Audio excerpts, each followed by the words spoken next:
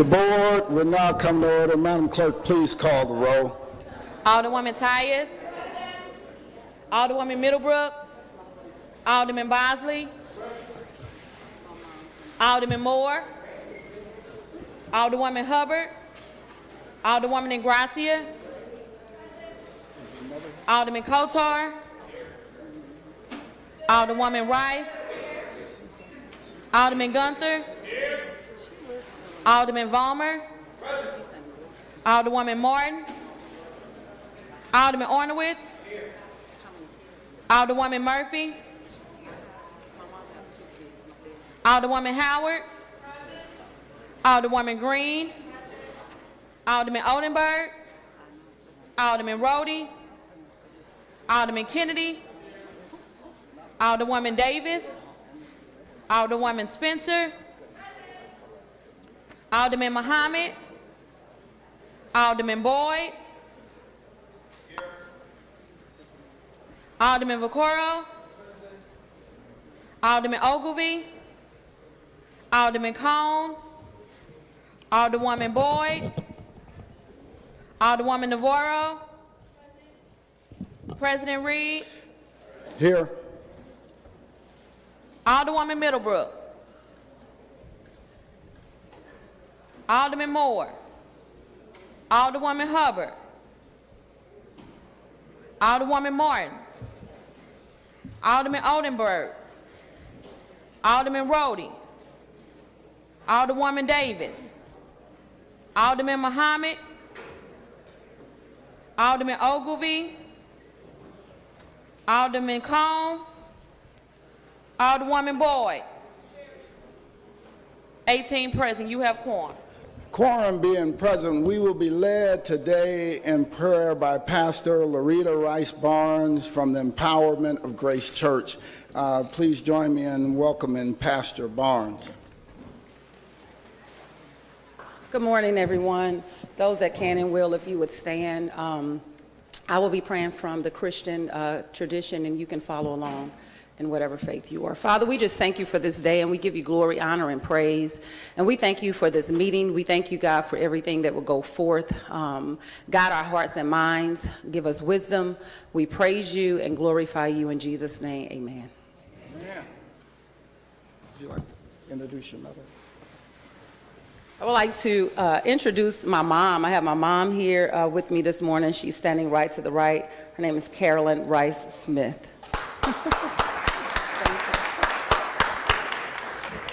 I want to thank Pastor Barnes for all the stuff that she does all throughout our community, and you all have heard me talk about her before. I'm just, always honored to have her here at the Board of Aldermen. And to her mother, thank you for a job well done. Let's give her one more big round of applause, Pastor and her mother. Yeah, thank you. And Pastor Barnes tells me she's a newlywed now. Congratulations on that. Congratulations on being a newlywed. We're going to suspend with our regular order of business to take up our courtesy resolutions calendar. Alderwoman from the first.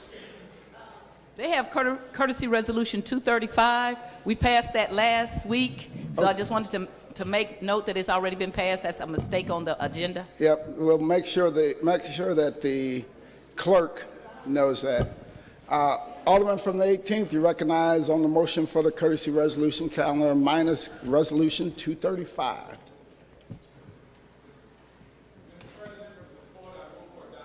See resolution calendar. It's been moved by the Alderman from the 18th, seconded by the Alderman from the 22nd.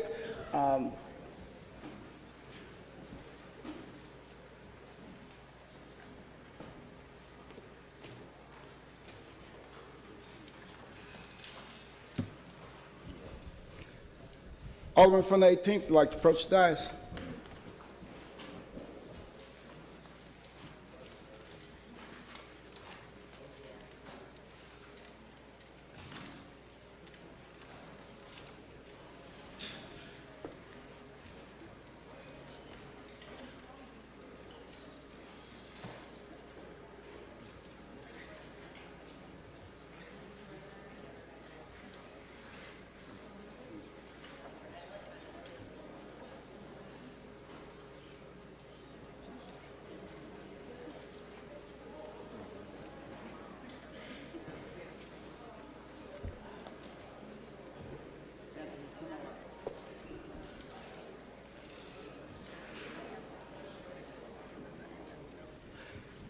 Anthony Bell and yeah, hopefully.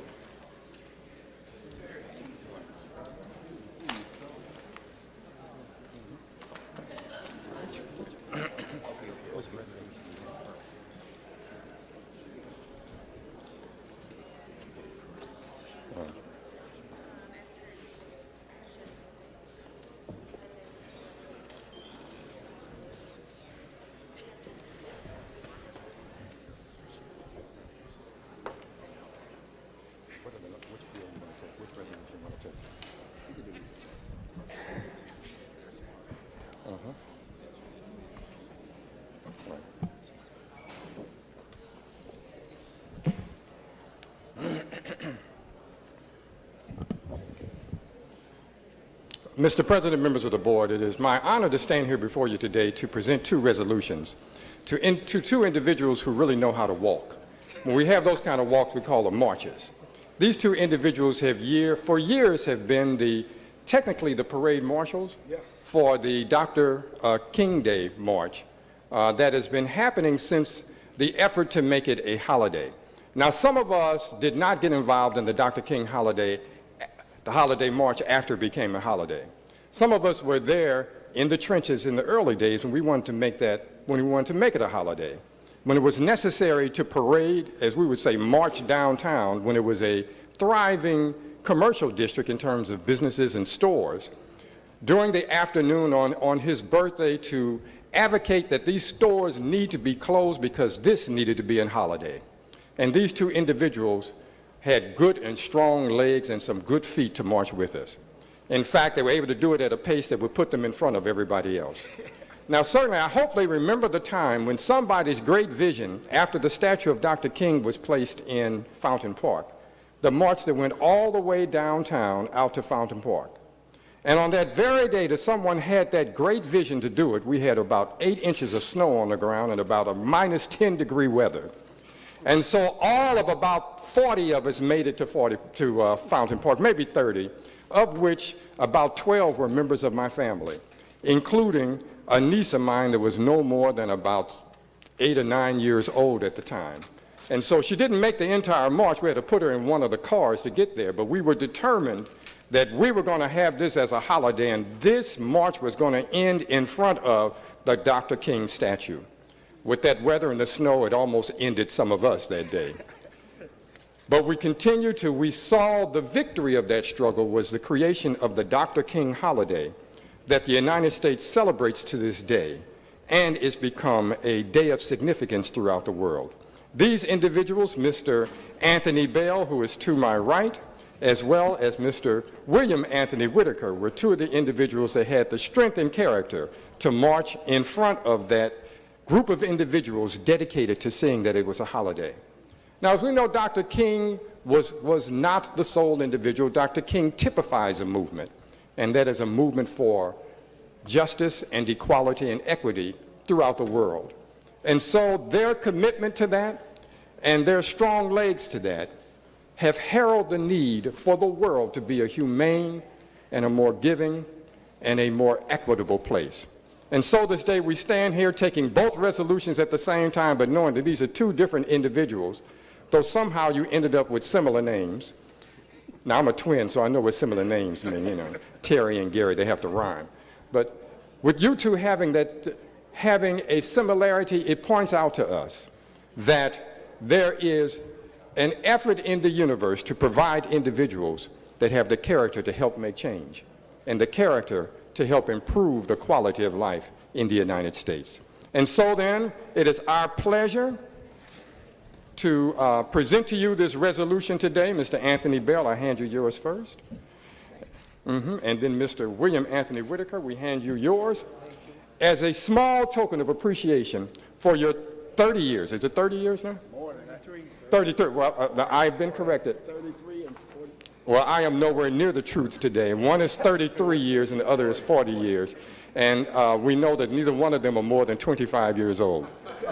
Somehow they've managed to do this. But it is our pleasure to present to you these resolutions today in honor of your commitment and in honor of your work towards making St. Louis a more equitable place and a more diverse place. We thank you and present you these resolutions today.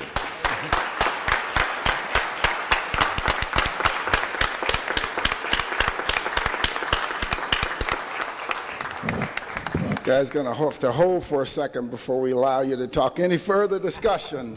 Any further discussion? Any further discussion? Alderwoman from the first.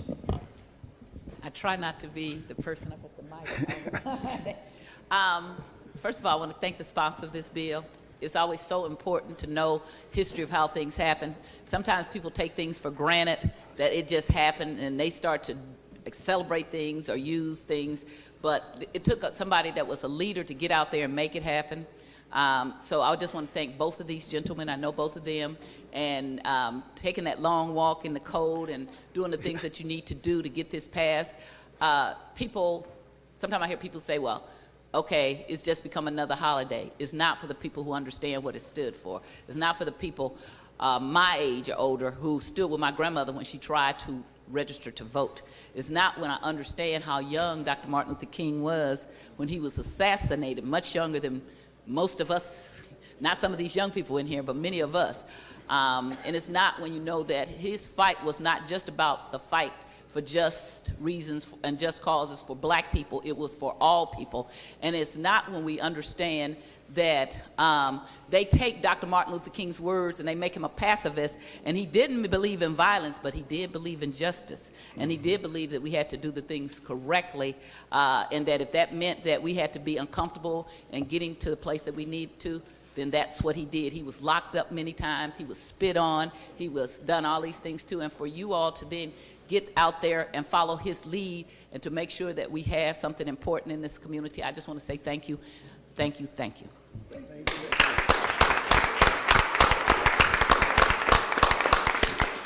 Any further discussion? Any further discussion? Alderman from the third. Yes, sir. Thank you, Mr. President. You all have been activists and working in our community longer than I've been alive. So there's no possible way I could ever understand the plights that you, the things that you have gone through to get us to where we are today. So you are the committee man of the 3rd Ward, have been for 8 years going now, right? Right. And I know you are out there doing the best you can for our community. And I commend every single stone that you all have laid for us to stand on. And we are doing the best we can to try to build that house that we all dream of. So I appreciate you all and everything that you've done, even though I might not know everything that has been done, but I know you've done enough to get us where we are today, because we wouldn't be here if it wasn't for you all, and gentlemen just like you, so thank you.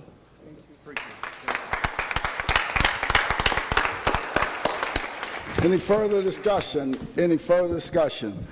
Also just want to tell both Anthonys, can I use Anthony? Yeah, both Anthonys for all of the work that you've done. You know, that march, although every year it just somehow happens to be one of the coldest days of the year, and I've enjoyed walking every year with you all. Not 30 and 40 years, I wasn't there at the beginning, but and you all have done just a tremendous job of working with the people, keeping them organized and keeping them on message and keeping the dream alive. But it's more than the march. It's a movement, and you continue to remind people what the struggle was, what it was about, and that there's still some work to be done. So I appreciate that as a father of 4. I appreciate it as an elected official. I would never have been able to be elected the first African-American president of the Board of Aldermen in history had it not been for the works of folks like you out there working every day to remind people that we still have some work to do. And I appreciate you and want to thank you on this day. These resolutions, they're the highest honor this board has to give any organization or individual. And what it does, it commits in time some of your many contributions up until this point into the permanent records of our city. So that 100, 200 years from now, when you read about the Martin Luther King celebration and the Martin Luther King March, they will read amongst those records Anthony Bell and Anthony Whitaker, and know that you've passed this way and you made such a significant contribution that we paused in our deliberations today to assure that your names were added to our records. congratulations for everything that you've done. I know that Mr. Whitaker is retiring. Mr. Bell's going to still be holding down the fort. You're going to bring on another partner, and we're going to keep the march going and keep the dream alive. Let's give them a big round of applause, and thank you.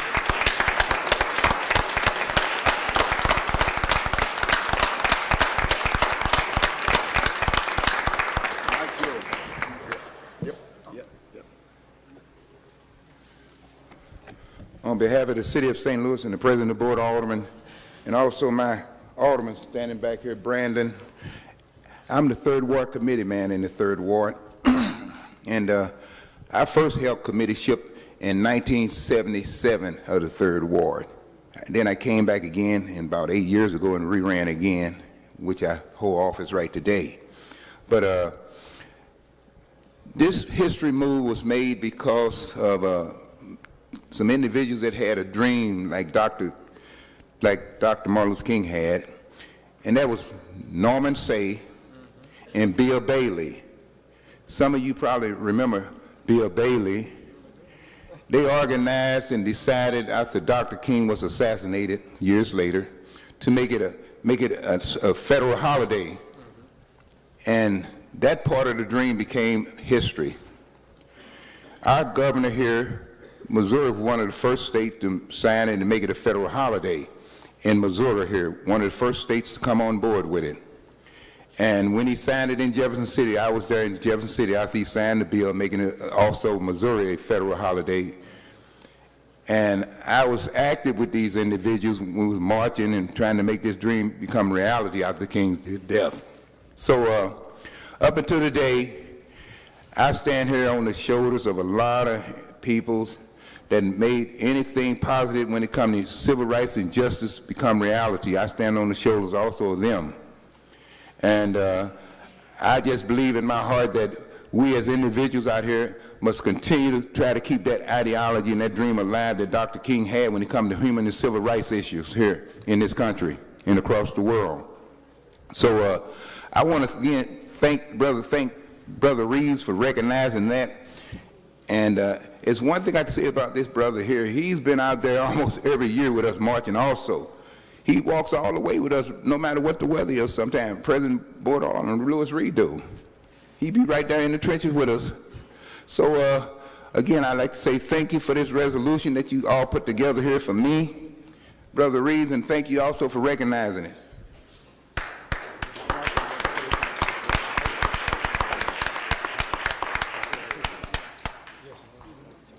Oh, pardon me.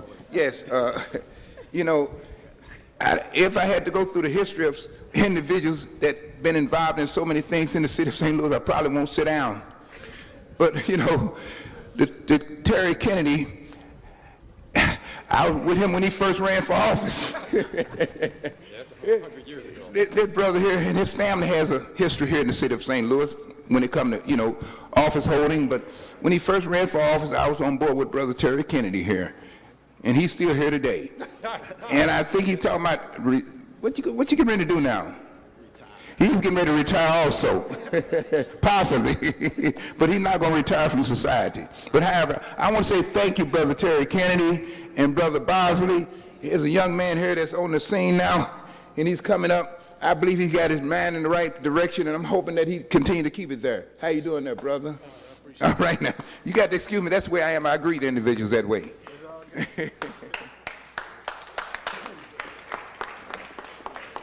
Good morning. Let me first say give an honor to God who's the head of my life and to each and every one of you in your respected places. I walked into this march and young lady was holding the bullhorn and she was hollering, "No justice, no peace. I'm fired up, can't take it no more." And I was just watching her as she was hollering and marching down the street. And I took over the bullhorn 33 years ago. And me and Mr. Bell, we had other ones there with us, but every year, people couldn't wait until we got out of the car. I was a young man then. I could see things and I knew things. But They said, how do you do this every year? Well, I'm number 6 out of 15. And that's how I do it. I had to holler at my brothers and sisters all the time.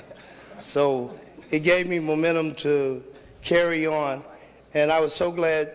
I want to thank the city of St. Louis for their proud support, the protection that we had. I had people coming up to me saying, you have to watch your back. I said, I'm in the city of St. Louis. I'm protected. We had so many police around us, and they told, just do what you do, and we're with you all the way. So I would have to say to this board, I appreciate everything that y'all done for us during the march. Every Martin Luther King Day, I had a heart attack the week before the march, and it was a mild heart attack, thank the Lord. And when I was walking, I was saying, I don't think I was going to be able to make it all the way, but the God that I serve, he looks high, and he also looks low, but he carries me all the way. Once again, to the city of St. Louis and Louis Reed and Bill and my other brother, he walks with me, Terry Kennedy, he walks with us most of the time, and I wouldn't be honored to do anything else. I will be back to walk. Well, look, I'll probably get a mile in. I'm not going to do 3 anymore, but I'll be able to get at least a mile in. So, love you, St. Louis, and I hope you keep loving me.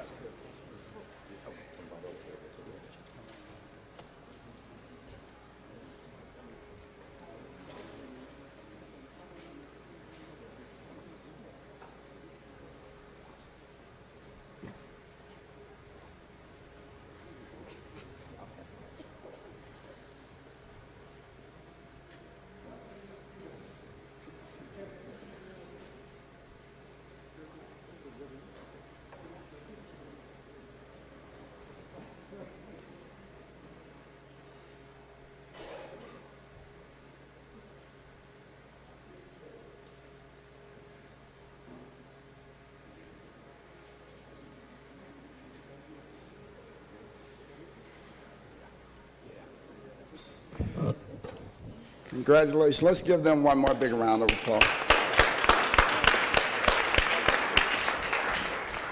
Alderwoman from the 20th.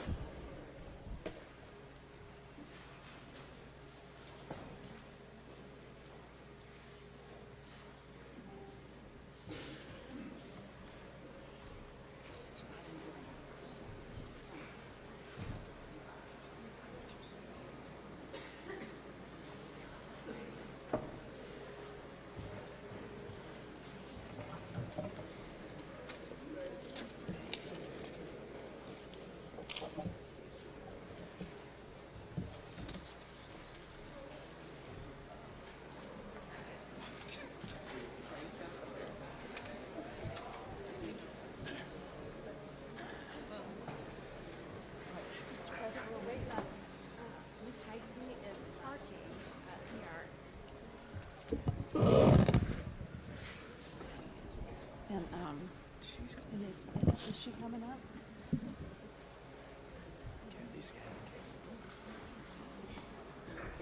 And Miss Heisey is on her left, right? Talk to Kathy. Can you wait a few minutes? We probably cannot because we are in session right now. Okay. She's close by, but she's parking. So we can't wait. We can't wait. Okay, I'm so thank sorry. you. I got it. So I'll go ahead. Thank you, Mr. President, members of the board. It's my great honor to stand before you here today and recognize some of our city's most talented residents. To recognize not just musicians, but an art form that is older than any of us here today. An art form that has had a profound impact on our collective human experience. I'm talking about the St. Louis Blues. The musicians here before us today have been recognized not just by our city, but on an international stage. It's a great honor to share a stage with Ms. Heisey and the Fresh Start, although Ms. Heisey is in fact outside parking at the moment.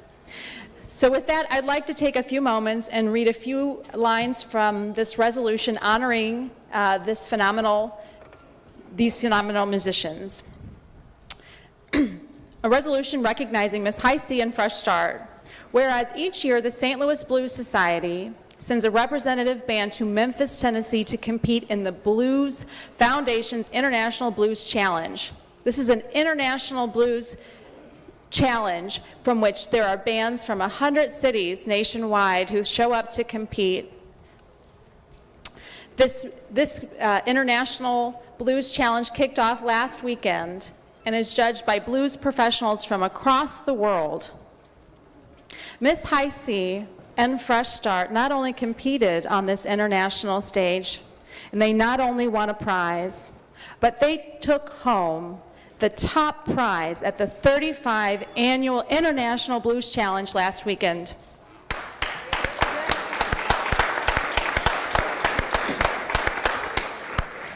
And to say this is a big deal for St. Louis is quite an understatement.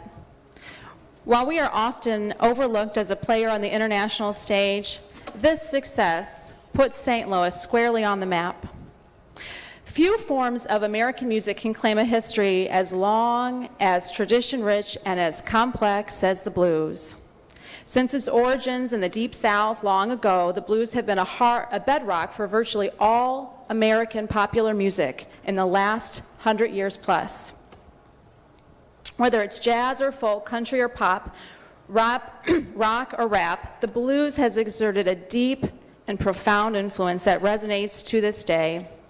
The blues have always expressed emotional, heartfelt truths about life and continue to speak to generations of listeners from all corners of life. With distinct roots in centuries-old African American culture, the blues has always been about those feelings. The word itself conjures up feelings of sadness, solitude, and of being impacted by forces outside of one's control. And therefore, the St. Louis Blues Society fans and the city of St. Louis are incredibly proud of Miss High C and Fresh Start for representing what we all know is the truth, that St. Louis is one of the greatest music cities in the entire world, and our blues is the truth.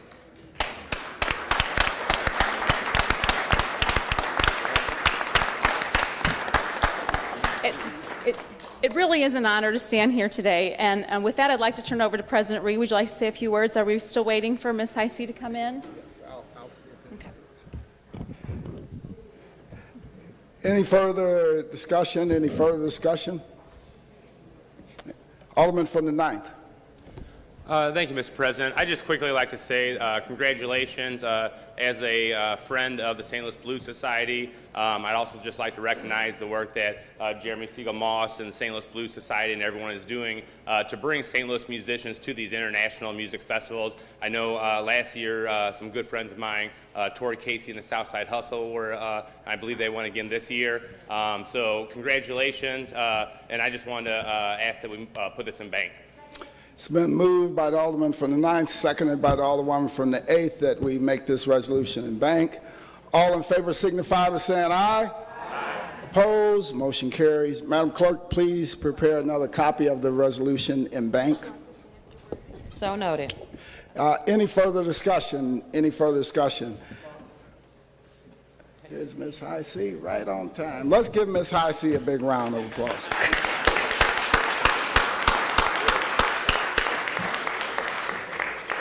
You entered perfectly. Right on time. Right on, that was perfect. Get your breath out. It'll be fine. I want to just, while Ms. High C gets her breath, I just want to just tell all of you what this resolution represents, and also thank the sponsor of the resolution for bringing this resolution forward. You know, St. Louis, we have a lot of talent in our city, but we don't always applaud ourselves for the talent we have, right? And we set the trends, especially when it comes to music. A lot of that begins here and it spreads across this country. So I want to thank Ms. High C and Fresh Start for making another mark, not just on behalf of them and the band, but on the city as a whole. We go with you when you do that. So I want to thank you.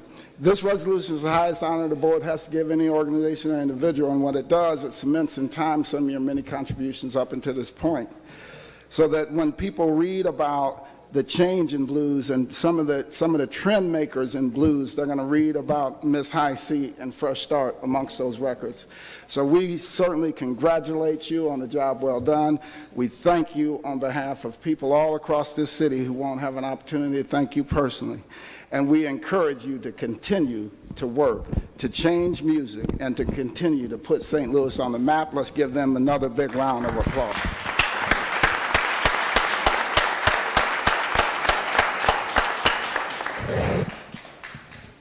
You want me to bring Miss Heisey? Miss Heisey.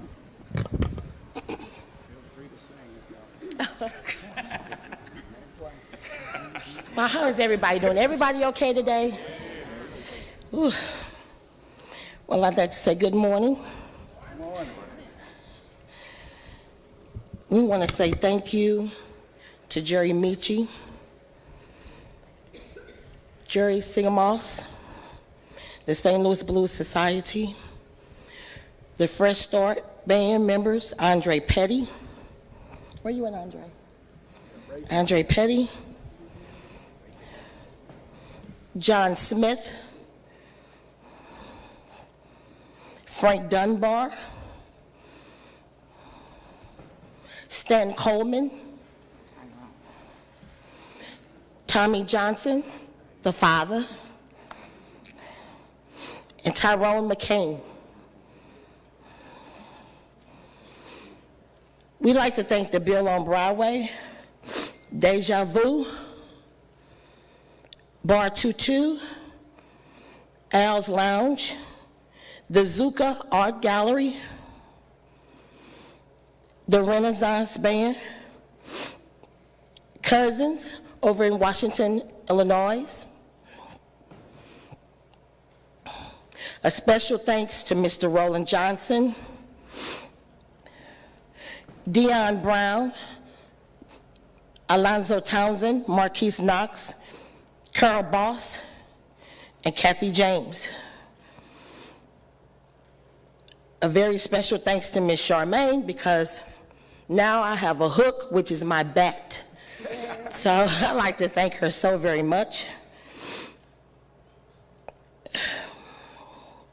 This is just, oh my goodness, I'm about to say lost of words, really. But we want to thank all the blues bands all over the United States, 40 states, 13 countries for participating in the IBC Blues competition in Memphis. Special thanks to all our fans for continued support, and to God be the glory. We went down with a mission to believe, to claim it,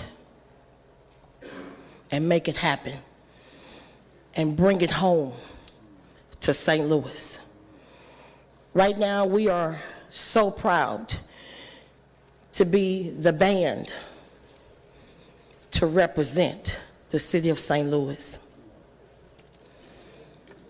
You all just don't know how good I feel. They made my job easy. All I had to do was just go out there and entertain. And that's just what I did. I went out there and sang the blues. So I see Mr. Terry Harden over there. Everyone's here. All my girls back there in the back, they're all here. What's going on, St. Louis? We on the map. What's going on, St. Louis? We're on the map. I am so proud to be an international artist. Thank you all so much. God bless. I can't even breathe. He want me to sing a note. I was running up them stairs. Well, I'm going to Memphis. Memphis, here I come. I'm going to Memphis, y'all. Memphis, here I come. Gonna put on my clothes and my shoes and my hat.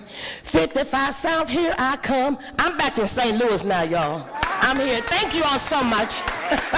Thank you. That was, you're gonna go People have a question for you. Yeah. Go right over here.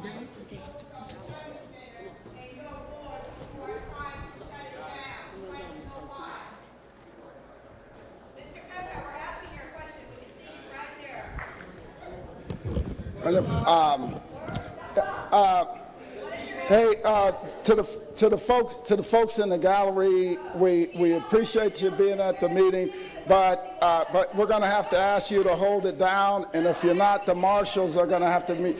Marshals and sheriffs, please retain them so that we have some order. Marshals, please. Marshal.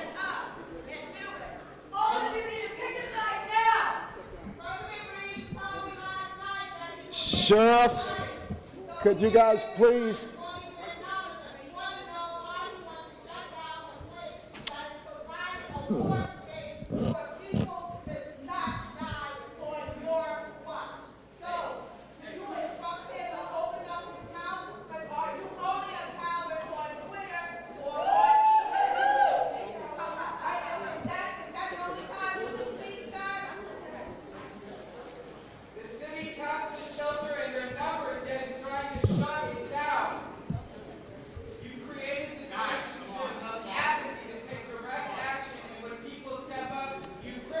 Where? And other people take a side.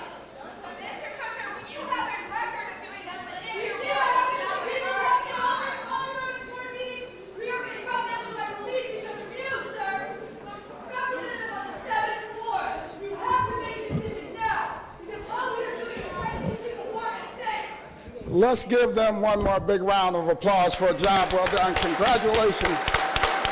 Congratulations to all you.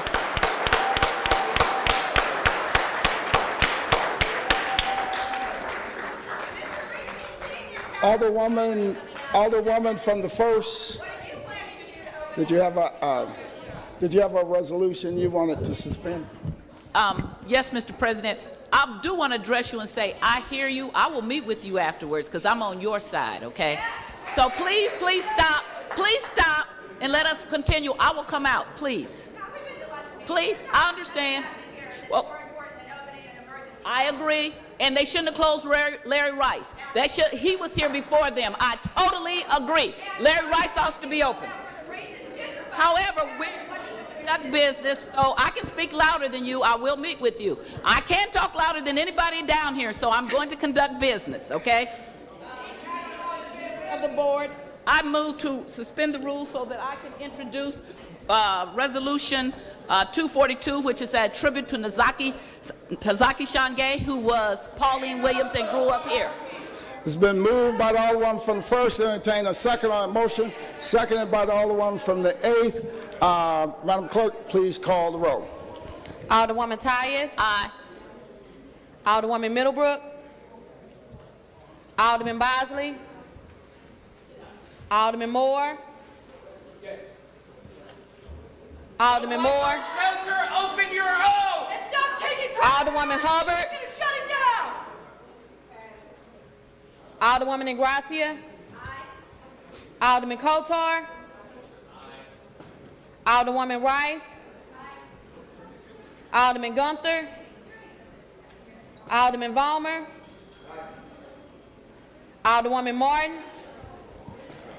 Alderman Ornowitz. Alderwoman Murphy. Alderwoman Howard. Alderman Green.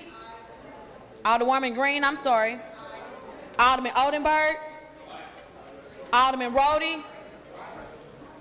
Alderman Kennedy. Alderwoman Davis. Alderwoman Spencer. Alderman Muhammad. Alderman Boyd. Alderman Vaccaro. Alderman Ogilvy. Alderman Cone. Alderwoman Boyd. Alderwoman Navarro. President Reed. Aye. Alderwoman Middlebrook. Alderman Moore. Alderwoman Hubbard. Alderman Gunther. Alderwoman Martin. Alderwoman Howard. Alderman Kennedy. Alderwoman Davis. Alderwoman Spencer. 25 aye votes. By vote, stay the motion. Alderman from the first and introduce the aforementioned resolution, cursory resolution. It's been moved. Alderman from the first. I'm sorry, did that go on the regular resolution calendar? Yeah, it's going on the curse. Was it the regular resolution or courtesy that you wanted to put it on? I was going to have it read, but I'm going to wait and present it later, Mr. President, because it's a lot going on today. Okay, all right. Thank you.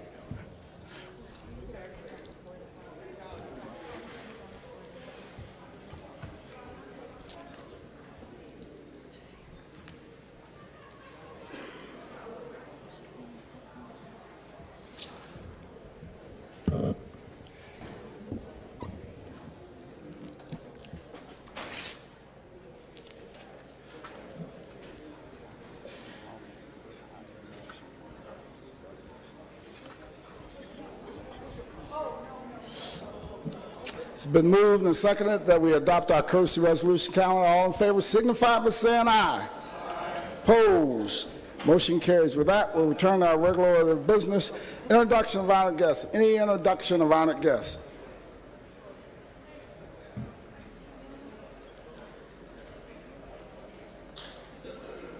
Alderman from the 21st. Thank you, Mr. President.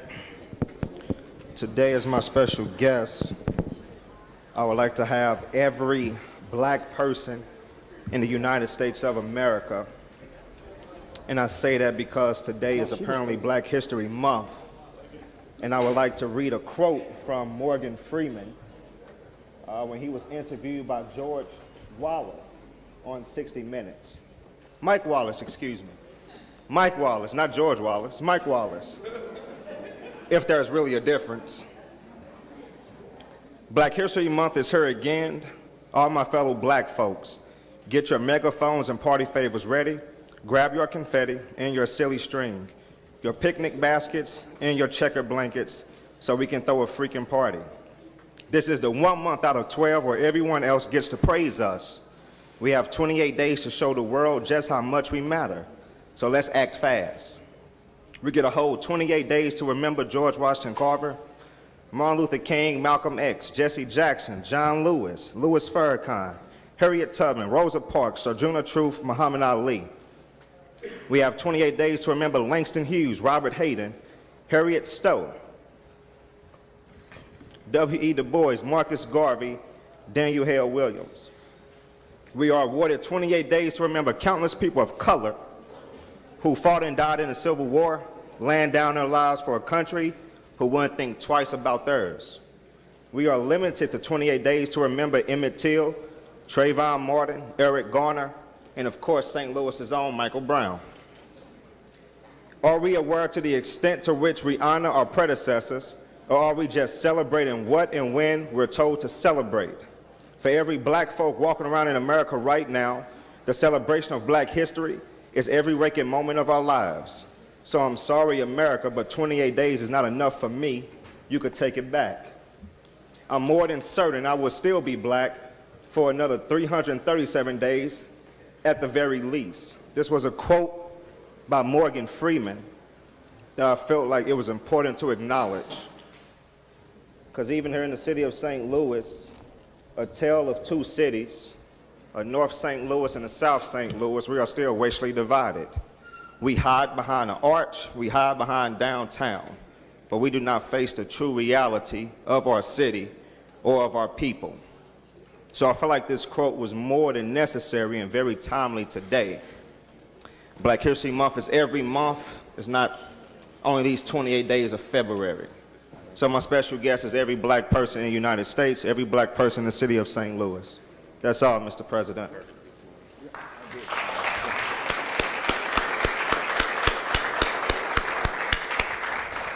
Alderman from the 13th.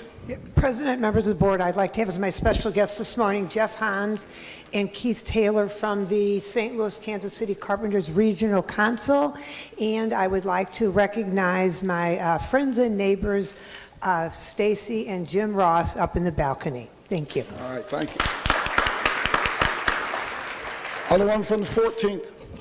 I'd like to have today, Mr. President, for my special guest, Mr. Lou Hamilton from Centrix, Dr. Ted Powers from Anheuser-Busch Corporation, Joyce Roberts from St. Louis Board of Education, Captain Ken Mitchell, Demetrius Alfred from Firefighters Local 73.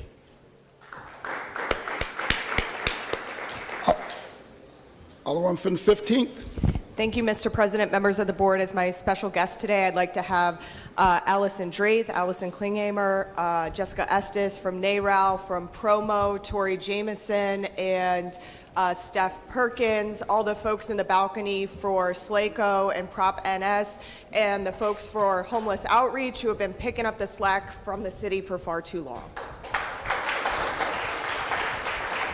Alderman from the 1st. Mr. President, members of the board, I'd like to have as my special guest, and I want to call these people because this is very important to me. Today, besides being the start of Black History Month, it's also the start of the first Friday of February is the start of American Heart Month. And on the first Friday in February, we wear red. We wear red because of women's health issues with cardiovascular heart issues. And I would like to have as my special guest, and this is something people have quite not noticed, we have 13 of the 28 spots of women here. My special guest, and I'd like you to stand up, please, Lisa Middlebrook, Tamika Hubbard, Christina Ingracia, please stand up, if you please would stand up, Annie Rice, Sarah Wood Martin, Beth Murphy, Carol Howard, Megan Green, Marlene Davis, Kara Spencer, Pamela Boyd, Heather Navarro, and Sharon Tice. We are 13 strong. So when you see this, know this. The women belong here at the Board of Aldermen. I am so proud to stand here because I came here when we didn't have this kind of women. So to see all these women down here that can affect change, I salute you and know that Women's Heart Month is important, and thank you for wearing this red and know how important this is to me.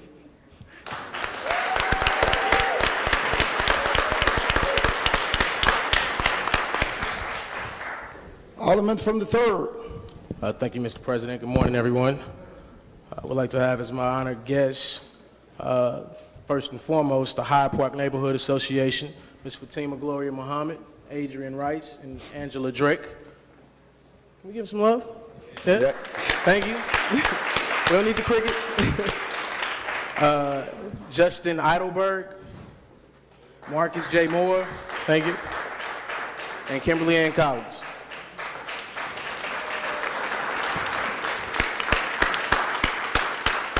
And anybody else that's here to make sure that our city goes in the right direction. Any further introductions? Any Alderman from the 9th? Thank you, Mr. President. As my special guest today, I'd also like to recognize Ms. Fatima Muhammad over there, good friend.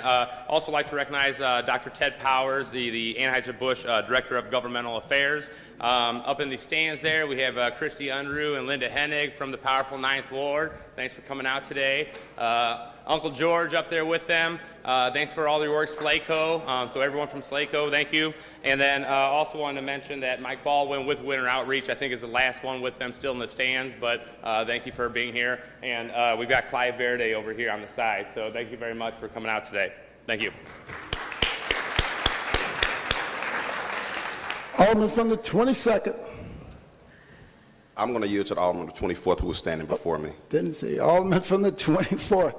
Two crowd there. Yes. I would like to welcome 24th Ward Committee Woman Terry Powers. Thank you. Hey, Alderman from the 21st. You need. You can't be on the floor. Yeah. Alderman from the 22nd. Good morning. Thank you, Mr. President, members of the board. I'd like to have as my honored guests Ms. Sheila Jones with Amherst, Missouri, Chris Pickle with AT&T, and LaGroy Grant with AT&T. Alderman from the 8th. President, I'd like to have as my honored guest today Mr. Rasheen Aldridge from the Recorder of Deeds office and Miss Kim Franks from the 8th Ward and DeAndres Verde. Thanks so much for coming down. Alderman from the 23rd. My special guest today, Fred Searcy from the Plumbers and Pipe Fitters, and Rollin, who never wants me to recognize him, but I did, and I think that was it. Hopefully I didn't miss it. Oh, well, I see 24th Ward Committeewoman Terry, and I think I hit them all. If I missed somebody, I'm sorry. Any further introductions? Any further introductions? Alderman from the 10th like to wrap us up.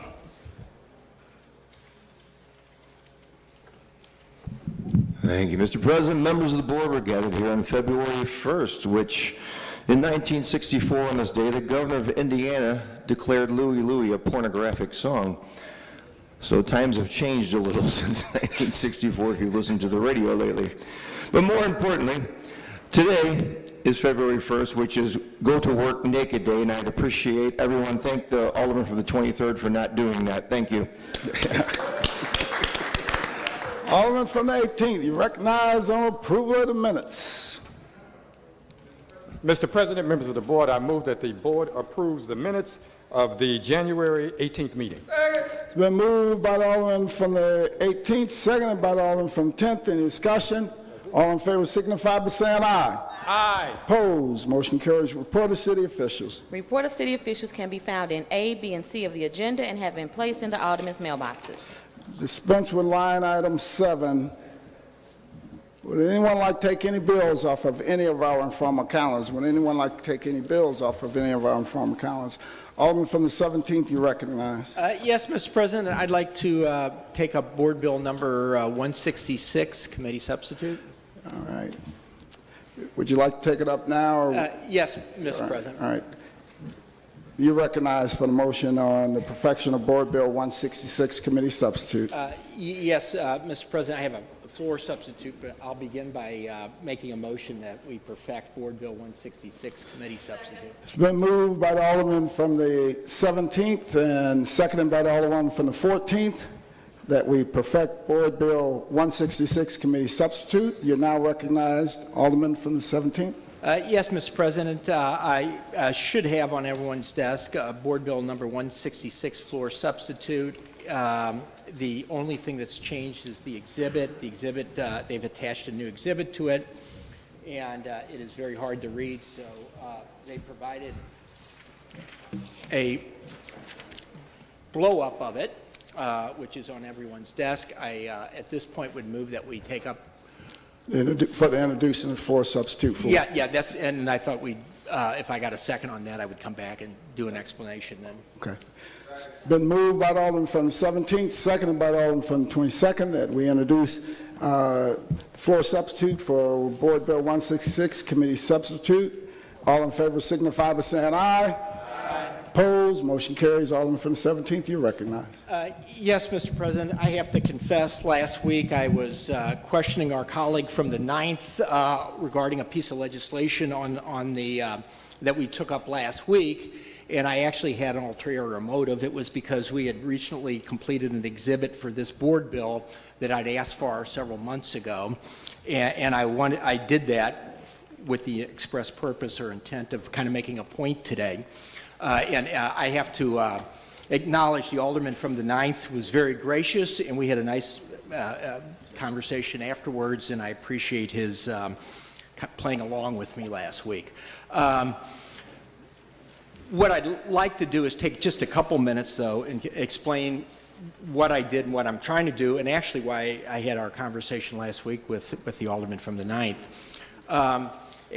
At that time, perhaps you can recall, if I didn't put you asleep, that frequently when we're down here and we're trying to get information to make good decisions, we learn things. And one of the things that we did 4 years ago was we did a thing on incentives, and we did a study on it. And it was self-reflective. It was, how can we do this better? And of course, when we did that, we immediately had a whole bunch of people take excerpts of that and use that basically as a billy club to beat up on everybody who is actually trying to make the situation better. This is kind of one of those examples today. What we did in HUDs was each year we're supposed to go ahead and provide an exhibit about what's going on with TIFs. And it was kind of the state statute that makes that requirement is very indefinite about what's non-explicit about what's to be included, and we had this kind of nothing report. So what I had been requesting and had them do was go back and actually put a little meat on it that would actually help us understand it. And when they did that, which is something that I suspected was going to happen, the results aren't going to be pretty. And some people are going to say, oh my gosh, that's terrible. But if we view that as a report, something that we had to discover to do something better, I think it sheds a different light on this. And on your desk, anybody who really wants to dig into this, what we did was we requested that they do a bit of a more analysis than what had been previously done.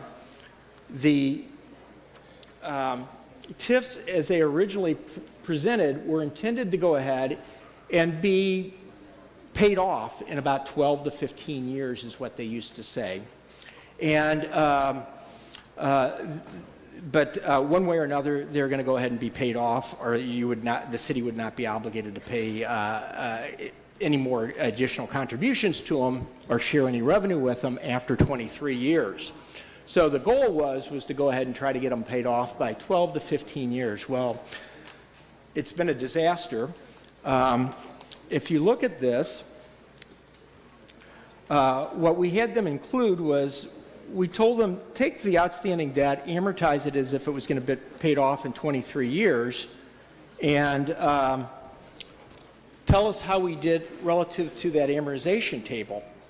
And so we've had TIFs around, and I'll kind of walk you through how to read this thing if anybody's really interested, is you can go ahead and take the second one down, which is the Shoto Compton Industrial Center.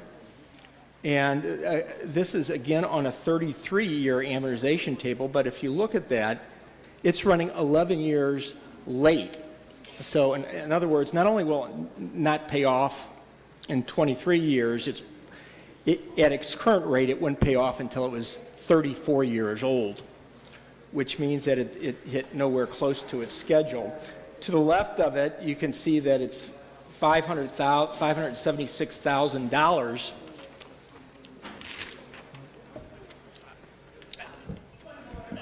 Please state your point of order. Listening, and I can't hear him. Too many conversations going on. Please keep some order on the floor and keep the conversations down so that we can hear the sponsor. Please proceed, Alderman from 17. So compared to the amortization table, in the second TIF that had been around for 20 years, not only is it running 11 years late, but the principal that was anticipated to be received was $576,000 to date, less than what it should be. And the point that I wanted to do in this, and you can go down there, you could see that overwhelming majority of them are paying off too slowly, are more slowly than 23 years, which means it's far more slowly than 12 to 15 years. Now, in the HUDs committee, what we tried to do is spend a lot of time having discussions about the competing interest of growing our tax base versus our moral responsibility of providing services for those in our city who lack the resources to provide them for ourselves. And there are many, many difficult trade-offs. For the last 4 years, as we looked at incentive reform, the whole goal of that was to go ahead and get our arms around incentive reform and figure out if there's a better way to our incentives to grow our tax base. In other words, to make it bigger and therefore have more resources available to provide services for our residents. We're, I think, headed in the right direction, although much slower than what we would like. We are starting on doing an economic development plan that I hope will help us have a path to growing revenue, growing our base. So we're hitting the pause button over in HUDs for a little while on the incentive reform, and we're switching our interest in housing. affordable housing. I know that I hear people in my own ward, I hear other aldermen talking about concern about affordable housing, issues of gentrification throughout the city, and I actually honestly believe that our time is best spent growing our tax base, but I know that we cannot go ahead and do that unless we can reach some consensus down here. And we're going to have difficulty reaching consensus down here unless we do a better job of understanding and explaining what we do as a city for things like affordable housing or homelessness or these other issues. So we're going to slow down in HUDs, and we're going to kind of put the pause on the incentive stuff because we're doing the economic development plan. And we're going to spend the next year or so working hopefully with the administration and others, getting a much better idea about housing, what we're doing for housing, what our needs are in housing, what our priorities should be for housing, and so forth. And so we're going to go ahead and begin doing that with the idea that we can perhaps better articulate what is going on. Now, the reason I'm kind of slowing down, and wanting to have this conversation, kind of confronted the alderman from the 9th, is that you can look at this a couple different ways, and the challenge that I have is that we have lots of people that will be very critical about the terrible underwriting that happened. And oh my gosh, this is, look at how excessive this is. And this is just one data point, and there's a lot of other things that, this took the folks over at SLDC a few weeks to put this together. But one way of looking at that is we did a terrible job of underwriting. The same people who will complain about that will also complain that we are creating gentrification, and the two are logically inconsistent.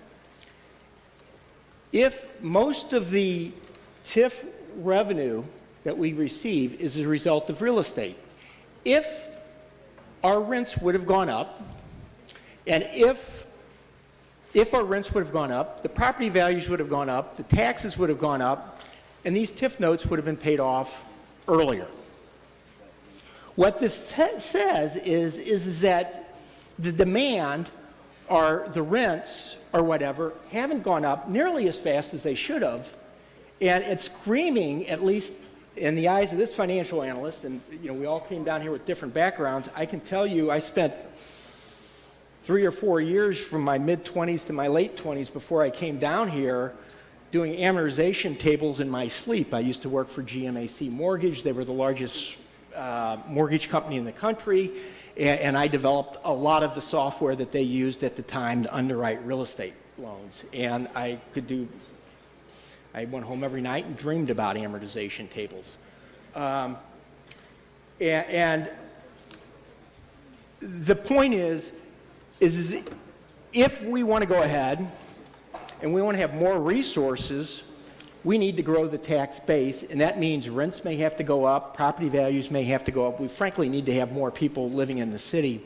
Many of these projects are downtown, and I know there's a lot of criticism on downtown, but downtown, if you look at what they're paying as a percentage of the whole in real estate taxes, downtown, 7th Ward, pays more in real estate taxes than the bottom 10th wards and the 10 wards in the city.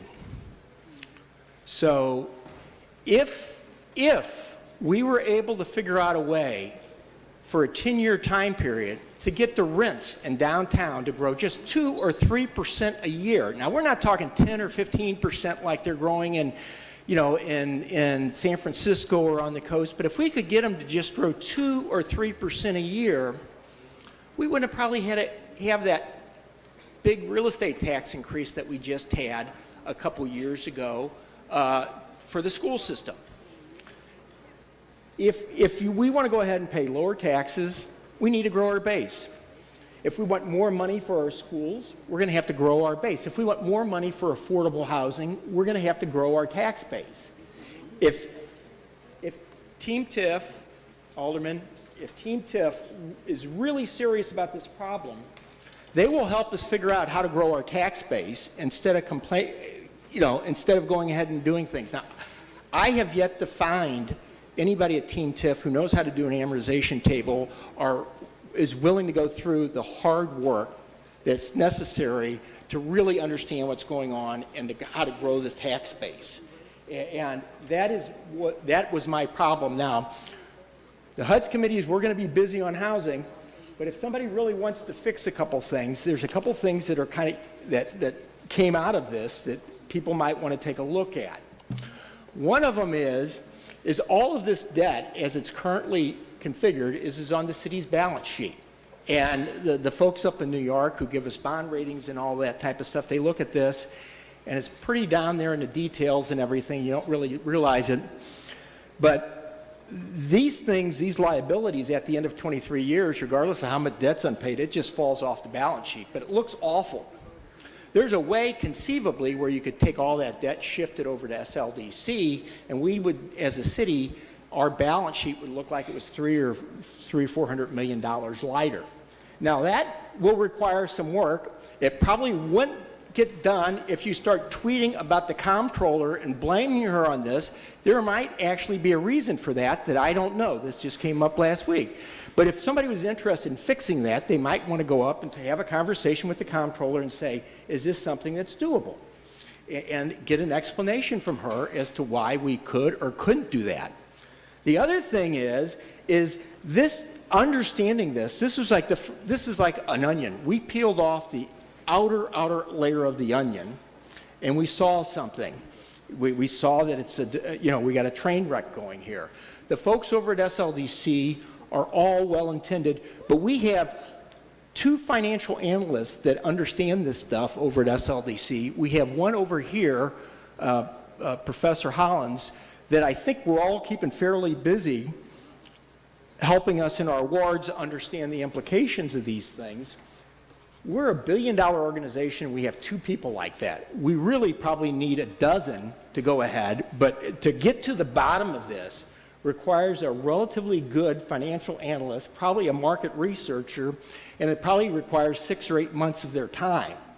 And then they could go ahead and do it. Now, I think in time we'll figure this out, but it's much slower when you have two people on staff over there, and it really doesn't help at all when people sit there and start creating all of these side issues that ignore the fundamental thing that we cannot have resources to provide services unless we grow our tax base at some point.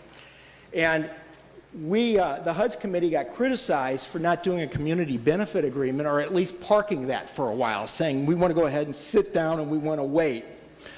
Folks, if we are going ahead and issuing TIFs and they're taking 30 some odd years or something to pay off, doing a community benefit agreement is absolutely about the nuttiest thing that we can do, because what it'll only do is make it even longer before those things pay off.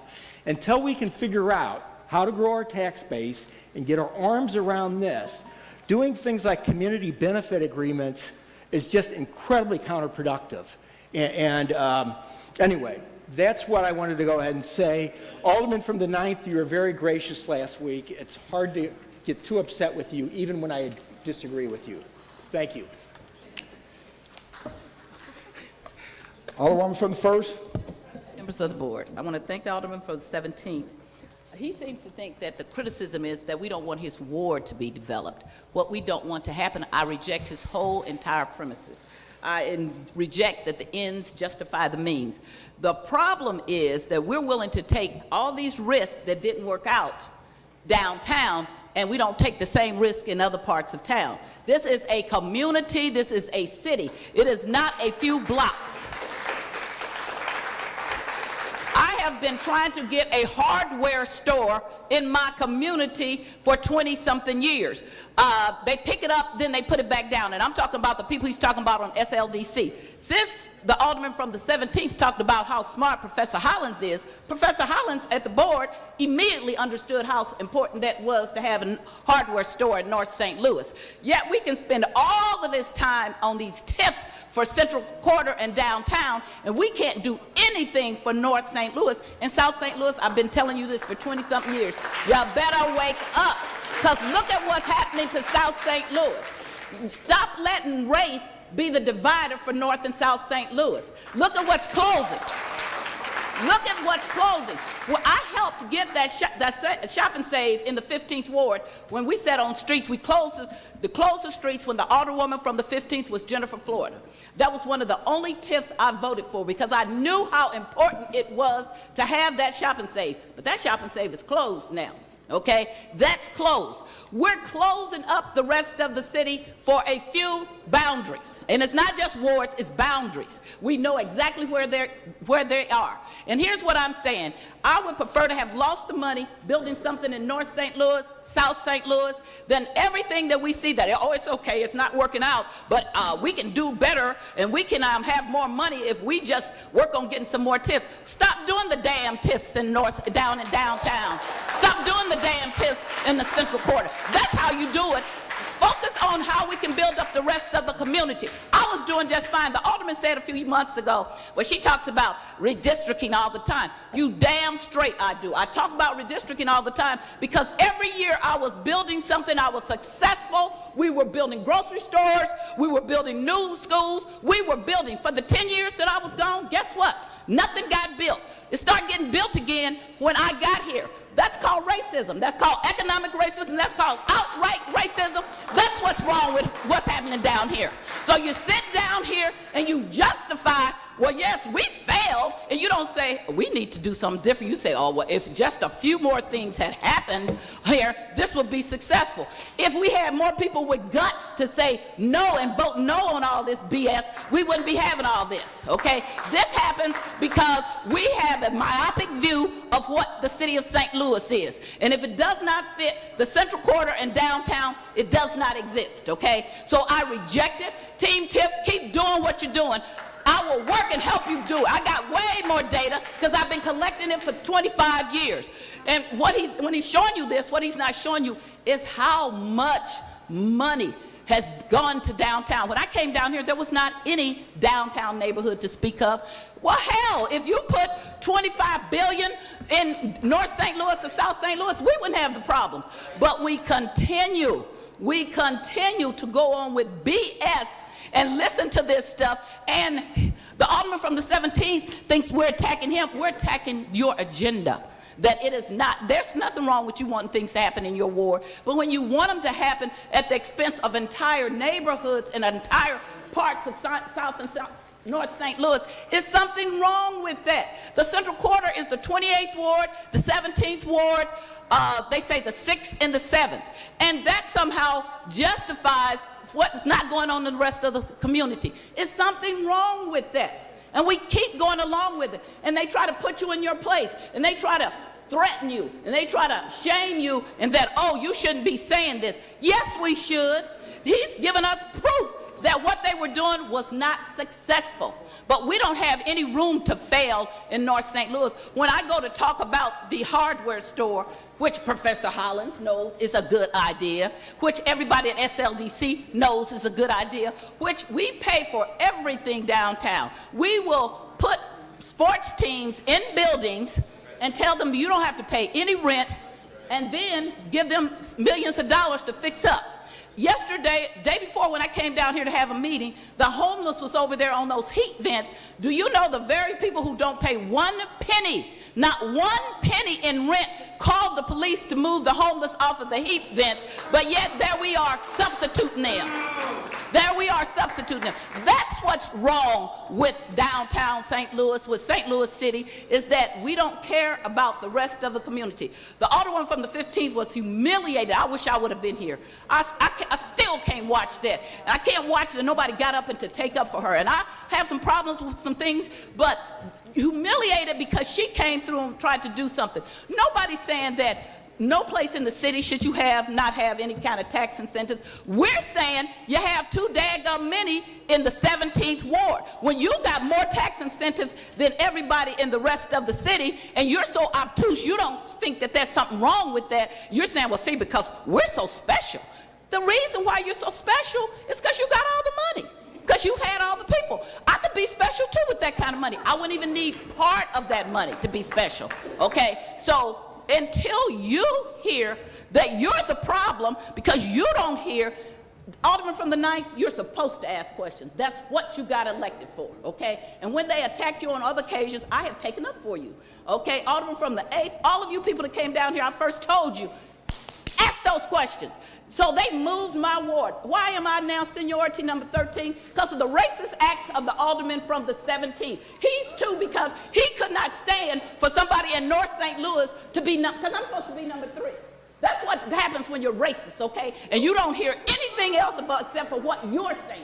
You don't even care about the rest of the community. And then he threatens all of you and threatens you or what he can do. You have the power. You don't have to let the alderman from the 17th bully you like this. I can show you how to take him out right now, okay? We do not have to put up with this.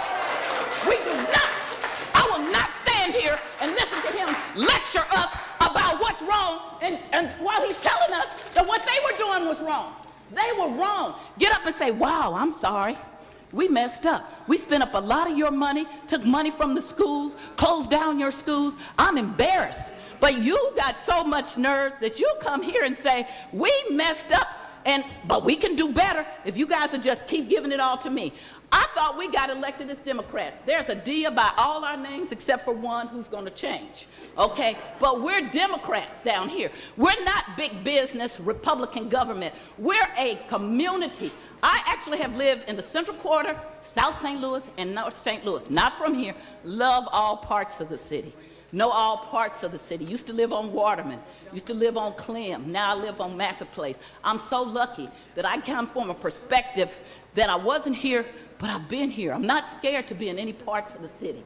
I love all parts, and I'm sad when they closed down the JCPenney's up in Hampton, because I went to the JCPenney's in Hampton, and that was important to me. Okay, so I'm not just advocating for North St. Louis. I'm advocating for the city of St. Louis. Don't be bullied by things like this. You are right, he is wrong. He should be saying, I'm sorry that we messed up so much money, and from now on, I'm going to make sure that that money goes to other parts of the city. And if we do not succeed, then let's get up and say, oh, shucks, we just spent all that taxpayers' money. It's something wrong. They don't want parts of the city to succeed. Because if you did, what you would have done back in 2001, you would have looked at Sharon Tyus and said, dang, Sharon Tyus, everybody around you lost 4,000 and 5,000 people. You didn't lose any people. How can we do what you do? How are you building things over there? Because I don't give up. Because I keep coming back, because I love my community. So I will not sit here and listen to people talk about that you guys are wrong, okay? You're not wrong. Joe Rody does not have to be the second in command at the Board of Aldermen. We can strip him of his power. We can strip him of his seniority. I want my seniority back because they've been so racist as to take my community, and so they haven't had any seniority in all this time because of the racism of Joe Rody. Okay, so I'm not going to sit and listen to him talk about how right he is while he's giving me these numbers, talking about how wrong he is. And telling you, Alderman from the 9th, well, you took that butt kicking in good faith because I kicked it and I've threatened you so much that you're scared. This is what you have to do.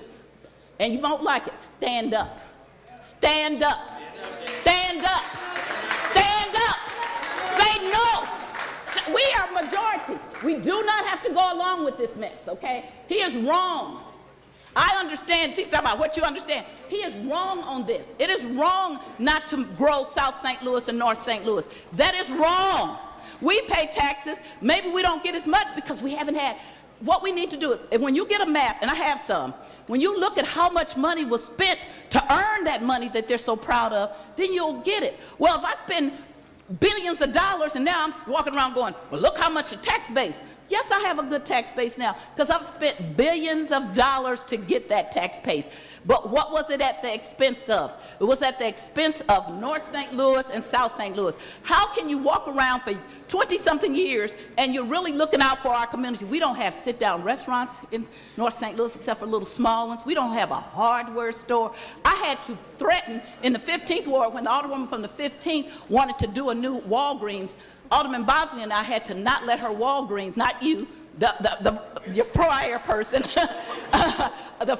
Alderman Freeman Bosley and I was chair and vice chair of streets. We would not let their bill go through to close Gravois to put the Walgreens until they finally after 12 years, agreed to put a Walgreens at North Kings Highway and Natural Bridge. Guess who makes the most money in all of the city? Because they don't have any competition. Same things with the Snooks. So you can't even be, you don't even get it. It's like the reason why we had Brown v. Board of Education, because first we had Plessy v. Ferguson. Plessy v. Ferguson said separate but equal, but racists could not do separate but equal, so that's why we got Brown v. Board of Education, okay? So you can't even say, okay, why don't we just make sure North and South St. Louis is getting some? I never have understood it. It's when women get jobs or blacks get jobs, then you hear people saying they're taking our job. You got 100% and you get somebody 5% and you think I'm taking something from you. I'm not taking anything from you. Right now, when I talk about the Board of Aldermen, we're supposed to have at least 14 black aldermen.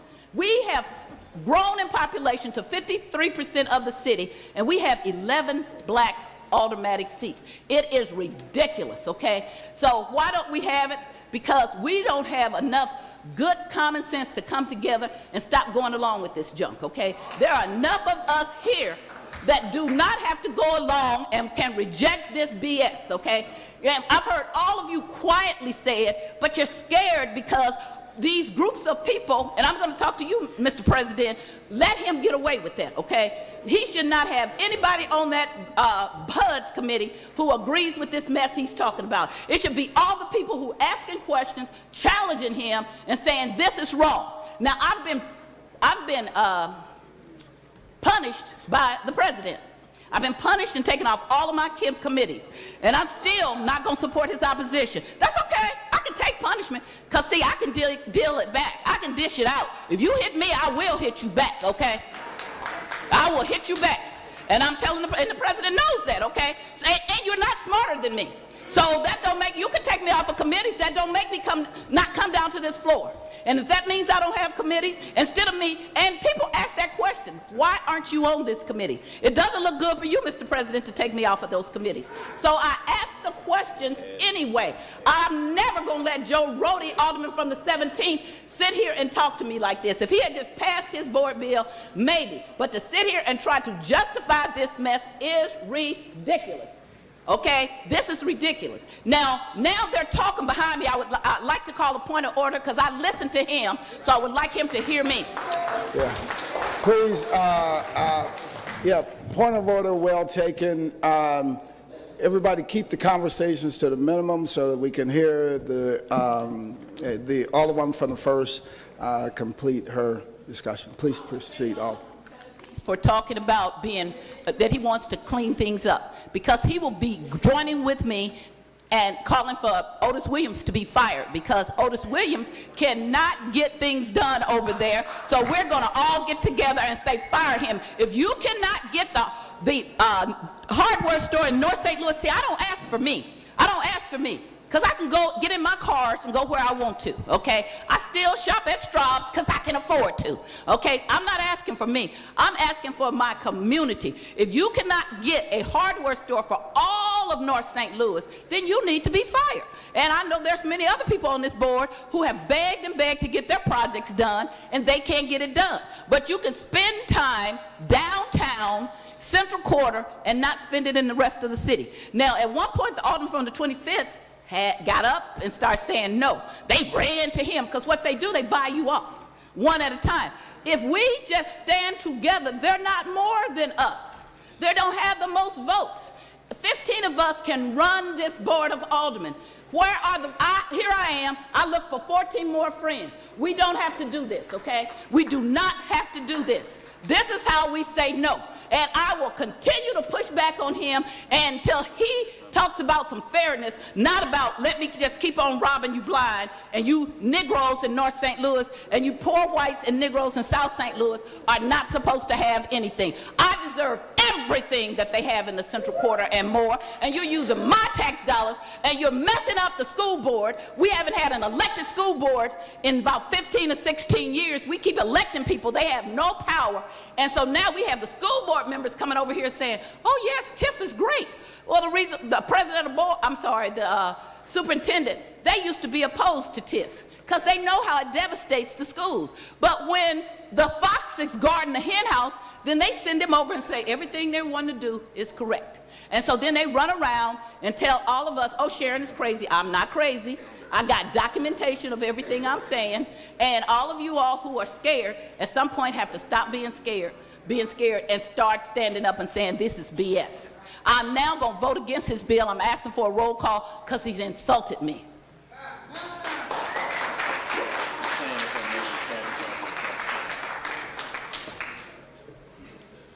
Any further Alderman from the 25th? Thank you, Mr. President. I echo a lot of the comments and concerns from the Alderwoman of the First Ward.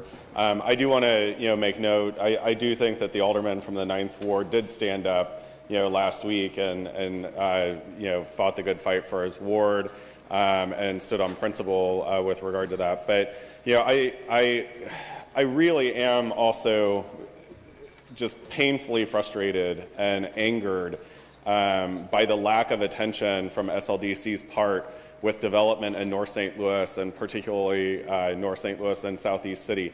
As the chair of neighbor development, I constantly have had to fight back and push back against SLDC and LCRA and the practices that they've had, with regard to tax abatement specifically. But this, tax increment financing and TIF goes hand in hand oftentimes with the development packages that are offered by SLDC. And it's exceptionally frustrating when you look at this document, how many of these projects are in the Central Corridor and how few, if any, are in North St. Louis and places like my ward and Southeast City that have seen significant disinvestment over the last 30, 40, 50, 60 years. And yet we have taxpayers in those wards. You can talk about how the 7th Ward has higher tax revenue, real estate tax revenue, than the lower 10 wards combined. Well, part of that is because, one, there's a huge amount of commercial and industrial property in the 7th Ward. Commercial and industrial property is taxed at a higher rate than residential property. Also, SLDC, and its not so infinite wisdom, has very little focus on developing commercial properties in Southeast City and North St. Louis City, where there used to be jobs. There used to be jobs in North St. Louis City. There still are in some places, particularly in the 2nd Ward along the North River front, and portions of, I believe, the 21st Ward and the 22nd Ward and the 27th Ward have some industrial components as well. I have a light industrial corridor in my ward along Gustine Avenue, along the rail lines. It's seen better days. There's very few jobs there. I have a vacant property that I've been speaking about every single month down here since I got elected. Cleveland High School sits in the middle of my ward. It's a 300,000 square foot facility that's been closed by SLPS for the last 12 years. 12 years, 300,000 square feet, a historic William Ittner property on almost 10 acres of land in the middle of South St. Louis, right near the intersection of Merrimack and Grand. Within a 3-mile radius of that building is 130,000 people. 130,000 people live within 3 miles of Cleveland High School. That's almost half the city's population. And every single time I have had a developer interested in that project, and I want to come back to the city to ask for tools in our toolbox to be able to make that project happen, I have been told, no, we don't do that.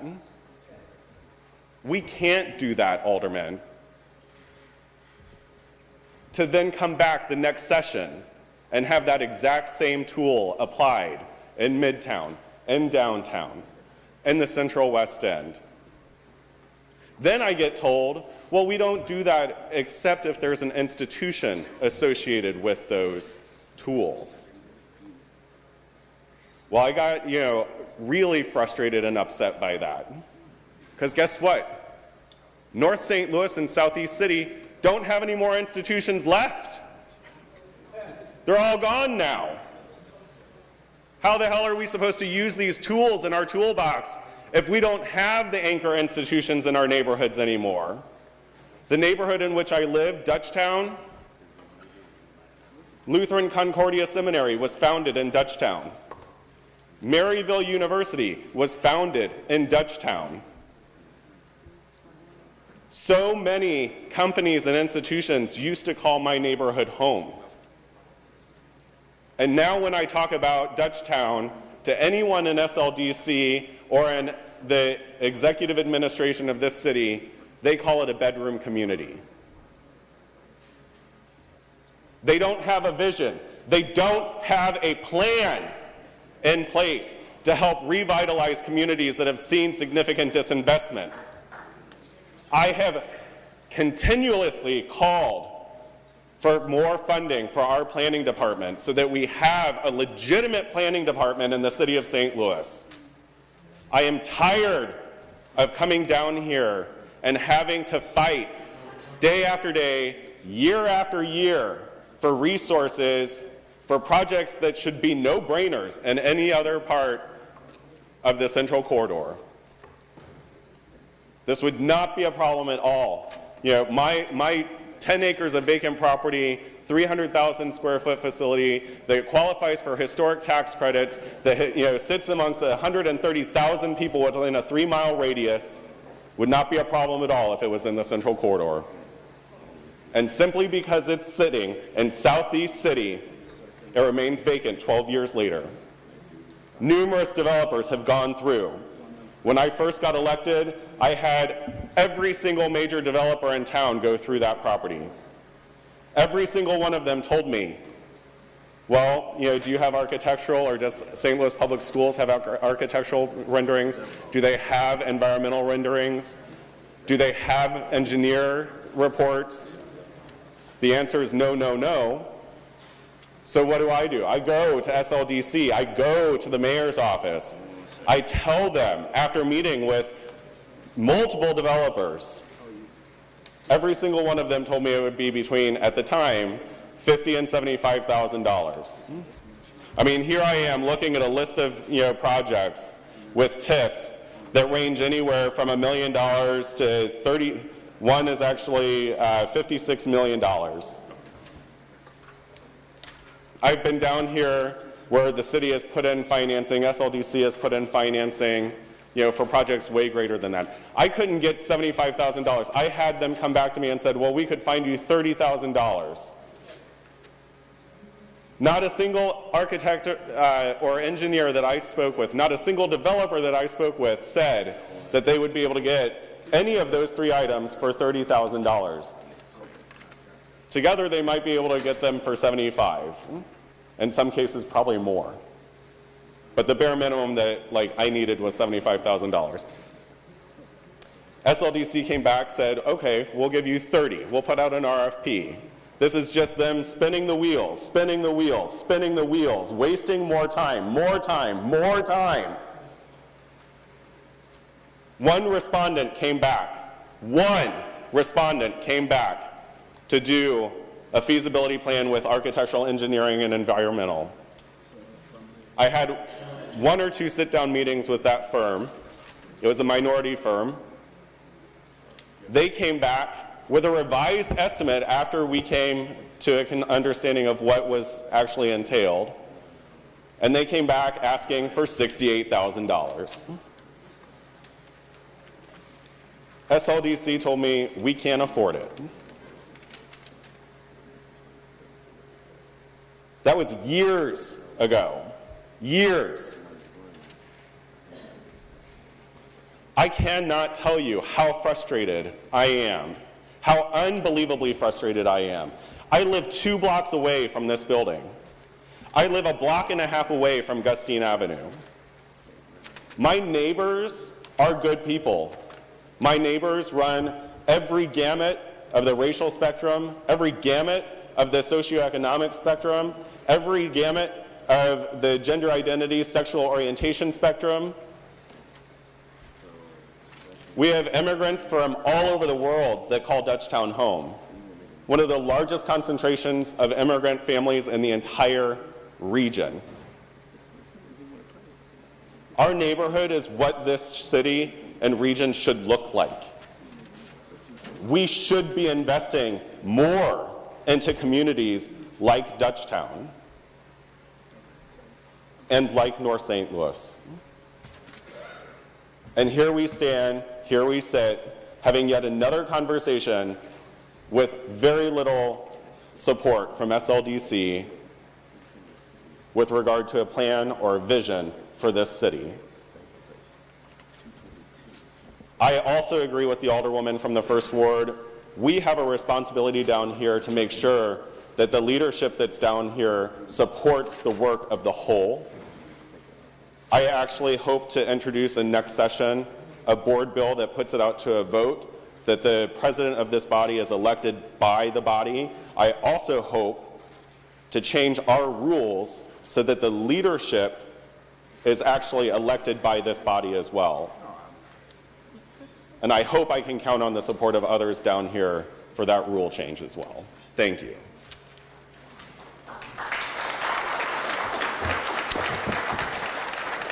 Alderman from the 1st. Mr. President, members of the board, we already have the ability. I will take you to school of how to elect our own leaders. It's already in our rules, and I will be glad to have a meeting with those people who are tired of being bullied. We do not have to be bullied. We do not have to be scared. We do not have to be frightened if we ask a question or if we decide that we don't want to vote against something, because that's our moral standards or that's our moral value, that now we're going to be beat up. That is ridiculous. That's a bully, and that's ridiculous. We all come down here with standards, and we represent different parts of the city. And when you just think that you can run the full board of aldermen, now let me say this. So it's like sending somebody down here to be the president of the board of aldermen who's never been a member. I've been very vocal about that. You never been a member, no members of the board of aldermen are supporting you, you can't be my leader. But the leader who's here is going to have to be a better, more fair leader also. That's what I'm saying to you. You cannot let the alderman from the 17th bully everybody. That's because you helped him do that, and that's wrong, okay? Everybody down here has a right to come and ask questions, and that HUD's committee ought to look more reflective, not what the alderman from the 17th wants. You are failing us. That's what I'm telling you to your face. You're failing us when you let him get away with that. You're failing us, and you're a better person than that. You don't have to do that. I'll show you how you don't have to do that. I do know the rules of the Board of Aldermen. And when you let people bring this kind of thing before us, this is a failure. You've been doing development, this is a failure. This is a giant failure of TIF. This tells us right now we have been doing the wrong thing. Not let us just spend some more money and spend good money after bad. This says we need to redirect our development to places where it will work. When I hear the alderman from the 25th talk about less than $100,000, what I want to do is I want to start a resolution about how we can fire Otis Williams. I will sign on to that, how we can send it to the mayor's office, how we can get rid of Otis Williams, because he can't do his job. And I don't want to, the alderman, the former alderman from the 8th says to me, well, I can ride around with you about your hardware store. I don't need you to ride around with me. I need the mayor's office and Otis Williams and the rest of the people over at SLDC to get it done. It's already had studies done for 20-something years. There's a need. The alderman from the 8th, when I talked to him, said, well, yeah, we have the pizza place, Emo's up there in your ward, and it does one of the best in the city. I already know that. I don't need you to tell me. When you don't have any competition, when the alderman from the 3rd ward has to come down from where he lives in Hyde Park and shop at Natural Bridge and Union, it's something wrong with that. And the people who don't care and say, I don't care, just keep not caring, because what is happening in your community is the migrant people who don't have things are coming to your community because they don't have things in their own community. Learn from Plessy v. Ferguson. Learn from Plessy v. Ferguson. Separate but equal. We don't care about living in our own communities. I like where I live. I don't care, but I do want to have facilities. I want things in my community. So when you're going along with this BS from the alderman from the 17th, then you are going along with racism, and you are ultimately going along with tearing up your own communities. And all the black people that go along with it too, it's like, oh, we can't do something. Yes, we can do something. All we got to do is stand up. They were so tough, they took me out. They moved my ward, but yet, where am I right now today? Okay? Right back here. here saying the same thing, because the truth don't stop being the truth just because racist people do something. And I stood up there my last day, April 14th, 2001, and told this august body that they were racist, what they did, and that they didn't teach me anything because I'm a black woman, and I'm an educated black woman, and I'm going to be back here, and here I stand in 2019 saying the same thing. And we're still doing the same stupid thing with the same people, and then they have enough nerves to come and tell us, look at all this money we wasted, but just keep handing it out to us. And you don't matter. So all these votes that we're taking, we're telling ourselves that we don't matter. Natural Bridge doesn't matter. Macklin doesn't matter. Morganforth doesn't matter. All of these places, Grand doesn't matter. North Kings Highway doesn't matter. South Kings Highway, I was so proud when Geraldine got, the alderman from the 15th got that Home Depot. I used to drive down to that Home Depot because I was so proud that we had a Home Depot in the city. Because before that we had a couple of hardware stores that had closed. But I want you to be proud to come to my community, and we have things too. And that means we have to have a coalition of people working together for the betterment of everybody. We cannot have 4 wards controlling the city. And that's why we have this thing called Better Together. Not are we better together, better together. We already came to a conclusion. I've never seen anything where they're supposed to be investigating it, but we already came to a conclusion. And we put people on there that have nothing to do with what people have voted. And then we said, we already got a freeholders thing set in place, but we know we can't win that. So we're gonna make it so that we take it to the state. You better wake up. We are not winning, we are losing. And if we do not stop this stuff, we will be better together under a forced 6-year mayor of Steve Stenger, who barely got back in there. And then we're going to have 6 years of a mayor and nobody's talking to us. We are not better. This is not good for us. This is bad. We should not vote for another TIF. We should draw an area around where we should not do any more than 1 or 2 TIFs a year. And it doesn't have to be on ward. It has to be on areas. It has to be on areas. And we should send any TIFs that we do, if we need to do them, if we must do them, they ought to be in places where we can make a difference and we can help people. And if I have to hear the alderman from the 25th ward talk one more time about the money that he needs, I'm ready to go into whatever monies I have and give him that, because that makes me so sad, because I've heard him for 6 years talk about how he's trying to get that development. How do we let that go? Because we're so busy saying, well, it's all about me. And it's not. It is all about our city. We should love our city and represent our city.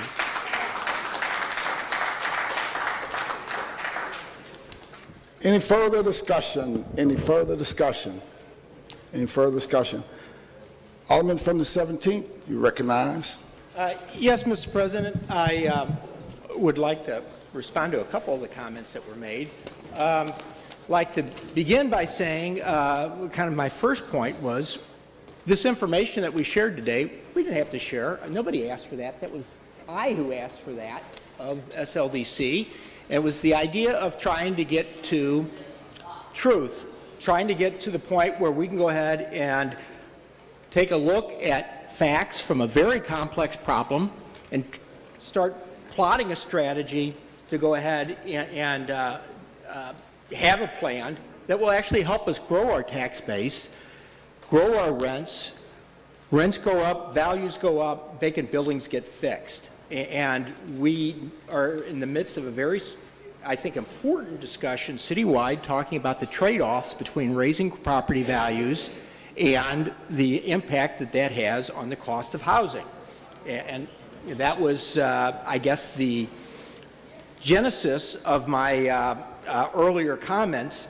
I agree with many of the comments that actually were made today, calling for more resources. I think I had previously said that we have 2 financial analysts for a city of $1 billion budget. We don't have planners in our planning department. It's, you know, the more people that we can throw at solving these problems, the better off we're all going to be, and the sooner we're going to be seeing development in all the neighborhoods.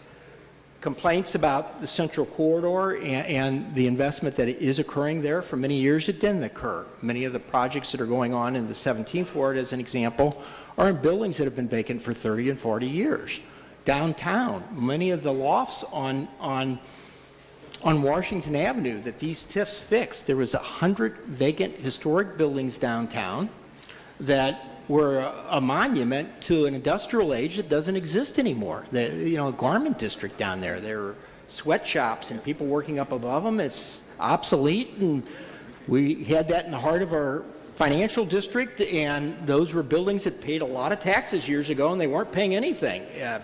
You can say that this was a disaster. Well, I mean, our underwriting wasn't great, but those buildings are fixed up and people are living in them and we're collecting taxes from them. It wasn't as good as we would have liked, but it could have been a lot worse if we wouldn't have done anything.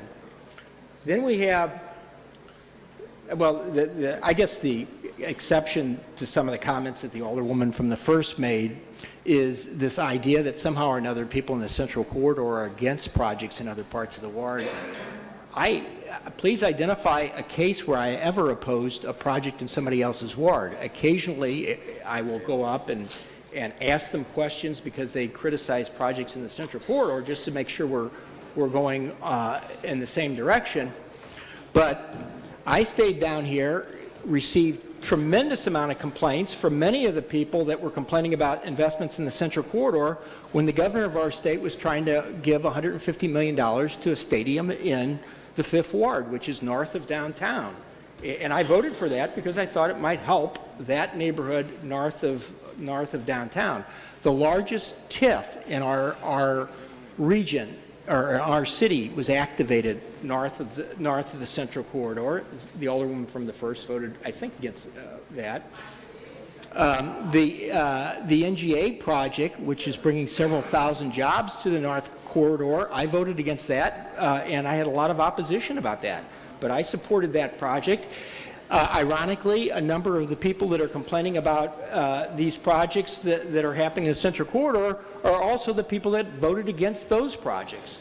So I think there's a little selective memory here and revisionism when it comes to the history of our city, but I don't think that's unusual at all.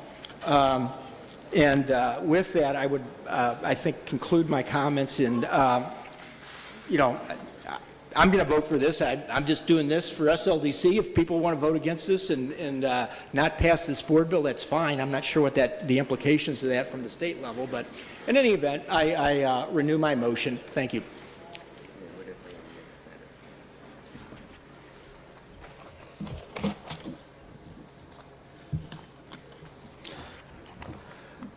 Alderman from the 17th, would you like to make the motion for the perfection of the floor substitute?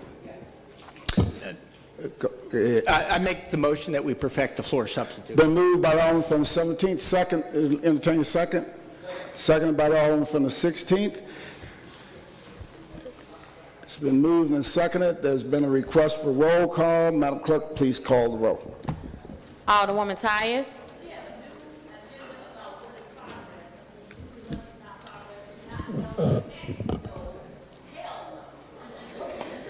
Alderwoman Middlebrook.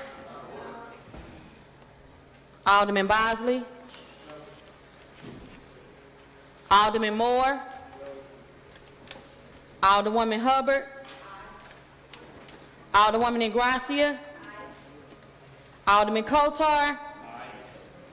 Alderwoman Rice. Alderman Gunther. Alderman Vollmer. Alderwoman Martin. Alderman Ornowitz. Alderwoman Murphy. Alderwoman Howard. Alderwoman Green.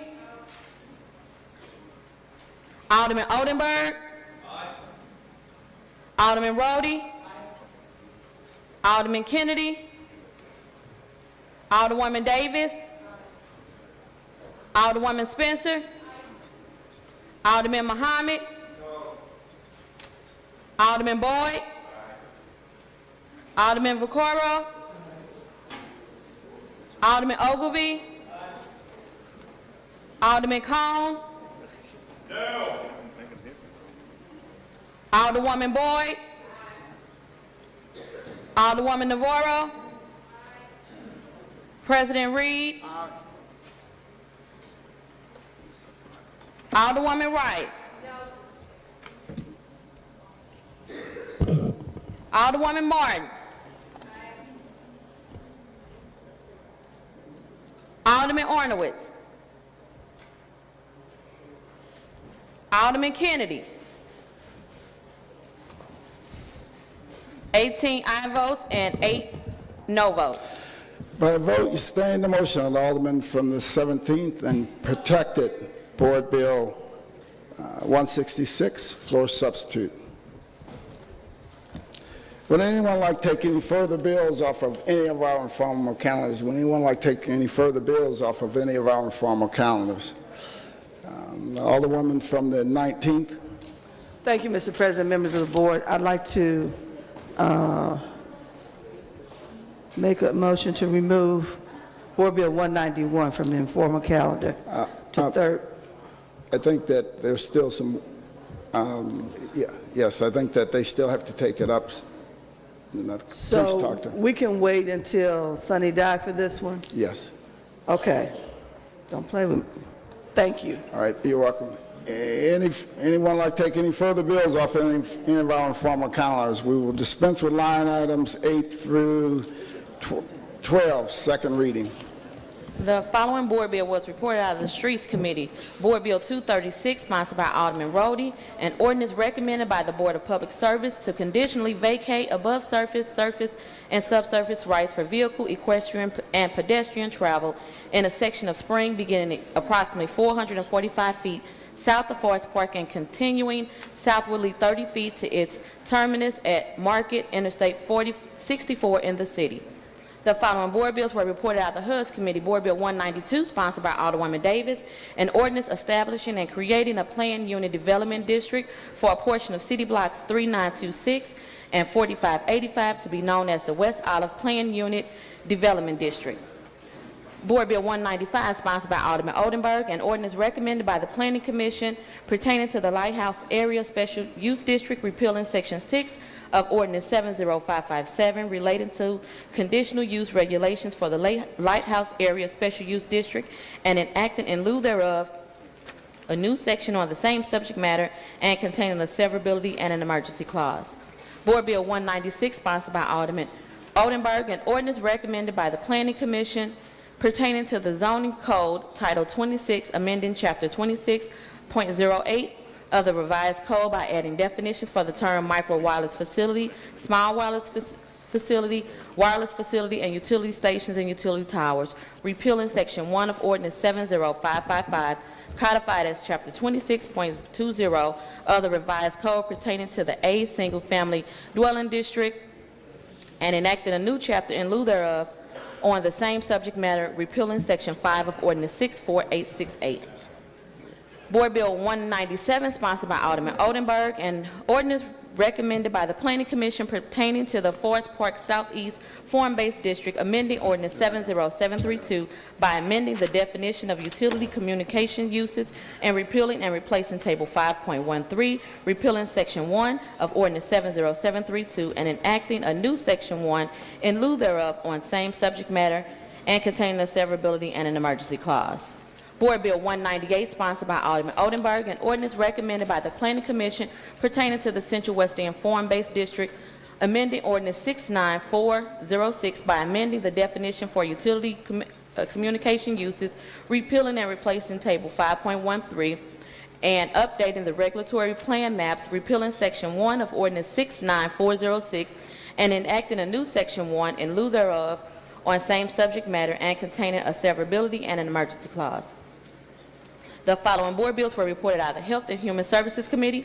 Board Bill 233, sponsored by Alderman Ornowitz, an ordinance authorizing and directing the Director of Department of Human Services to accept funding in the amount of not to exceed $15,000 from the Oasis Institute and to enter into and execute agreements with the Oasis Institute to substantially the same form as Exhibit A and Exhibit B, attached hereto and incorporated herein by reference for the purpose of providing 2 fall prevention programs for older adults, appropriating said funds and authorizing the Director of Department of Human Services upon approval of the Board of Estimate and Apportionment to expend such funds as permitted by the agreements and containing an emergency clause.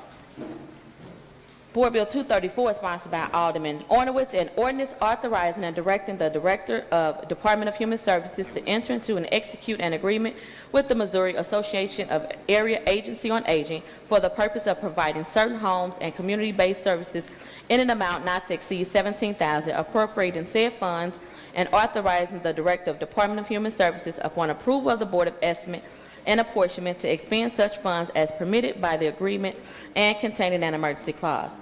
The following board bills were reported out of the Public Safety Committee.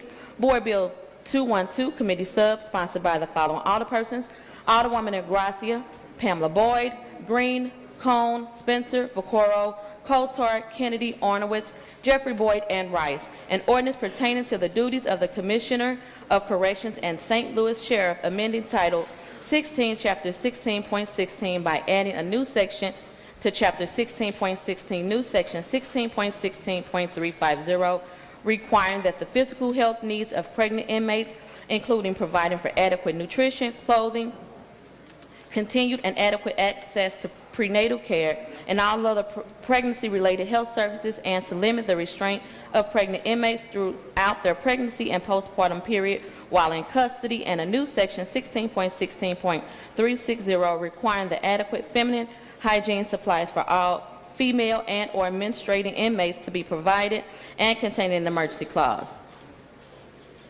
Board Bill 235, sponsored by Alderman Kennedy. An ordinance amending Section 1 of Ordinance 67588 to exclude those blocks of North Kings Highway between Delmore Boulevard and Wells Avenue from the 18th Ward Liquor Control District. The following board bill was reported out of Public Employee Committee. Board Bill 231, sponsored by Alderwoman Tyus and Alderman Muhammad, an ordinance enacted pursuant to Section 56.540, Revised Statute of Missouri, to repeal Ordinance Number 70450 relating to the Office of Circuit Attorney, allocating the positions established by Section 56.540, Revised Statute of Missouri, to classes with grades and schedule setting minimum and maximum salaries for such grades by repealing Section 2 and replacing said section with provisions of this ordinance, providing that such salaries be paid biweekly, providing for payment of overtime wages shall be subject to the requirement of the Fair Labor Standards Act of 1938 as applicable and shall be allowed on the base of hours worked by the biweekly rate of pay. Compensatory time may be allowed in lieu of overtime as provided by law when such overtime is authorized as necessary by the circuit attorney and containing an emergency clause. That is the extent of second reading.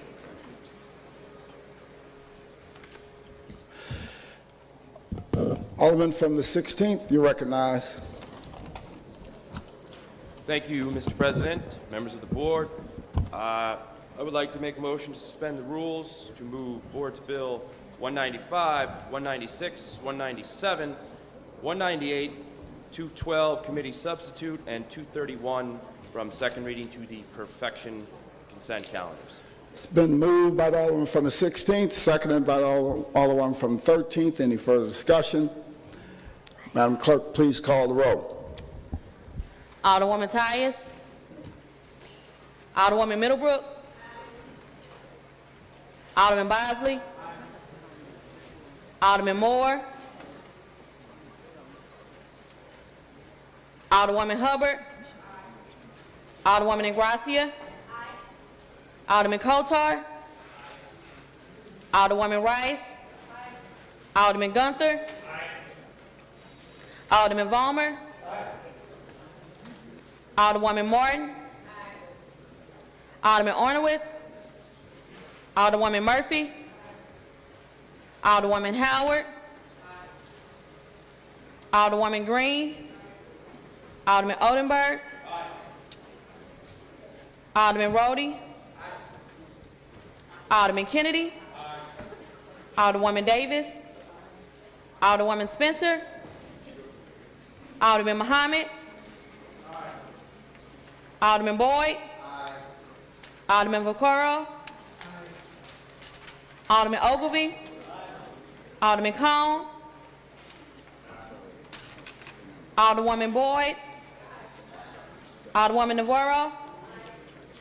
President Reed. Alderwoman Tyus. Alderman Ornowitz.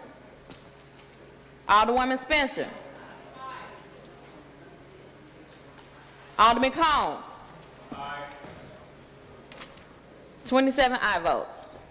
By a vote, sustain the motion, Alderman from the 16th, and place the aforementioned bills on the perfection consent calendar. Any further discussion? Alderman from the 1st. President, I just, for a point of order, I want to know, I had asked that we take 220, what is it? 222 off of the consent calendar and put it on the regular calendar? Madam And Clerk, that you get that note? Madam Clerk, please make note of that. Board Bill 222 off of the perfection consent calendar to the regular perfection calendar. So noted. Any further discussion? Any further discussion?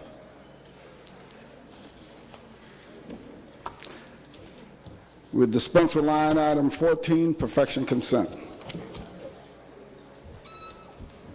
Board Bill 155, sponsored by Alderman Kennedy, an ordinance repealing Section 1 of Ordinance 63915, and in lieu thereof enacting a new Section 1 authorizing and directing the Director of Streets to permanently close, barricade, or otherwise impede the flow of traffic on Enright by blocking said flow 70 feet east of the curb line of Newstead and containing an emergency clause.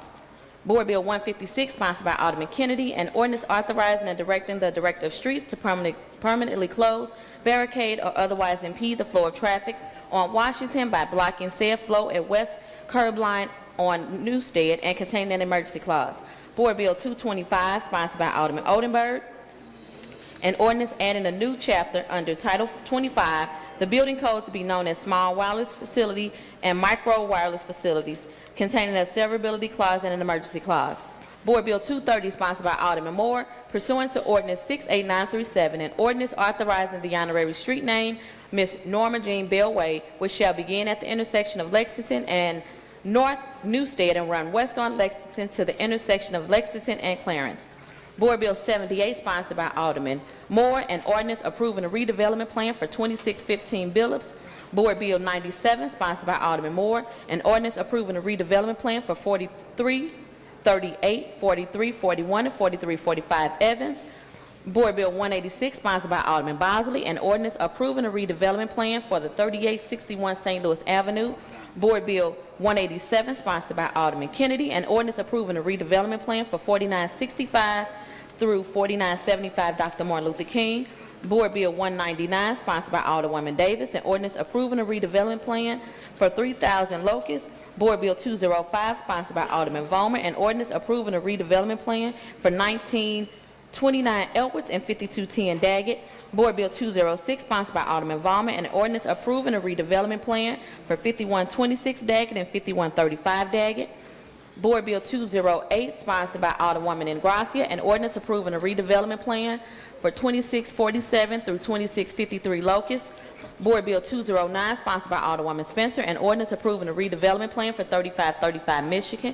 Board Bill 210, sponsored by Alderman Rhodey, an ordinance approving a redevelopment plan for 4325 through 4333 Swan. Board Bill 211, sponsored by Alderman Gunther, an ordinance approving a redevelopment plan for 2821 through 2823 Iowa.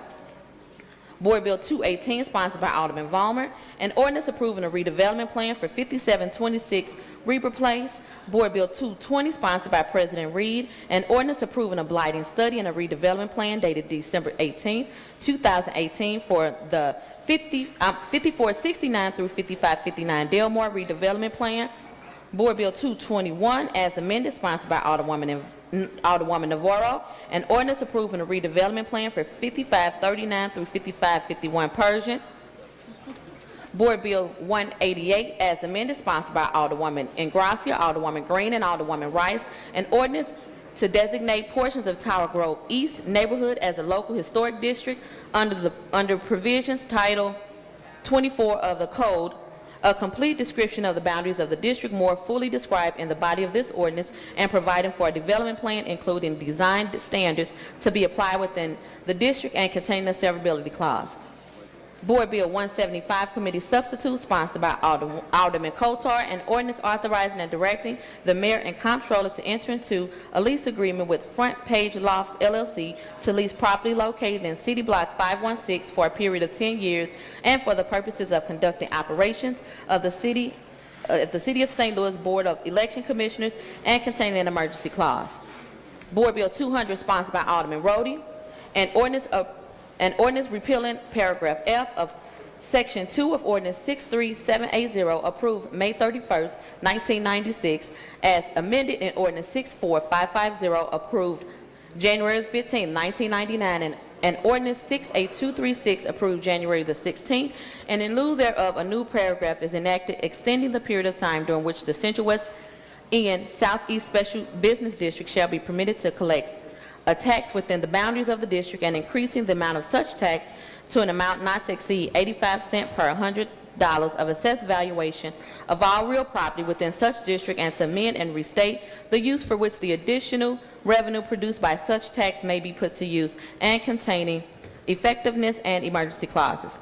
Board Bill 201, sponsored by Alderman Rhodey, an ordinance submitting to the qualified voters residing in Central West End Southeast Special Business District as established in Ordinance Number 63780, approved May 31st, 1996, amended in Ordinance 64550, approved January the 15th, 1999, and amended in Ordinance Number 68236, approved January the 16th, 2009, a proposal to extend the levy of tax on the real property located in said district for an additional 10 years, and increasing the amount of such tax to an amount not to exceed 85 cents per $100 assessed valuation, submitting said proposal to the voters of said district at the general election on April 2nd, 2019, and containing an emergency clause.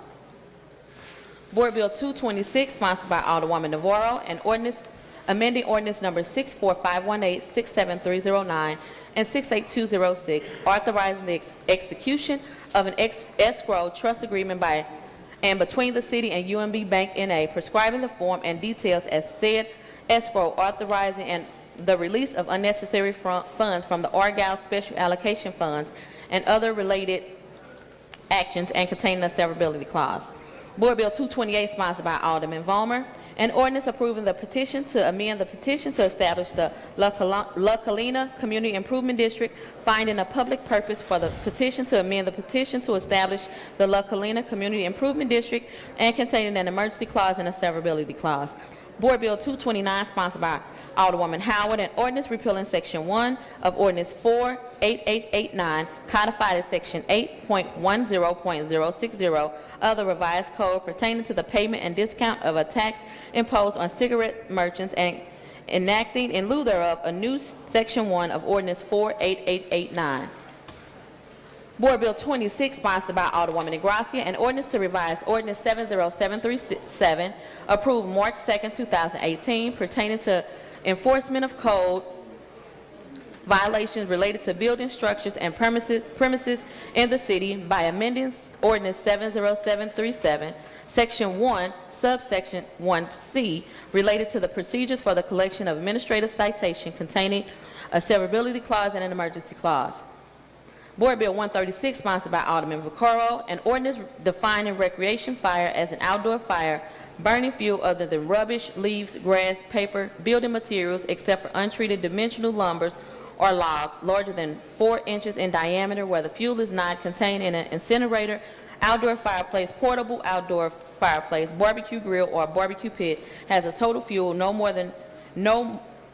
area no more than 30 inches in diameter, 18 inches in height, used for pleasure, religious, ceremonial, cooking, warmth, or similar purposes, and providing for the regulation of recreational fires, and containing an emergency clause. Board Bill 223, sponsored by Alderman Boyd, an ordinance authorizing and directing the circuit attorney to enter into a memorandum of understanding with the United States Attorney's Office, Eastern District of Missouri, providing for cross-jurisdictional over crimes that take place in and around St. Louis, authorizing one or more qualifying St. Louis Assistant Circuit Attorneys to be assigned to the United States Attorney's Office, Eastern District of Missouri, as Special Assistant United States Attorneys to facilitate the investigation and prosecution of federal offenses involving the possession or use of firearms containing an emergency clause. That is the extent of perfection consent.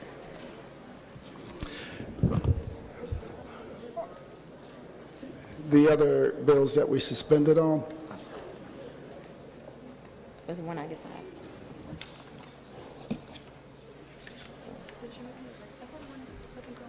I'm sorry, that was Board Bill 195, sponsored by Alderman Oldenburg, an ordinance recommended by the Planning Commission pertaining to the Lighthouse Area Special Use District, repealing Section 6 of Ordinance 70557 relating to conditional use regulation for the Lighthouse Area Special Use District, and enacting in lieu thereof a new section on the same subject matter and containing a severability and an emergency clause.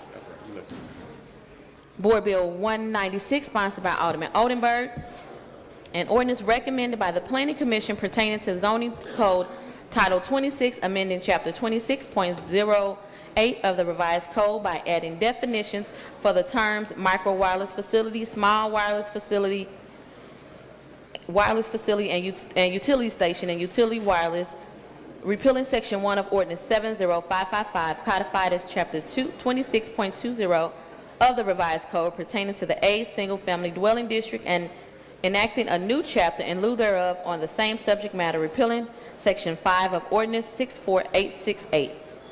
Board Bill 197, sponsored by Alderman Oldenburg, an ordinance recommended by the Planning Commission pertaining to the Forest Park Southeast Farm-Based District, amending Ordinance 70732 by amending the definition for the utility communication uses and repealing and replacing Table 5.13, repealing Section 1 of Ordinance 70732 and enacting a new Section 1 in lieu thereof on same subject matter and containing a severability and emergency clause. Board Bill 198, sponsored by Alderman Oldenburg, an ordinance recommended by the Planning Commission pertaining to the Central West End Farm-Based District, amending Ordinance 69407 by amending the definition of utility communication uses, repealing and replacing Table 5.13, and updating the regulatory plan maps, repealing Section 1 of Ordinance 69406, and enacting a new Section 1 in lieu thereof on same subject matter and containing a severability and emergency clause.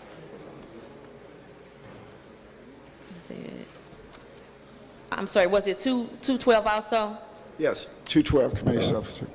Board Bill 212 committee sub, sponsored by the following alderpersons: Alderwoman Ingracia, Pam Boyd, Alderman Green, Cone, Spencer, Vaccaro, Kotar, Kennedy, Ornowitz, Jeffrey Boyd, and Alderwoman Rice. An ordinance pertaining to the duties of the Commissioner of Corrections and St. Louis City Sheriff, amending Title 16, Chapter 16.16 by adding to new sections in Chapter 16.16, new Section 16.16.350, requiring that the physical health needs of pregnant inmates, including providing for adequate nutrition, health, continued and adequate access to prenatal care and all other pregnancy-related health services, and to limit the restraint of pregnant inmates throughout pregnancies and postpartum period while in custody, and new Section 16.16.360, requiring that the adequate feminine hygiene supplies for all feminine and menstruating inmates be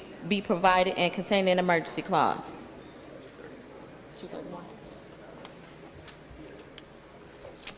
Board Bill 231, sponsored by Alderwoman Tyus and Alderman Muhammad, an ordinance enacted pursuant to Section 56.540 revised statutes of Missouri to repeal ordinance number 70450 relating to the Office of Circuit Attorney, allocating the positions established by Section 156.540 revised statutes of Missouri to classes with grades, and the schedule setting minimum and maximum salaries for such grades by repealing Section 2 and replacing said section with provisions of this ordinance, providing that such salaries be paid bi-weekly, providing for payment of overtime wages shall be subject to the requirement of the Fair Labor Standard Acts of 1938 as applicable, and shall be allowed by the basis of hours worked and the biweekly rate of pay. Compensatory time may be allowed in lieu of overtime as provided by law when such overtime is authorized and necessary by the circuit attorney and containing an emergency clause. That is the extent of perfection consent calendar. Any further discussion? Any further discussion? Alderman from the 18th, you recognize on the motion for the perfection consent calendar. Mr. President, members of the board, I move for adoption of the third reading consent calendar. Is the perfection consent? Pardon me. I'm trying to end the meeting. It is Mr. getting President, late. I move for adoption of the perfection consent All calendar. right, it's moved by the Alderman from the 18th, seconded by the Alderman from the 10th. Any discussion? Any discussion? It's been moved and seconded that we adopt our perfection consent calendar. All in favor signify by saying aye. Aye. Opposed? Motion carries. Board bills for perfection. Board Bill 104, Committee Sub as amended, sponsored by Alderwoman Davis, an ordinance enlarging the boundaries of the Port Authority of the City of St. Louis Port District, subject to the approval of Missouri Highways and Transportation Commission, and authorizing certain actions in connection therewith. Alderwoman from the 19th, you recognize on the perfection of Board Bill 104, Committee Substitute as amended. Mr. President, members of the board, Board Bill 104, Committee Substitute as amended, I'd like to place on the informal calendar. Madam Clerk, please make note of that. Place Board Bill 104, Committee Substitute as amended on the perfection informal calendar. So noted. Board Bill 224, sponsored by Alderman Boyd, an ordinance establishing a dig once policy governing where, when, and how often construction and excavation that disrupt access to the right-of-way, including the flow of vehicle and pedestrian traffic, may occur.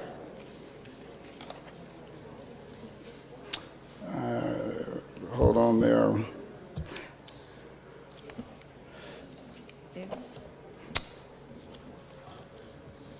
Alderman from the 22nd, you recognize on the perfection.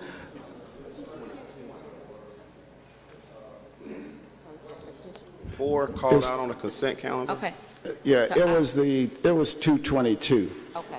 Yeah, you recognize on the perfection of Board Bill 222. Okay, 222.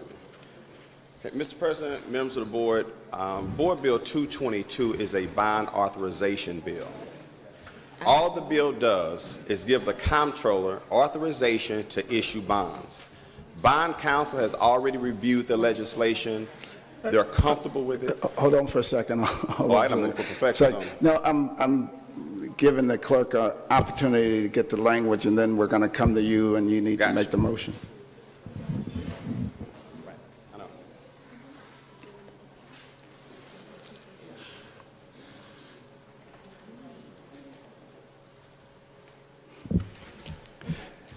Madam Clerk, please read the forward for Board Bill 222, and then we'll come to this. Okay. Board Bill 222, sponsored by Alderman Boyd, an ordinance recommended by the Board of Estimate and Apportionment, authorizing and directing the city to issue and sell its general obligation bonds in various series in an aggregated principal amount not to exceed $40 million, of which no more than $6 million in aggregated principal amount shall be issued annually for the purpose of stabilizing within the limits described in city's proposition NS ordinance containing an emergency clause. Alderman from the 22nd, you recognize on the perfection of Board Bill 222. Sure, Mr. President, members of the board, I move for perfection of Board Bill 222. Moved by the Alderman from the 22nd. I entertain a second on that motion. Seconded by the Alderman from the 16th. Please proceed. Yes, Mr. President, members of the board, as most should remember, Proposition NS was an initiative petition that was put forth by SLACO. It was initially defeated or ruled by the Board of Election in that it did not pass. It went to court, and in September, the judge ruled that it did pass. So now we're here today with 222, which is basically a bond authorization bill. This bill came from the comptroller's office, been vetted by her bond counsel. It authorizes up to $40 million in bonds. However, only $6 million will be authorized at one time to cover a maximum of 200 buildings. Again, this is only bond authorization. It has nothing to do with policy, transparency, or all the other issues which some people are circulating today. Any further discussion? Any further discussion? Alderman from the 19th. Thank you, Mr. President, members of the board. One thing I wanted to say is that I'm glad to see this bill moving forward and heading towards operation in the community. What a lot of people don't know is that we had a process like this with the Community Development Agency about 20 years ago. It was a very successful program in all neighborhoods, including North St. Louis. At that time, I was housing director in Hyde Park. And one of the things that the funds were used for was to do facade on homes that we thought we could save. And then those were made available to people to purchase. And it was good because a lot of people can't afford, most especially in historic neighborhoods, everything that is required on some of these homes. So it's a good opportunity to have these funds available, and I'm glad that it was passed. The other better part of this is that the funds will be monitored and the oversight is from the comptroller's office. You see, there is no one in this entire elective body, executive or legislative, that has had what I consider the trust of the community, who has been the best overseer of our financial status, who has received the most votes by the public, and so I trust her. But the next part of this is that when you don't know, don't fight, but inquire and help. Because we need many, many different programs in order to improve the housing stock that can be improved and to give people other opportunities to have home ownership. When we look at the tools that we have very few. There was a time when we had, and I could name a whole bunch of them, I'm sure Alderwoman Tyus remembers some of them, when we had the 312 program and we could help people buy homes and improve their homes. We had so many things that we did, but we don't have that type of money right now, but we can, most especially if we continue to look at how we can bring revenue to the city. But this bond is going to work because it's not costing anybody any additional money. And the fact that we're doing it in phases gives us the opportunity to get it right in the first phase versus allocating all the funds at one time. So I'm liking this, and I know that we went through a lot of drama determining whether or not it had passed. But I think that with all of the other programs we have with home repair and some other things, sustaining those people who are in their homes already, this could help a lot. I don't know how we can actually oversee it by ourselves, and I'm hoping that as we move forward, we're entertaining the support of all these other agencies that do these things well and can help us identify people and help us work with them so that they can make sure they have a great experience. And so we have a number of home repair programs. We have the program with Harambe that does tuck pointing and other things. And so let's make sure that we pull everything together and have the best use for the funds. And most especially, when you're in my ward, don't make arbitrary decisions. Talk to the alderperson. I would appreciate it. I'm sure the rest would too. Thank you.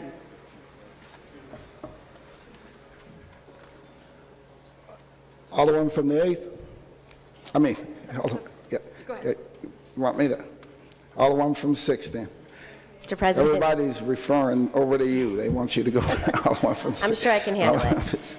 Thank you, Mr. President. I just wanted to rise and say that I am very happy that the court ruled that the NS funds could be used in the city based on the ballot initiative and all the hard work of community groups and stakeholders. I am a little bit troubled by sort of the information that's coming forth to us at the board that there's some concern about which buildings will be in the list, and I think there's been some misinformation on both sides of the table based on the conversations I've had. I've also talked to LRA, who indicated that there's no real rush to do this, and so in that vein, I think it would be great to take some time to bring the stakeholders together so that we can make sure that we're all on the same place, are all on the same page before moving this legislation forward. Thank you. Thank you. Alderwoman from the 8th. Sure. Thank you. Thank you, Mr. President. I agree wholeheartily with Alderwoman Ingracia that if we don't have to rush this, then there's no reason to rush this through today. And one question I do have, we're talking about, this is a bond authorization bill, but Exhibit A is attached as a cooperation agreement with the LRA and how these funds will be distributed. There's a further Exhibit A to the cooperation agreement that says that it's supposed to be the form of program of sale for the properties, and that is not included in the bill that's before us. So the entire program of how LRA is going to distribute this money is not in front of us today, and I think it would be improper and imprudent for us to vote without that in front of us. So, thank you.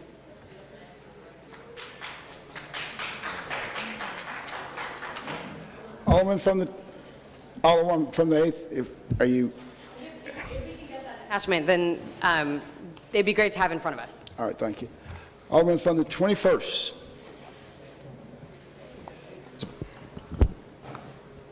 We all good? You're ready to go. All right, there we go. Thank you, Mr. President. Will the Alderman from the 22nd yield for questioning? Alderman from the 22nd, will you yield the question to the Alderman from the 21st? Yes. Alderman from the 21st, please proceed. Thank you. Alderman, can you explain the process in building selections that will receive this funding of $40 million? What does this look like? Who chooses the buildings? What's the relationship? What wards are receiving most of the funding? Right. There's not a concrete criterion process that's been put in place in writing. And I say concrete. How it's been explained to me is that buildings will be selected by the community, and building inspectors will go out. One particular building inspector is going to go out and do work write-ups on the buildings and make recommendations on these buildings being good candidates for rehabilitation and weatherizing. Okay. It's not going to be much, this is what I see, that it not being much different from building demolition. Like right now, what the city does with building demolition, they look at how many vacancies in each ward, and whatever amount of money is there, they give you proportionately to tear down buildings in your ward. Now, I happen to work with the building inspectors to help identify priority buildings that need to come down in my ward, and this seems to be working for me. When it comes to LRA, when people come to my ward and they're interested in buying LRA property, I will tell them, well, you may not want to sell that one right now because there's a big development project that we're working on. So I'm in constant contact with LRA to make sure we're communicating and then we don't lose on opportunities. But there is no specific process in place right today. And Alderman, that's the problem that I have with this. I spoke about this in committee as you were speaking about it. There is no process of building selection. And when you're talking about funding buildings that people buy in our wards, it affects aldermen the most. Mm-hmm. I live across 3 LRA houses and 4 vacant lots. Right. These affect us the most. We have not been included by the mayor's office. We have not been included by the building division. We have not been included by LRA. This is a problem for me, and it should be a problem for every other alderman, especially aldermen that represent wards with thousands and thousands of vacant property, as I look at my distinguished colleague from the 4th. I actually voted against Proposition NS, and it failed my ward, as you just told me. Thank God. However, it's a good bill. My problem is the process. I voted for it to get out of committee so it can come to the floor. But still, where's the process in it? If there's no process, there's no transparency, there's no accountability. We continue to rely on Room 200 to choose how we do business in our wards. And that's a problem, and I would expect the mayor to have reached out to aldermen She was an alderman, so she knows how LRA affects us. And she has not reached out to me. I said this in committee, and I have been vocal on LRA. I have been working hard to establish initiatives and programs to get these derelict buildings out of LRA's inventory in the hands of people that can benefit from them to rebuild our communities. I have not been involved. I'm disappointed by that. And I don't think any of my other colleagues have been involved in this process. I'm concerned with the process. There's no transparency. There's no accountability. I cannot support it. I do support you, but I cannot support this. Right. And I appreciate your concern, Alderman, because I want to talk a little bit about the process of how Proposition NS came about through this initiative petition. And I hear it in your voice that as Alderman and as the representative of that ward, that it should matter on how the allocation of these resources are expended, and that you should be included in this process. I hear you loud and clear. But I'm going to back up a little bit, because I think the initiative petitioners and the aldermen and maybe the mayor's administration, the SLDC and LRA, maybe we're not communicating with each other effectively. But this is how this came about. This initiative petition came about with SLACO, which is, I thought, the initiative petition driven by SLACO was put to a vote of the people. And I say SLACO because those are the members that I met with that were talking about this process. I will never forget, I was at CW's before there was a vote on this process. And so I asked, well, what would the selection process look like? Who would determine? So on and so forth. And I was told by Kevin McKinney, because I asked, why wasn't the alderman involved? He said, we didn't want you involved. So what he said to me was that my input wasn't valued. And therefore, I knew right away that I would probably be against this. Because not one time did anybody come to my community and talk about this. And so when you look at the data on the votes, let me just read some of this. Ward number 1, yes, 373, no, 953. Ward number 2, 599, no, 644. Ward number 3, 422, yes, 696, no. Ward number 4, 475, yes, 683, no.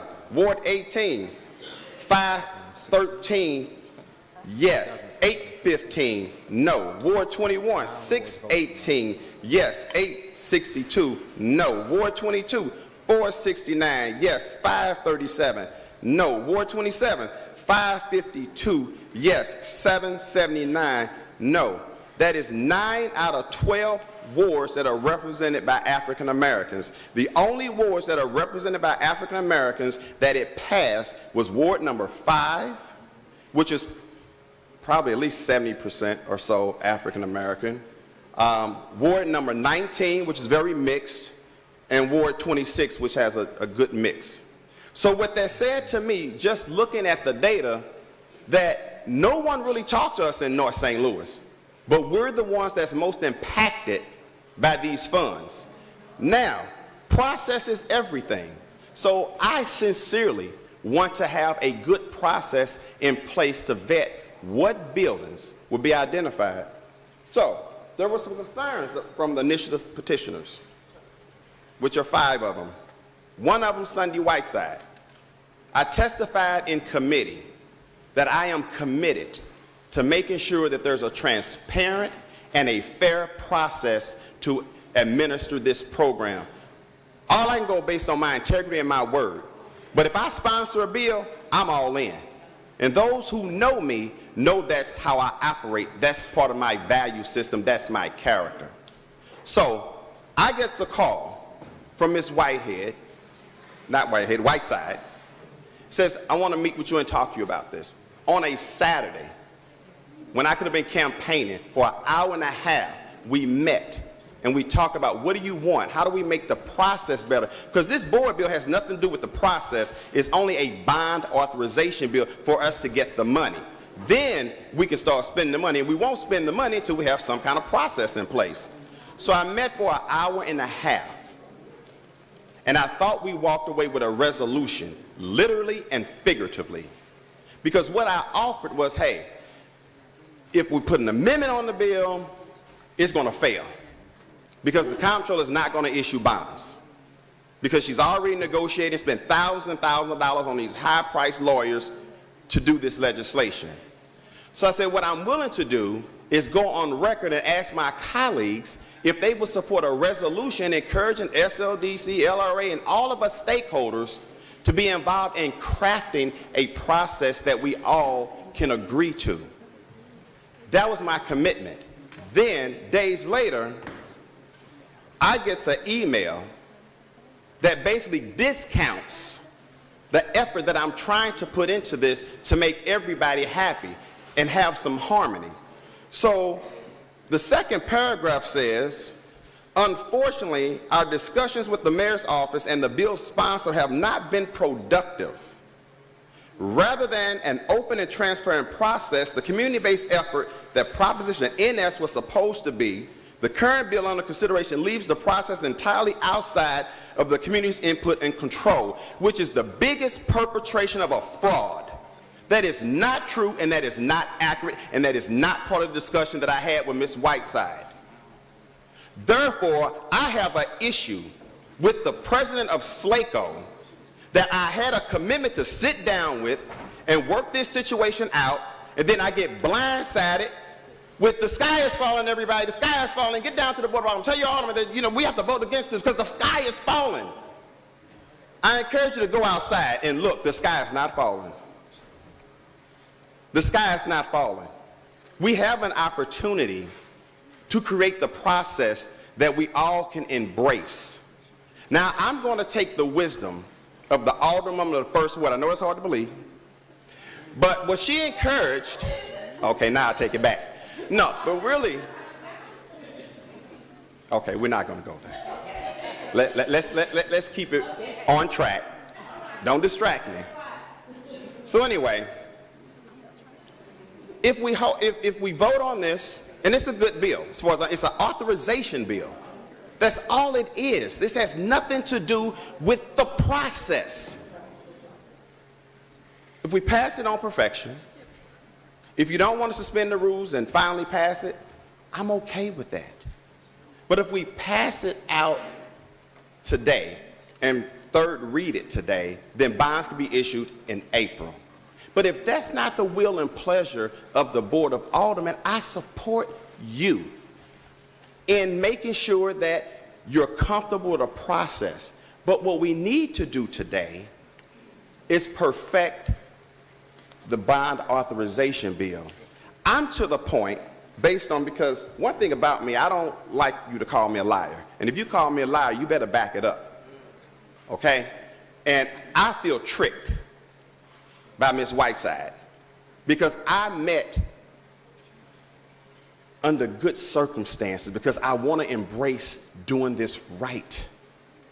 And now the whole thing is suspect with the citizen group because it's starting to feel like to me that the citizen group wants to take over.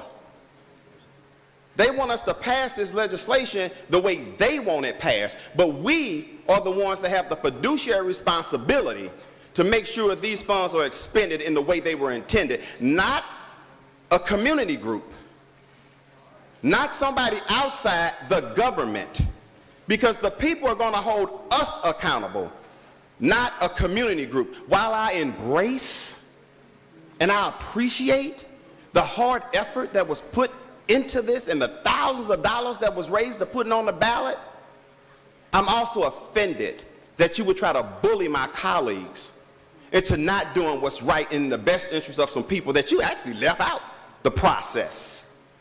So talk to me about process. No alderman down here except Alderwoman Carol Spencer was involved in the process. Maybe someone else that I don't know of. But I haven't talked to any aldermen on the north side because I'll tell you, this could have been better. The city of St. Louis, we had to go find money just to administer the program because there was no money allocated for administrative costs.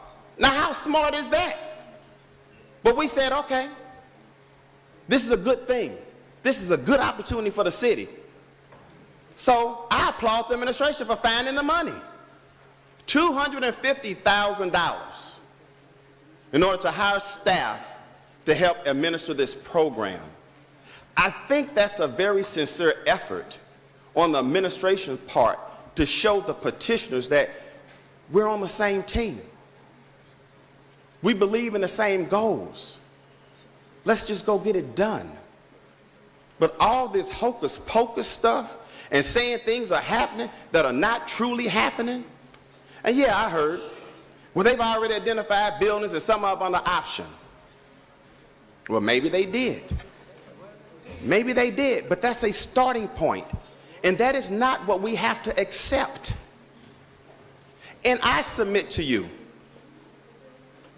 that no matter what policy we agree on next week, that it could potentially change 3 months or 6 months from now. And that is why it would not be very responsible to put some policy language inside a bond authorization bill. Because then when the comptroller issues the bonds based on that document that the investor agreed to at closing, if we change the policy, then we have to amend the ordinance, which was the authorization document that the investor took good faith that was the lifelong document to invest their money into. So again, this is a bond authorization bill. This is not a bill to talk about policy. And it's not even good policy to put too much policy in a board bill, because sometimes it's difficult to change it. So that's my response.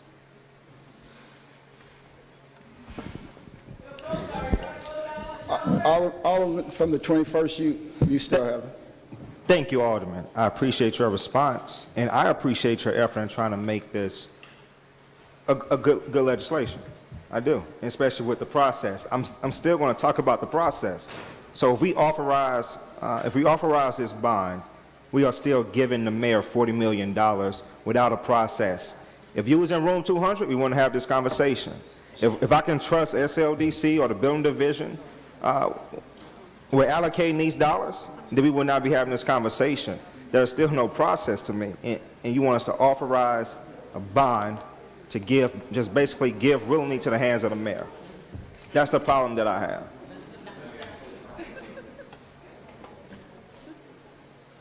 If we perfect the, let me say this, if we perfect the bill today and we don't third read and finally pass it until signing down April 15th, that gives us a window to talk about policy and what that policy needs to look like.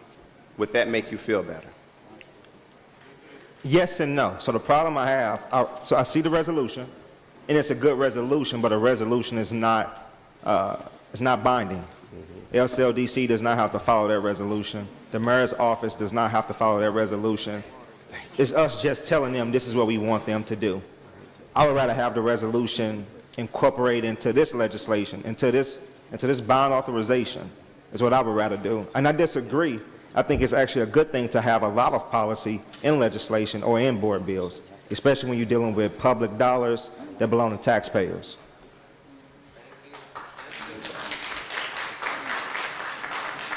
So, I'm sorry, Alderman, I was a little distracted. Can you give that last bit that you that's said? okay. I love how you and our colleague from the first are laughing together. I love it.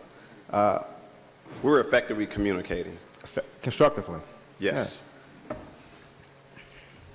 I think it's actually a good idea. You said in your remarks that you don't think it's a good idea to have a lot of policy implemented in legislation. I think it is when you're dealing with public dollars that belong to taxpayers. And again, the process is not there. And I'm fearful that this money will not be spent appropriately, because we've seen that happen down here all the time, where we pass bonds and it's not spent the way it's supposed to be spent or the way that we actually allocated it. We get a mayor this money, we give room 200 this money, and it is not spent in a transparent way. That's what I'm fearful of. And if we authorize this, you're saying we can come back with a resolution. We can authorize this. Again, a resolution is not binding. It does not have the same power as a board bill. It's only expressing our feelings about a particular subject or issue. The mayor does not have to listen. SLDC does not have to listen to a resolution. If we incorporate this in a board bill, then it becomes law. I would rather see your resolution in a board bill format. Okay, again, I think we have to be very careful about over-legislating. You cannot put everything that you can possibly think of today in a board bill that's fluid. If you have to come back, if we put a policy in place, then you have to change. And this is real critical because this is a bond. This is not like a benign, like a bill that says, you know, curfew is X, and then you could always go back and change it. This is a financial obligation bill that once we obligate ourselves to it, we can't change it. Administrations comes up with policies all the time, and policies change, especially with the next administration. And what we don't want to do, and we have to be careful, if we like the mayor, we give the mayor everything they want. We just say, okay, mayor, let's have it. And then you get a new mayor in, and it doesn't work for us the way it worked for us with the other mayor. So policy is something that we can always change and negotiate a lot simpler than having legislation introduced and having committee hearings and having floor debate and passing it again to make it better. Again, the alderman of the 18th Ward, he always, you know, reminds us about legislation. And there's no such thing as perfect legislation. There's always a good bill that we can make better. I'm willing and I support not third reading this and giving us a window of time to work together collaboratively with the mayor's administration, St. Louis Development Corporation, the LRA, to come up with a policy that we all can agree on. But again, I would say this, the policy that we would agree on in May or June or July or August is still going to be a policy that's subject to change. And that's okay if we're making it better. But today, again, we're talking about a bond authorization bill. And if the concern is, I don't see a policy in place that I'm comfortable with, then okay, we perfect it and then we hold up. Because here's your wild card or your ace in the hole. See, if we don't come up with a policy by April the 15th, then you vote against it when it comes up on third reading and finally passes, because that means that people did not keep their word. But what I'm committed to is ensuring that there's a policy where every alderman and every citizen, a group, not every citizen, but a representation of the city can be involved in making sure that we have a process in place that's transparent and that's accountable to the people. So we have until April the 15th. If we didn't keep the deal, vote against it. I would encourage you to. Because I don't mind being held accountable. I've been alderman for almost 16 years. If you don't hold me accountable, shame on you, not shame on me. But I'm going to do what I said I'm going to do because I'm committed to that. So anyone that's having anxiety about this, just know it's not a done deal after today just because it gets perfected. We still have another chance at whether or not we want to pass this or not on April the 15th. Alderman, you're saying we get to reject it. The problem is I don't want to reject it. It's a good bill. It could just be a better bill with a process. But the process has nothing to do with the bill. That's where the disconnect is. The process is over here, the bill is over here. That's a problem to me when it concerns public dollars. I think it should be intertwined. But I understand. You know, I'm new down here. There's a lot I don't get yet. But I definitely understand. I commend you for your work. And I do trust that you will hold the mayor's office accountable and that you will hold SLDC accountable with the spending of this $40 million. I have no further questions, Mr. President.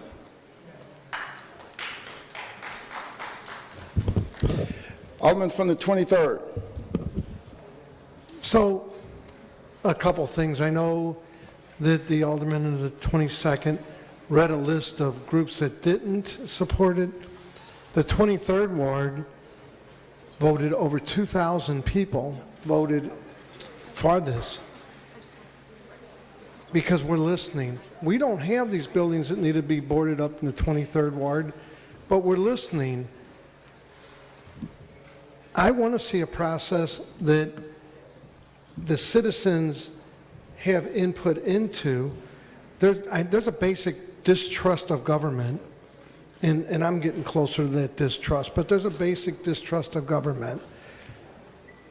From what I understand, this bill only allows the money to come in, and we're fighting over something that, doesn't seem like we should be fighting over. I think that we need to get the money. I do think that the citizens, whether we do it by board bill or resolution, however we do it, need to have input.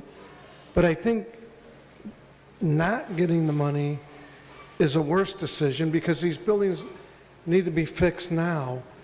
And if we're going to be petty about, well, who gets to pick what building and that, again, over 2,000 people in the 23rd Ward, we voted on this because we understand that if we don't start fixing up buildings in other areas that are deteriorating, it affects our part of the city. And again, overwhelmingly, we went out, I worked for it. My friend Greg was on there and he was out. We worked and we passed it strong in the 23rd Ward. I guess I'm sitting here and I'm concerned about all kinds of stuff, but in my mind, I do not disagree with what the Alderman in the 22nd saying. This is not a policy bill, it's a way to get the money. This is like going to a car lot with your mom and dad saying, I want a Corvette, and I want to pick that Corvette out. And they said, no, you can have a Chevette. You said, well, then I don't want any car. And then you end up walking. I don't want to see the buildings through petty politics not start to be fixed. I think the first thing we need to do is let's get the money. Whether or not the Alderman in the 22nd does a resolution, I'm committing that I will do a board bill in that new session. I'm not up for election, so I'll be here. That we put policy in there that does give the citizens a vote. And we do this all the time. We did it for the police department. We do it all the time where the citizens have say. We went through this argument even on the police. Who's going to be on this oversight committee? Well, it was a big fight back and forth. And it took forever. I think it took a couple years to get an oversight committee put together, and we finally got it together. I just sit here and again, my issue is that I think we need to get the money. I think that we need to start fixing these buildings, no matter who chooses. I do think that the people that went out and initiated this need to have a say and a seat on that. But I think today, and again, I don't disagree. I mean, although Alderman Davis is saying, it needs to be from within the wards, I don't disagree. But all that needs to be set down and figured out. How this gets done. What say does that alderman have? Where does the money go? All that's not in this. And if you tried to put all this in there, we'd have to put where the money goes, how it goes, who gets it, when they get it. I do think we need to come back with some legislation that does spell all that out. And I think we have plenty of time. I think not taking the money right now is a bad idea. I'm on your side. I think that the distrust in the government is there. I get that. But I think the important thing is let's get the money, and then you have my word, I will be working on a board bill that spells out how that money's spent. The money's not coming overnight anyway. We start now, that money will be months before it gets here. in April, and if someone from the citizen group wants to sit down and have some say in how that board bill looks, they can call me, we can meet. What I'll do is we'll put a board bill together, and then if we do something that everybody has the opportunity to weigh in on, if we do something that says only the citizens have a say, we'll never get it passed here. Compromise is what's important. How do we put something together that's effective, that helps the neighborhoods that it's intended to help, and something that we can pass? So I'm going to vote for getting the money, but I can tell you, without a doubt, I will be doing a board bill that includes the citizens as well as the aldermen from the area where they are most affected by these properties. I don't have an answer. Do we pick the ward that has the most houses that are affected? Do we evenly kind of go here and there? I mean, there's a lot that needs to be talked to, and really, I would like to hear from the aldermen that are most affected. I think they should have the most say on how, and they're going to fight. They're going to go, in my ward, I want to see this in my ward, just like I fight for everything in the 23rd ward. This fight will most likely take place amongst the aldermen that believe their ward is most affected by this. I think there's just so many layers to getting this done in a way that makes sense. We need citizens, we need on some sort of a board, we need aldermanic input, but you have my word that I will be doing a board bill that hopefully addresses all this. And anyway, thank you. Alderman from 24th. Thank you, Mr. President. Gonna take us back in time, quick history tour. Want to remind folks that there are actually lots of policies in the law, right? So, community group put this together, gathered signatures. It got passed by voters. 58% of residents of the city voted for it. This is potentially up to $40 million new dollars generated by property tax revenue to deal with vacancy and abandonment in the city. This is a quantum leap forward. We've never had a dedicated stream of revenue available to stabilize buildings that LRA or LCRA owns. This passed by a large margin in the 24th Ward. I voted for it. I told people to vote for it. It's a property tax increase on us. There are a total of 0 LRA-owned residential properties in the 24th Ward. So out of that $40 million, the 24th Ward will see not a single penny of it, which is totally fine. The whole point of this is to take new resources and direct them to areas that need it. I think that's great. If I was putting the original law together, though, I would have put fewer rules in the law, because the law limits how much can be spent on individual buildings. The law limits how many buildings we can address at once. The law even limits the tax abatement available to buildings that have been stabilized with this revenue.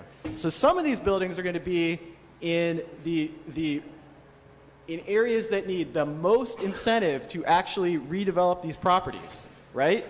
We have a tax incentive policy that allows up to, if I'm not mistaken, 20 years of tax abatement in the most distressed communities. But this law, because of the way it was put together in the first place, limits that to 50% for 5 years, which I think is a huge mistake, because I think it's going to make it harder to actually get investors into some of these properties. Now, so I think that's an imperfection. Despite those imperfections, I voted for it, and I told people to vote for it because it's clear that the city needs a new tool in the toolbox to help reduce the level of vacancy. But my point is there that perfect is not the enemy of the good. The bill itself, the law itself is imperfect.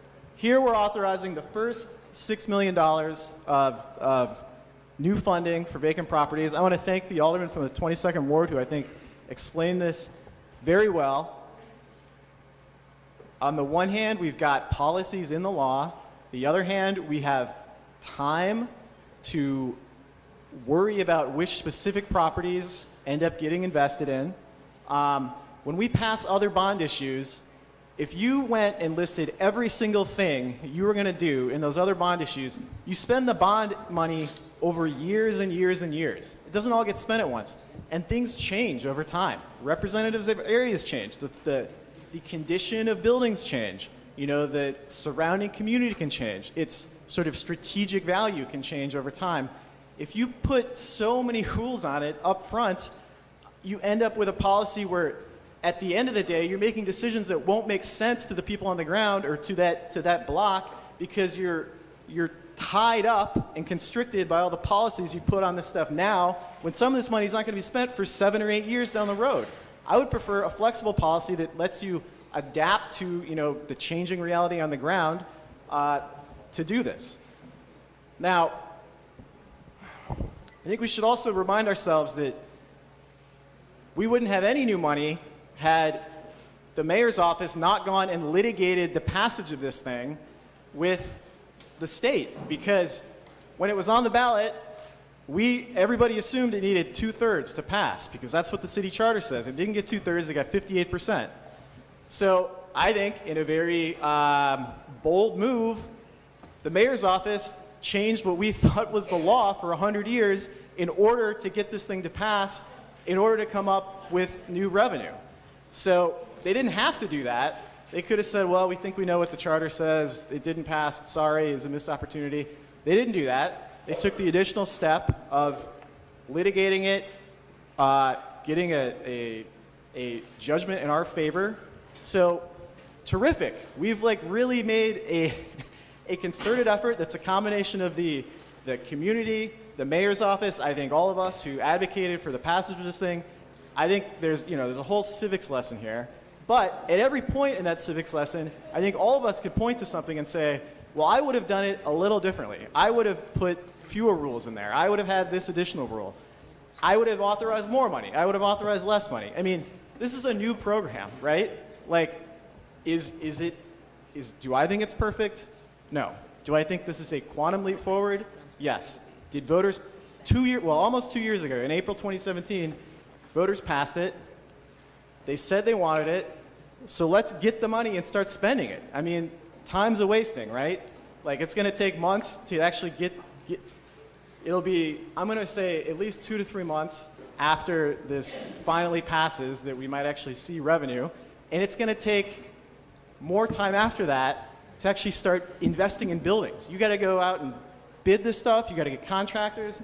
All of the minority and disadvantaged business enterprise rules apply to contractors doing this work. There are a lot of policies already in the law, right? The only policy that's not in the law is the exact, how you decide exactly which properties get invested in. But there's lots of existing policies. And it's going to be, even if we pass this today, there's not going to be a new roof or new tuck pointing on a building for 6 months. If we wait till April, which I think we're going to do, it's going to be fall of next year. Excuse me, fall of this year. So I think I agree with everything the Alderman from the 22nd said. I think this is ripe to act now. Is everybody 100% happy with it? No, but this is an achievement for the city. This is a triumph to get new resources into areas that need it. And I think we should move forward with this $6 million. Every year or 2 years when we issue additional debt against that $40 million, there's a chance to reassess how the program is working. But this is the first step. And is a baby's first step the perfect step? No. Right? You learn as you go and you get better at this stuff. And I think we'll get better as we go. And so I agree with the Alderman from the 22nd, and I urge passage of this bill now. Thank you. All right, thank you. Alderman from the 20th. Thank you, Mr. President, members of the board. I'd like to take a moment today, right now, to recognize the citizens and petitioners who are in this room with us today. It is not very often that down here at the Board of Aldermen, There are more citizens than lobbyists as we do the people's business here at the Board of Aldermen. We are surrounded here by many members of the general public who gave countless hours of their lives to develop this plan, this proposal, and to get the signatures required to put it on the ballot. As legislators, it's easy to forget that there are more than one way to skin the lawmaking cat in this town.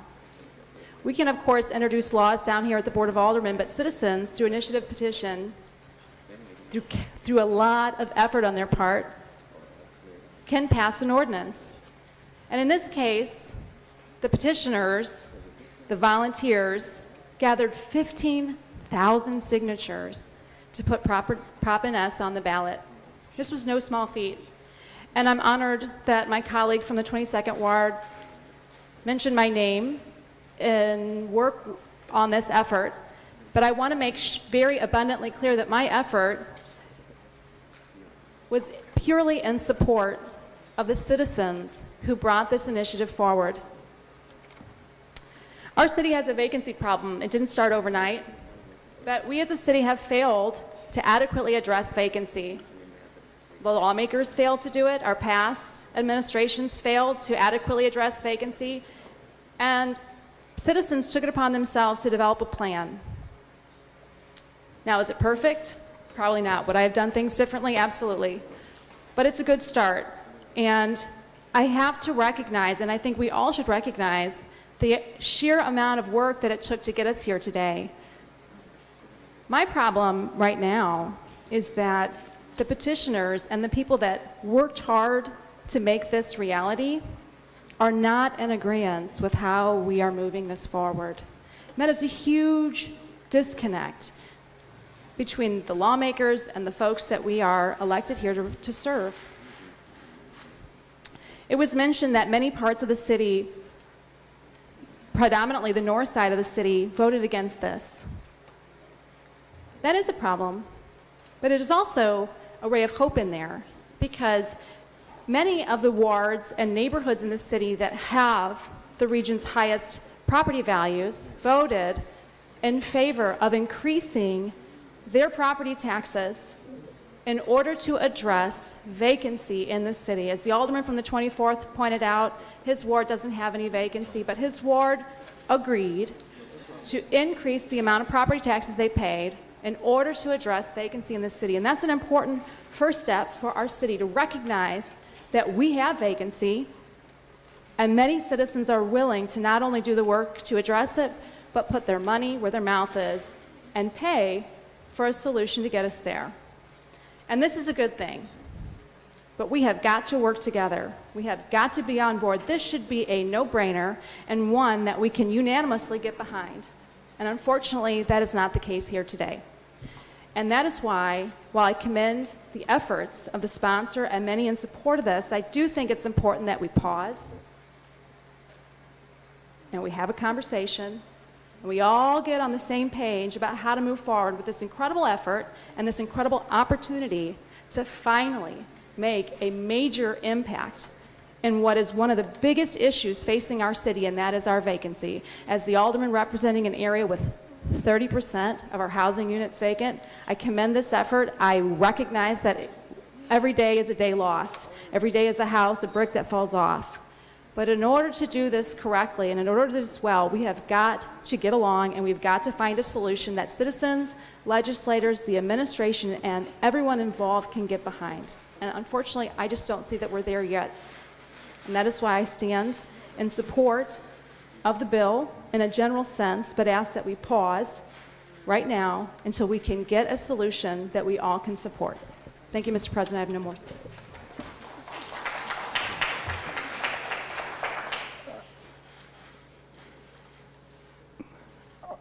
Alderwoman from the 14th, she was up right before you. Yeah. So, Alderwoman. I support this bill as my voters did. I do wish that we could come to some agreement on how this money would be appropriated. I was not contacted about this bill before it was put on the ballot. The petition was never presented, but my voters did come out resoundingly in favor of this, the people in my ward. I don't have a high vacancy rate. I do have some vacant buildings in the ward, but I really wish that everybody could come to some agreement on how this money should be appropriated. I've been in the email back and forth, all the barbs that have been cast, the misinformation about how this should be done. I'm in agreement with the alderman from the 22nd that, you know, we can't make this too detailed, but I think that we do owe you some process with this. I am for this bill. If we move it forward today, I think by the time we come back in April, we can have something in place that would be amenable to everyone. I admire your tenacity in getting this through and your will to serve the betterment of our great city, but I think we all need to be in agreement and stop the snipping and sniping between us, because we all want to do the same thing here. We just need to have some process, and I think the alderman from the 22nd is willing to do that, and I trust that we will get that together before April. Thank you. All right, thank you. Alderwoman from the 1st. Mr. President, members of the board, I did not support this initiative as it went through. I told them, all you people up there, it's going to be a slush fund. Because that's what you have to do, is listen to leadership sometime. I believe in the citizens' right for initiative, but the citizens also, that doesn't mean you can't listen to people who've been around for a long time who see how the process goes. I heard some people say that the reason that North St. Louis voted against this because of that's the way of coping. They voted against it because they don't trust the process. They voted against it because you, the Citizens Initiative, didn't come and get us to buy in, okay? So they also don't trust SLDC and LRA, okay? And just to give you an example of LRA, we got bureaucrats appointed by people at LRA that want to lecture elected officials about what should happen. I got right at the corner of Kings Highway and Lexington, across from the post office, used to be a beautiful building, the Black Doctors building. I got Les Bond to donate that to LRA because the person across the street from him, who wears a senior building, was going to rehab that building. In their infinite wisdom, LRA then gave it to somebody else to put some kind of little function junction place. And when we wouldn't let that happen, it ended up they stripped everything beautiful off of this beautiful old building. And if you go there today, a few years later, it's a vacant lot because it mysteriously got set on fire. So when you're pushing a process, this is what you failed to do. You didn't work with the elected officials. I've been doing housing for 30-something years. Before I was rehabbed, my ward, the real 20th ward, hardly had any vacant property left. But you didn't sit down and talk to us. I actually first really got a hold of this when at the alderman from the 22nd ward, they had a meeting with Mike Jones and maybe somebody else came to try to push, because he had the Democratic Central Committee meeting at his place in the 22nd ward. And my husband is actually a certified city planner. And he used to be the chair of LRA many years ago under Clarence Harmon. And at that time, he started telling about all the problems with this bill.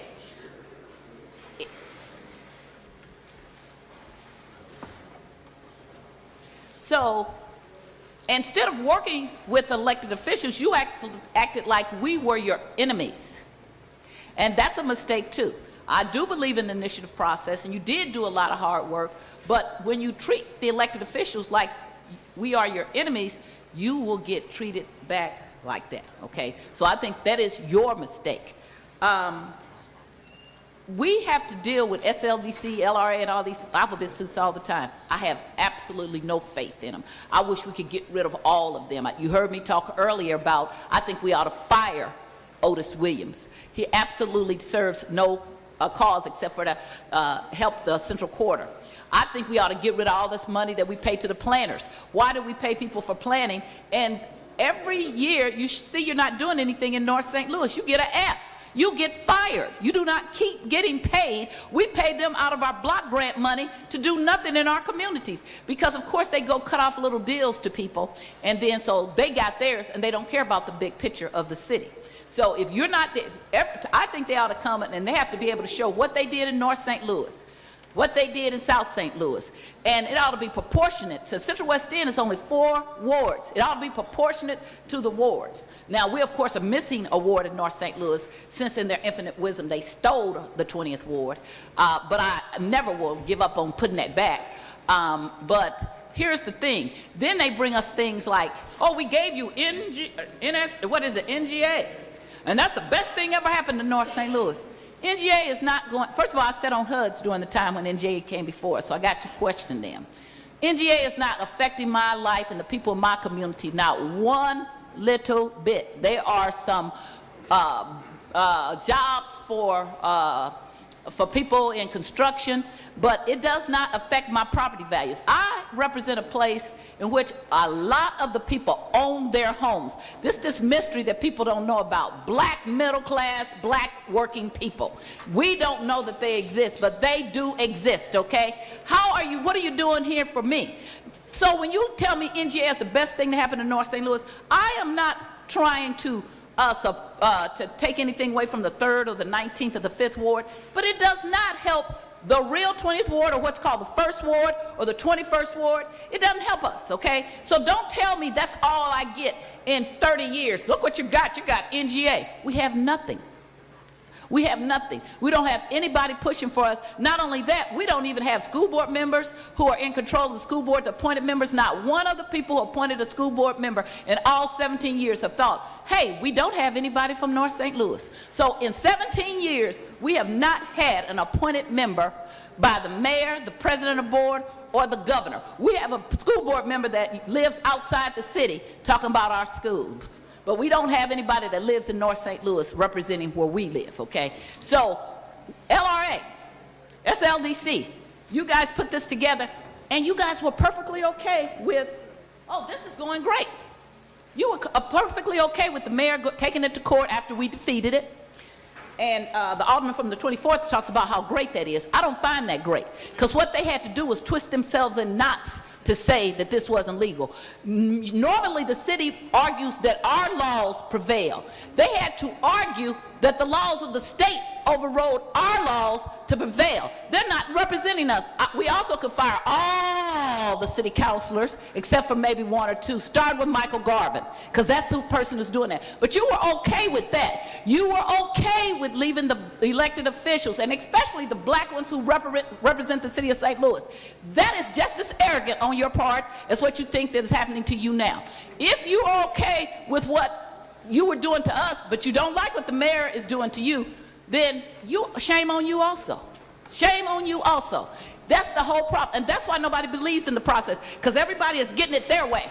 And nobody is sitting down and talking to people and saying, well, why don't you like this? Why is this happening? How can we make this better? What is your experience?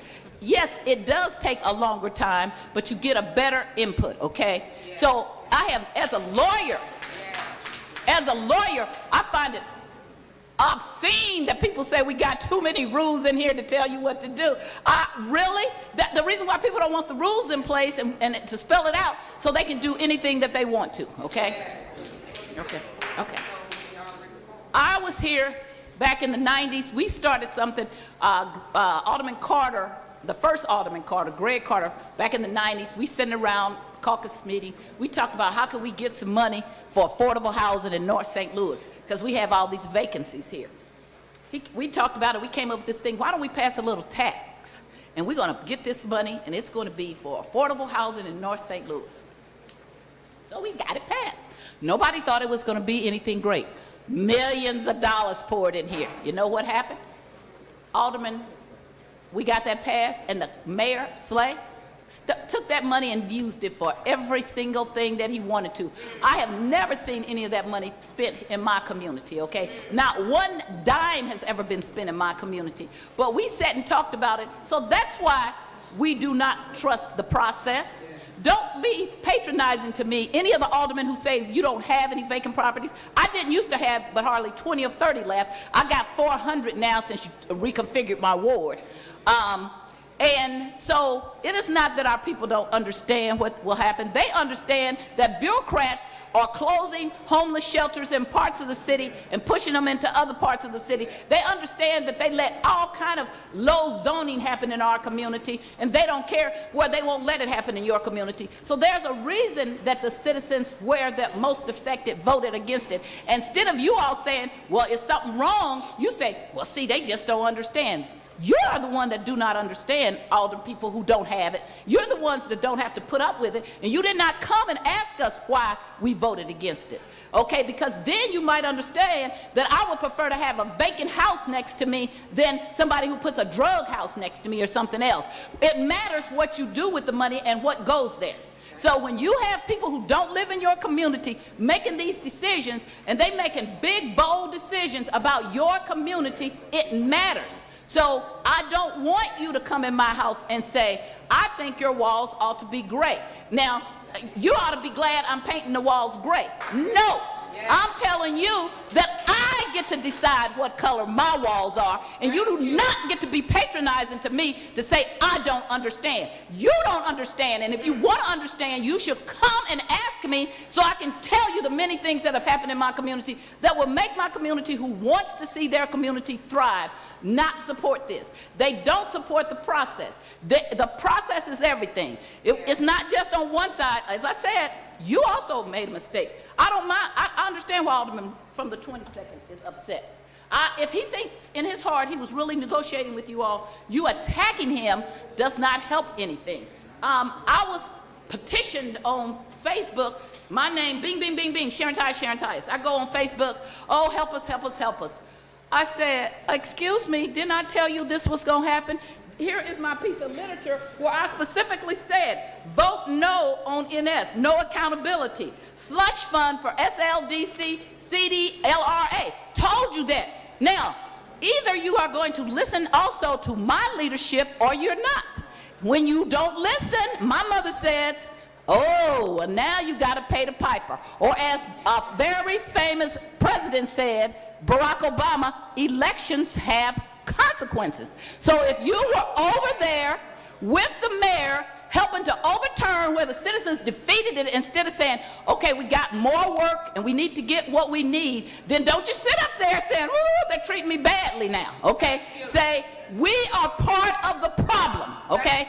We are part of the problem. So you are also part of the problem. I also don't like what the mayor's doing. I don't like that I read, because you sent me something, that I got to see which houses were picked. So they did not talk to any alderperson. If you're trying to make me be comfortable with that this is going to be a clear process, then you would not have to send me information that I, as a member of the Board of Aldermen, do not have.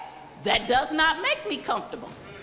But you also don't make me comfortable saying that you don't have to talk to me. So you're just as guilty. You and the mayor and all the people in the mayor's office are doing the very same thing. That's what I'm saying, okay? The same thing. You didn't talk to people. We have to be down here. We have to be down here, and we have to be responsible, okay? So if you want conversation, have conversation all around. Don't think it's okay for you to want conversation and then us not to want conversation. Because when you go back into your houses, nobody calls you and says, what happens? Why did this happen this way? But they will call me and say, Alderwoman Tyus, how come this is going this way? Why is this? And I have to answer. You don't have to answer. I still support a citizen's petition. I think it's a great thing. I think you rocked that you were doing it. I think that your process was equally flawed. And now you see what happened when people don't talk to people, okay? That often happens down here to me. Not because I can't understand, because they're going around me, because they don't want me to critique, because they don't want me to have input. Even though I've been elected 7 times, they don't want me to have input. Why is that? Because I differ for what they say. And we don't have room down here for people who differ. So we went against it. Alderman from the 4th, Sam Moore, Alderwoman Tyus, and Alderman Collins Muhammad, who had just gotten here, we were opposed to it.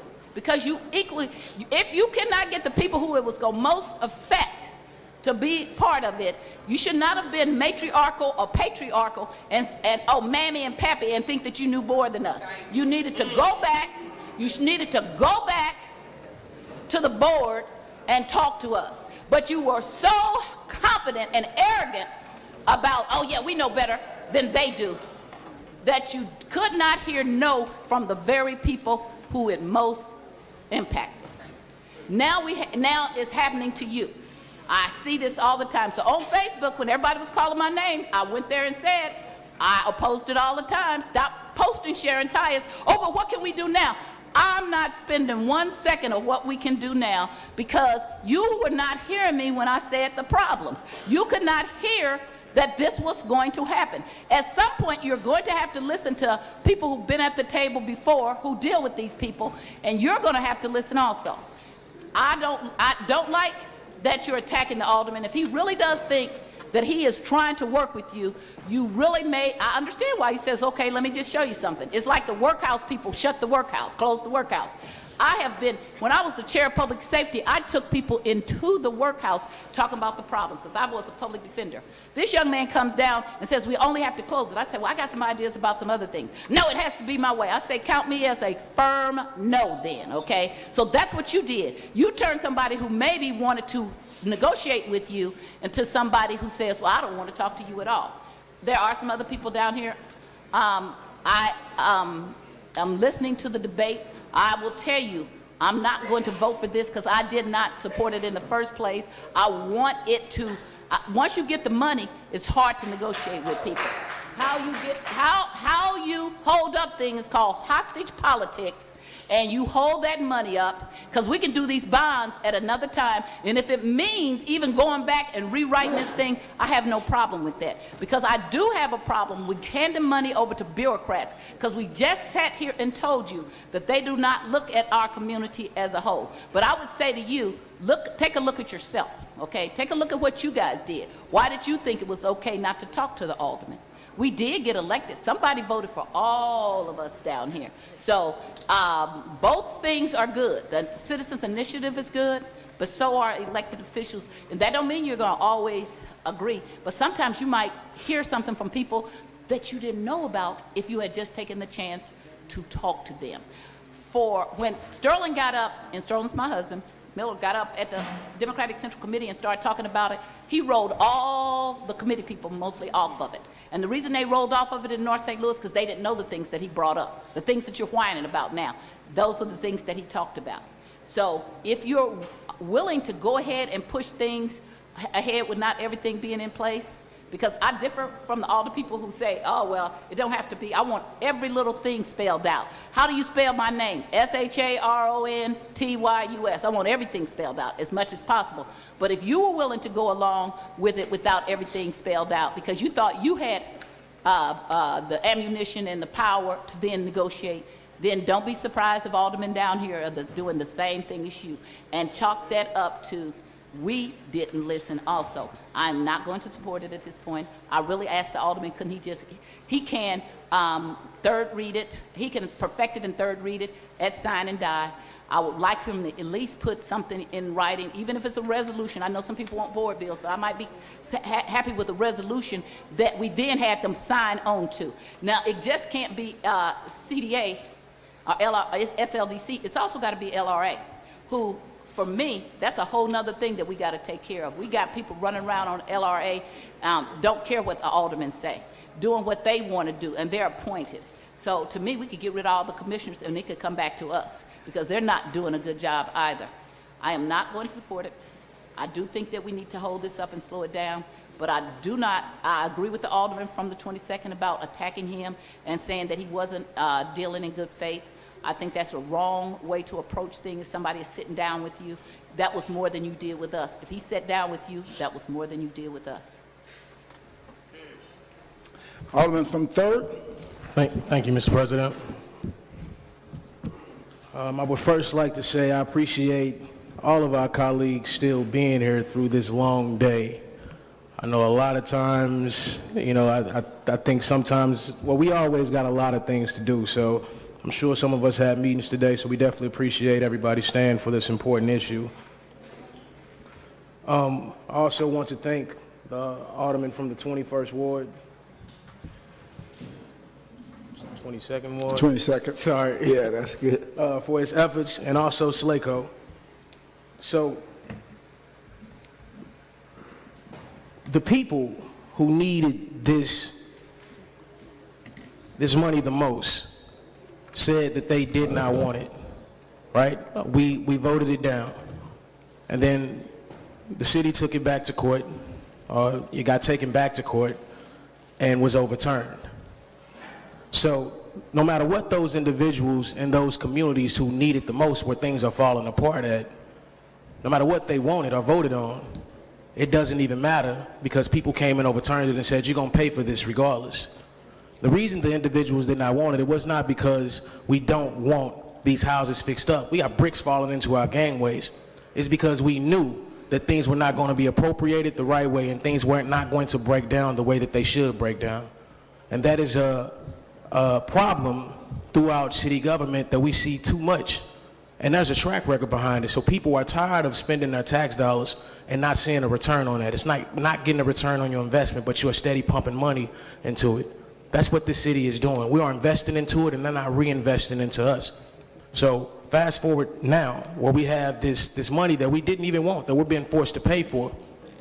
And I would be remiss not to say that the mayor's office is who I'm directing the comment at, of you all need to do better in communicating with the individuals who your decisions affect the most.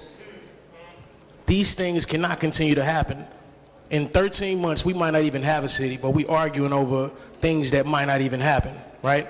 We're talking about bonds for individuals who, no matter what, in 12 months, 13 months, if you don't put this money into these houses, they won't have any authority to change anything. We don't know what's going to happen when we come back from the board.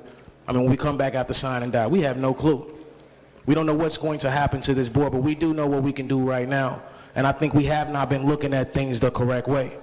So I want to point this out, and I hope that every alderperson has this agreement on your desk.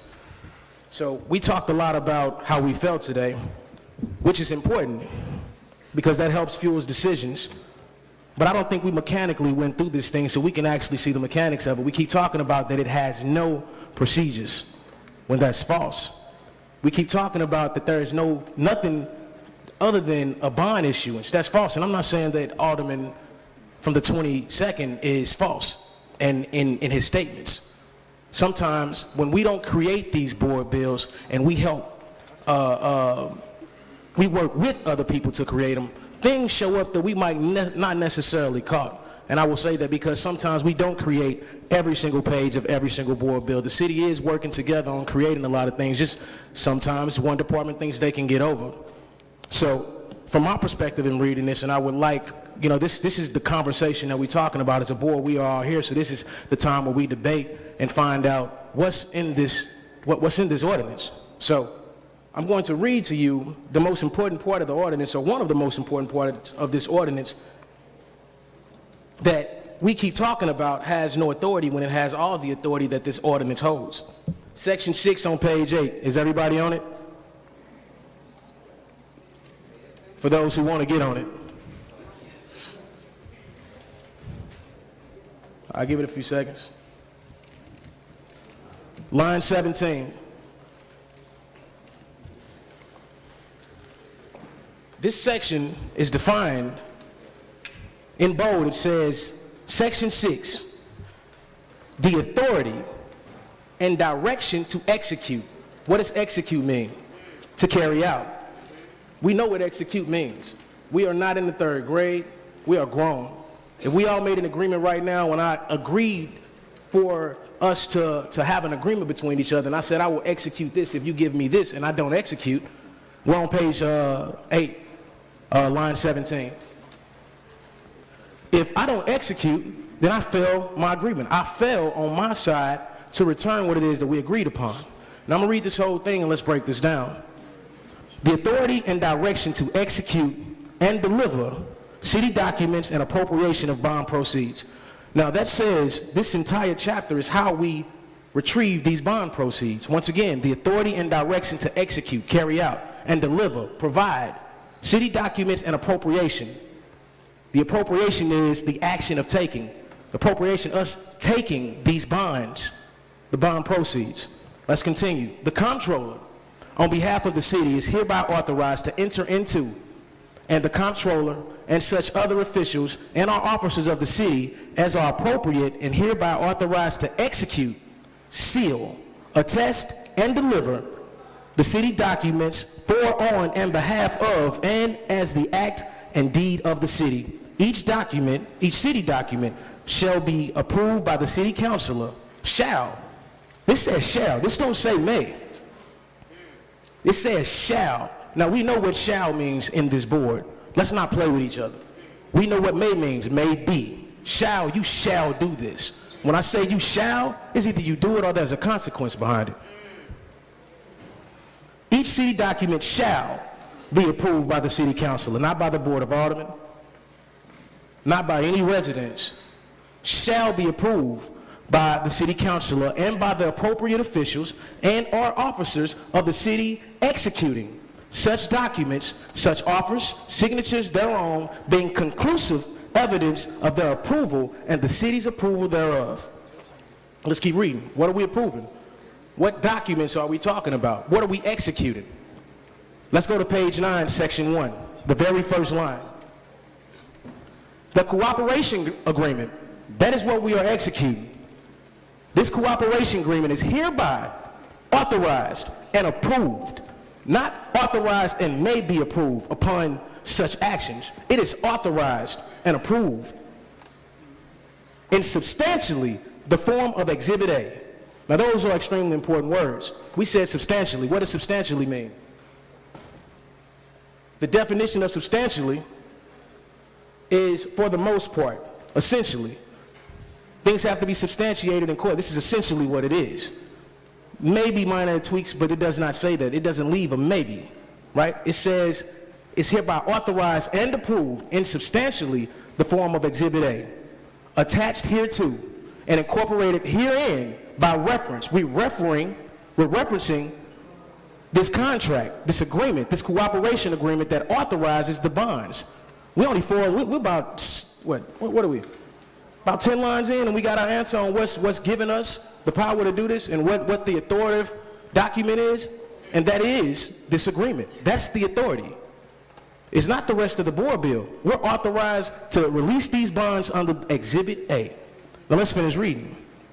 Further, the comptroller on behalf of the city is hereby authorized to enter into, and the comptroller, such other officials and other officers of the city are appropriate and hereby authorized to execute, seal, attest, and deliver the cooperation agreement in substantially the form of Exhibit A. Now, it sounds like we just heard that on the other page, right? Am I tripping? Did we not just hear the same kind of language? Let's keep reading. What is Exhibit A? This, right? We ain't even dug into Exhibit A, but it's telling you the authority that Exhibit A has. Listen to this. Attached hereto, well, let's Exhibit A, attached hereto and incorporated. It's incorporated herein by reference, by referring to it, for and on behalf of and as the act and deed of the city, the proceeds from the sale of the first $6 million in aggregate principal amount of the bonds appropriated and to be used in accordance with this ordinance as further described in the cooperation agreement. Now, I don't know what y'all read and what you all heard just now, but I hope you all heard what I heard, which is this cooperation agreement has the authority. These bonds are released under this cooperation agreement and solely under this cooperation agreement. So let's dig into that cooperation agreement. Number 2, you all have this cooperation agreement in front of you? Please, let's make sure it's here. Oh, you got it. Well, let's make sure that can everybody get to Article 1, Section 1.1?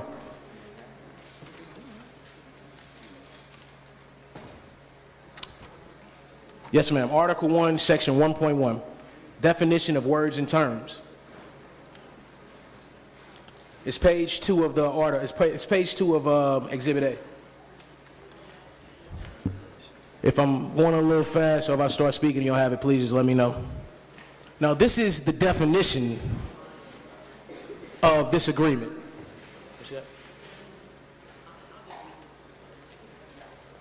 All right. Agreement means this cooperation agreement. Y'all hear that? Agreement doesn't mean what it says on the internet. Let me tell y'all what agreement says. Let me look this up. So we need to break this down. Y'all got to know.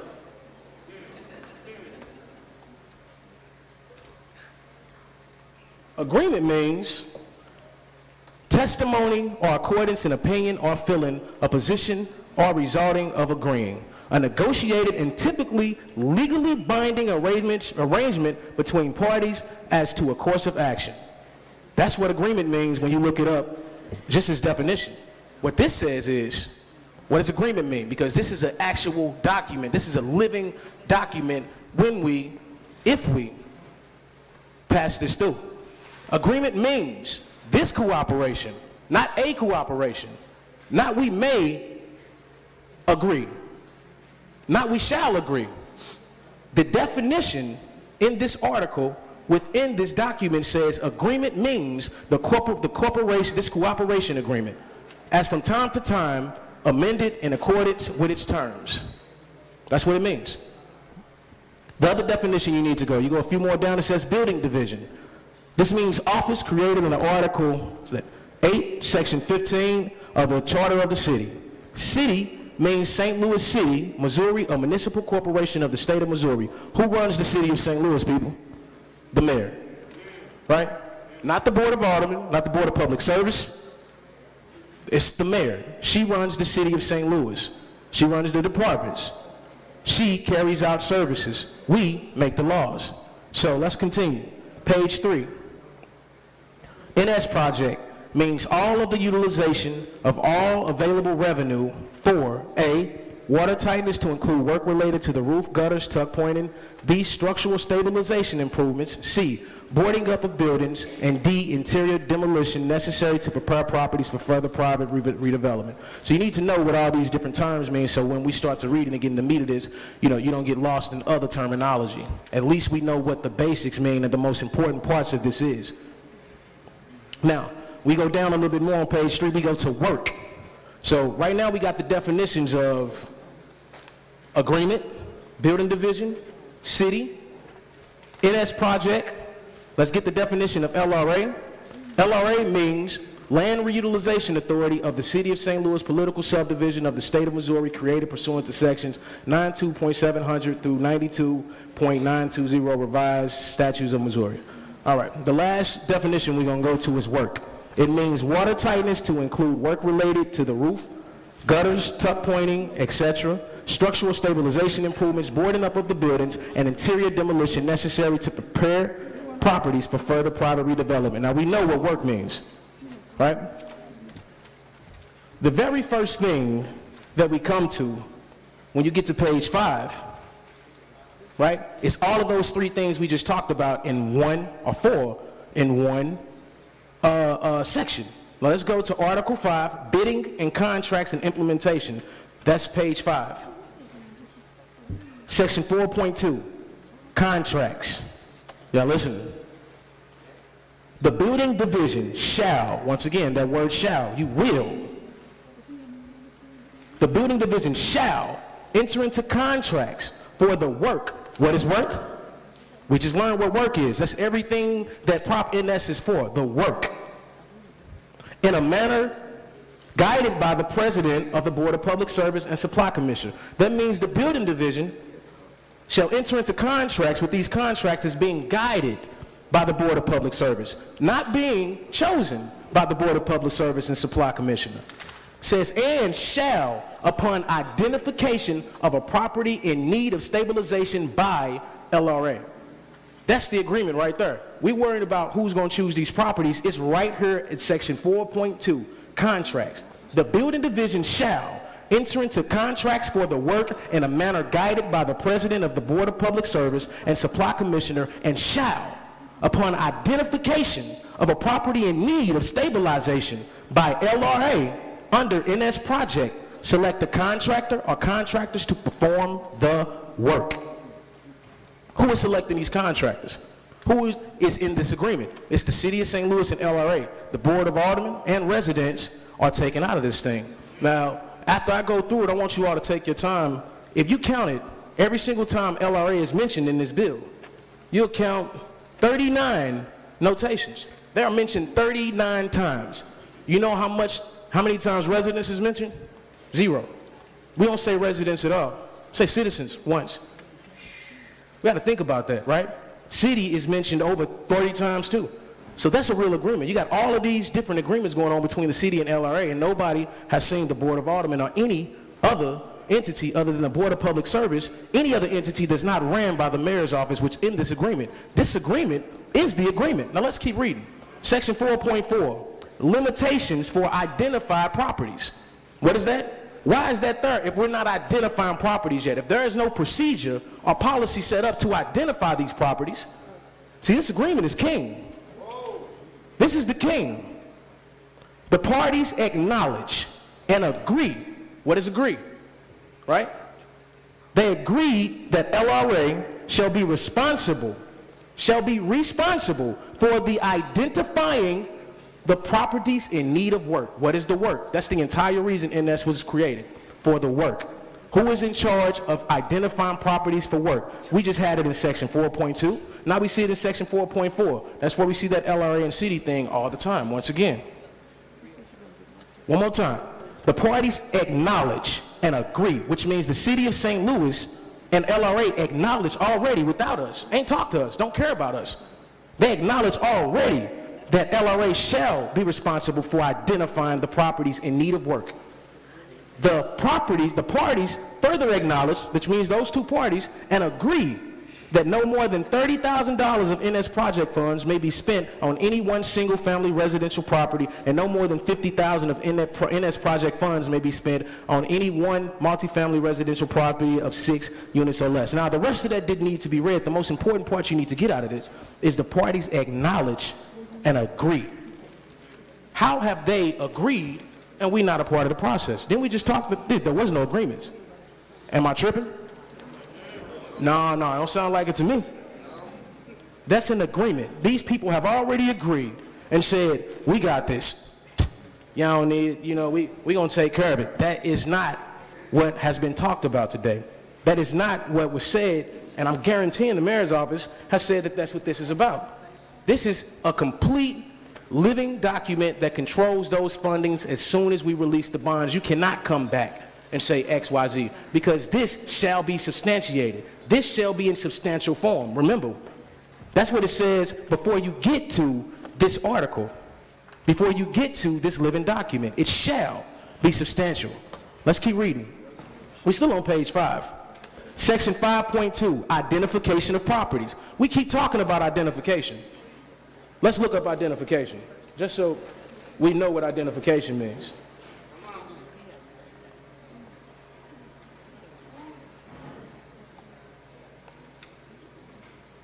The action or process of identifying someone or something or the fact of being identified. It means providing a person's identity, especially in the form of official papers, and it's a person's sense of identity with someone or something. So identifying is the process of identifying someone or something, right? So we are identifying already in here what LRA's movements are, what the agreements are, who they're agreeing with. Now we get down to the identification of properties. That's his own section, 5.2. It's telling you, it's by itself. LRA shall identify the properties. Now, why do they keep on saying they shall identify these properties? Now, where's a clause at in there for us to be able to substantially keep this the same by saying the Board of Aldermen, SLACO, residents? Like, there's not enough room in here for us to make this substantially the same, because there's so much language that says LRA and the city and LRA, that it will never look the same unless you put the city and LRA and the Board of Aldermen and all these entities right next to them. It would substantially change this document to do that. Let's keep going though. LRA shall identify the properties that require stabilization under Project NS. Upon identification, when they identify the location by street, address shall be forwarded to the building division. Did it say it should be forwarded to anybody else? It ain't going nowhere. Who is it going to? The building division. The building division that is ran by the mayor's office. So who has full control? Who gets to say what it is we want and what we don't want when these bonds are issued? The mayor's office and LRA. Those are the only two people within this agreement that have the authority to do so. So let's go ahead and go to page 6. Now, you can argue that this document can change, but once again, we all know how to read. Article 6, the general provisions, 6.1. Can we all turn to it? I'm almost done. I want y'all to get bored, but y'all gotta know this is a living document. This not a question mark hanging over our heads. This is here. This is real. This is happening right now. Section 6.1, successors and assigns. This agreement shall be binding. Binding. It's together. It's done. It shall be binding on and shall inure to the benefit of the parties named herein and their respective hires, administrators, executives, personal representatives, successors, and assigns. So think about that. Once again, it is binding with all the people within those few lines, the parties that have been named previously. Where are the other previous parties that we're talking about we can add on later? Because that ain't substantially the same. It's not. No matter how you twist it and turn it, we know, like I know, it ain't the same. It's impossible for it to even sound the same. So we can go from page 6 to page 7. You got these words, these things continue regularly. We keep hearing shall, not maybe. We not heard maybe one time. Not one time. There is no speculation about what this document is doing. It's telling you, I shall have these powers. Section 6.4, choice of law, page 7. Can we get to it? All right. Page 6.4, choice of law. This agreement shall be taken and deemed to have been fully executed. We just found out what execution means. Let's take an action. Made by the parties in and governed by the laws of the state of Missouri for all purposes and intents. We'll say that again.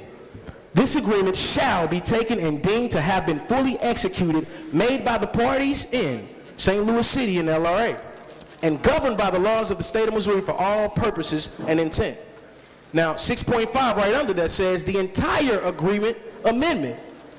The parties agree that this amendment constitutes the entire agreement. Listen to this. This parties agree, once this is signed, this is what they saying. The parties agree that this agreement, this one, constitute the entire agreement between the parties and that no other agreement or representations other than those contained in this agreement may have been made by the parties. This agreement shall be amended only in writing and effective when signed by the authorized representatives by both parties. Now, I don't know if y'all missed that, but everything we talked about handling this on the back end, if they sign this, it cannot be done. It cannot be done. Through this ordinance, through this living document, you can't come back. It says it right there in section 6.5. This is the entire agreement. This ain't half the agreement. This ain't some of it. This ain't where you can come back and touch it, look at it. You can't do nothing with this agreement because it says it right here in writing that it cannot be changed unless both parties which are in this agreement agree to it. Now, you think they're going to agree to giving the Board of Aldermen oversight? Slako. You see what I'm saying? It's not happening. This is not a regular or just a bond issue. This is the plan. This is the living document. This is the thing that we will be looking at that's going to govern the way these monies are spent, and it tells you so. It doesn't say maybe. It don't say may. It don't say if. It says shall. People, we do these board bills on a regular basis, and we talk about shall and may, and we flip these words around, we scratch them out and put them back in, and we ain't looking at this. Once again, let me read this again. The parties agree that this agreement, this one, what is the agreement? Once again, what is agreement within the terms of this? What agreement only means this cooperation agreement. Agreement means nothing else, not what we agree on as a board. Agreement in this living document says the agreement means this cooperation agreement. So when you hear the word agreement, it don't mean me and you agreeing on something. It don't mean that I can go back to the table and come say, hey, I think we need to make an agreement. This document doesn't allow you to. Even if the mayor's office wanted to, they couldn't do it unless LRA said they wanted to do it too, because they just became partners. Once again, the parties agree that this agreement constitutes the entire agreement between the parties, and that no other agreement, not some other agreements, that no other agreement are representations other than those contained in this agreement. Representation. Who representing? The parties. Representation other than those contained in this document, in this agreement, have been made by the parties. This agreement shall be amended only in writing and effective when signed by the authorized representatives of both parties. We just found out what the representatives are. It's both parties. Now let's go down to 6.9. It's substantial. This is telling you that it's backing itself up. 6.9, page 7. Can we get to it? Mutual assistance. Mutual means we mutually are going to do this thing together, right? We both have dealings. The parties agree to take such actions, including, so they agree to take these actions on her. They agree to do this. They don't agree with nobody else but them. We agree to make this happen together. That is what this is like taking an oath together. We agree. The parties agree to take such actions, including execution. We just heard about execution. It's to take action. And they just said right before it to take such action, including the execution, the action and delivery of such documents, instruments, petitions, and certifications supplemental hereto and obtaining of grants and access to easements over public property as may be necessarily or appropriate to carry out the terms, provisions, and intent of this agreement. What agreement? This agreement, the cooperation agreement. They're going to work together to make sure that they do whatever is in this agreement. Now let's finish that. The intent of this agreement and which do not impair the rights of the affected parties such as rights exist under this agreement, which means that we will not step on your toes, you don't step on my toes, we agree to do that, we agree to do this is what's happening, right? So let's go to mutual release. Page 8. Every single page got something on it that references that this is the agreement. Every single, and then we saying this ain't the agreement? How is that possible? How is this not the agreement? Think about that. How is it referencing exactly what it is? We read through it and it tells us explicitly, this shall be carried out. This is an agreement between LCRA. Alderman from the 22nd, please state your point of order. I would like to have Board Bill 222 put on the informal calendar, please. All right. Alderman from the 3rd, are you? I'm done. Thank you, sir. Thank you. Alderman from at the request of the sponsor. Okay. Madam Clerk, please place Board Bill 222 on the informal calendar. So noted. Board Bill 224 is sponsored by Alderman Boyd, an ordinance establishing a dig once policy governing where, when, and how often construction and excavation that disrupts access to right-of-way, including the flow of vehicle and pedestrian traffic, may occur. Alderman from the 22nd, you recognize on the perfection of Board Bill 224.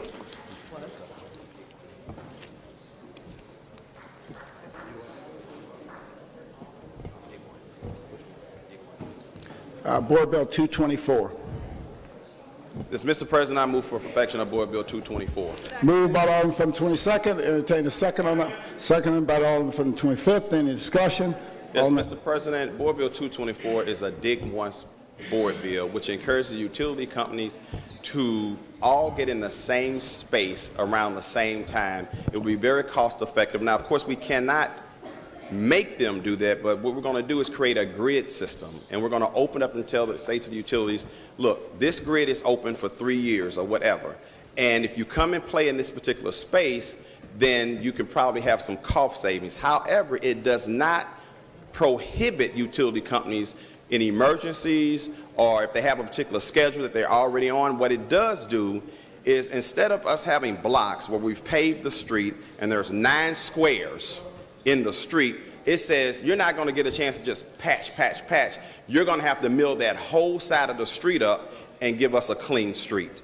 Because a lot of constituents have concerns about how the utility companies operate in our neighborhoods, and oftentimes it's disrespectful. So all we want to do is come up with a policy that protects our constituents' quality of life as it relates to digging up their streets. And the added benefit is that the utilities companies, if they can put their strategic plans together over the next 5 to 10 years, then we can dig that street up one time, and we can have Laclede Gas or Spire AT&T or whoever the communications company is, all play in that same space at the same time. But again, it does not prohibit any utility company from coming in outside of that particular grid window. All right, any further discussion? Any further discussion? Alderman from the 1st. I want to thank the alderman from the 22nd Ward. Hate it with a passion if you pave a street and the next week here come the utilities and do an improvement. It is a waste of your money, and then they don't do a good job, and then they just try to do a little hump or patch. So to be able to make them do this is excellent, and I want to thank you for sponsoring this bill. I said I want to thank the alderman from the 22nd Ward for sponsoring this bill. Nothing is more irritating than spending your ward capital money to pave a street. Did you pay Pam Boyd to say this? To pave a street. And then the utilities come right behind you and tear it up and then do a bumpy little patch. So I think this is a much needed bill, and it's light, and we get a chance to thank the alderman from the 22nd Ward. All right, excellent. Any further discussion? Any further discussion? Alderman from the 22nd, you're recognized to close. I renew my motion. It's been moved by the Alderman from the 22nd, seconded by the Alderman from the 25th, that we perfect Board Bill number 224. All in favor signify by saying aye. Aye. Opposed, motion carries. Board Bill 227, sponsored by Alderman Oldenburg, an ordinance relating to the undergrounding requirements set forth in Chapter 23.42 of the Revised Code, repealing Section 23.42.010, 23.42.030 through 23.42.050, and 23.42.070 of the Revised Code, expanding the scope and applicability of the underground district. Alderman from the 22nd, you recognize on the perfection of Board Bill 227. Yes, thank you, Mr. President, members of the board. At the request of the lead sponsor, please place Board Bill 227 on the informal calendar. Madam Clerk, please make note of that. Place Board Bill 227 on the perfection and formal calendar. So noted. Third reading consent. Board Bill 185, 203, 204, 213, 214, 9, 170, 189, 96, 194, 202, and 207. Alderman from the 18th. Alderman from the 18th, you recognize on the third reading count, third reading consent count. You want these on third reading? Mr. President, we wanted to make a motion to suspend the rules to move some items to the third reading consent calendar. Oh, from the perfection calendar? From the perfection calendar to the third All reading right. consent calendar. So, Madam Clerk, hold on the third reading. Since we have not made a motion, we can actually take that up. Alderman from the 18th, you recognize. Mr. President, members of the board, I would move to suspend the rules in order to move from the perfection calendar to the third reading consent calendar, Boards Bill 200, 201, 225, 226, 228, 78, 97, 230, 223, and 224. It's been moved by the Alderman from the 18th, seconded by the Alderman from the 10th, that we suspend our rules for the purposes of moving the aforementioned bills to the third reading consent calendar. Madam Clerk, please call the roll. Alderwoman Tyus. Alderwoman Middlebrook. Alderman Bosley. Alderman Moore. Alderwoman Hubbard. Alderwoman Ingracia. Alderman Kotar. Alderwoman Rice. Alderman Gunther. Alderman Vollmer. Alderwoman Martin. Alderman Ornowitz. Alderwoman Murphy. Alderwoman Howard. Alderwoman Green. Alderman Oldenburg. Alderman Rhodey. Alderman Kennedy. Aye. Alderwoman Davis. Alderwoman Spencer. Alderman Muhammad. Alderman Boyd. Aye. Alderman Vaccaro. Alderman Ogilvy. Alderman Cone. Alderwoman Boyd. Alderwoman Navarro. President Reed. Aye. Alderwoman Hubbard. Alderman Ornowitz. Alderwoman Murphy. Alderman Oldenburg. Alderman Rhodey. 23 aye votes. By your vote, you sustain the motion of the Alderman from the 18th and place the aforementioned bills on the third reading consent. Third reading consent. Board Bill 185, 203, 204, 213, 214, 9, 170, 189, 96, 194, 202, 207, 200, 201, 225, 226, 228, 78, 97, 230, 223, and 224.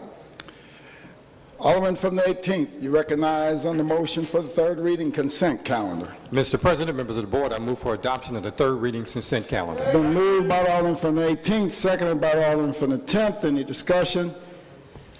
Madam Clerk, please call the roll. Alderwoman Tyus. Alderwoman Middlebrook. Alderman Bosley. Alderman Moore.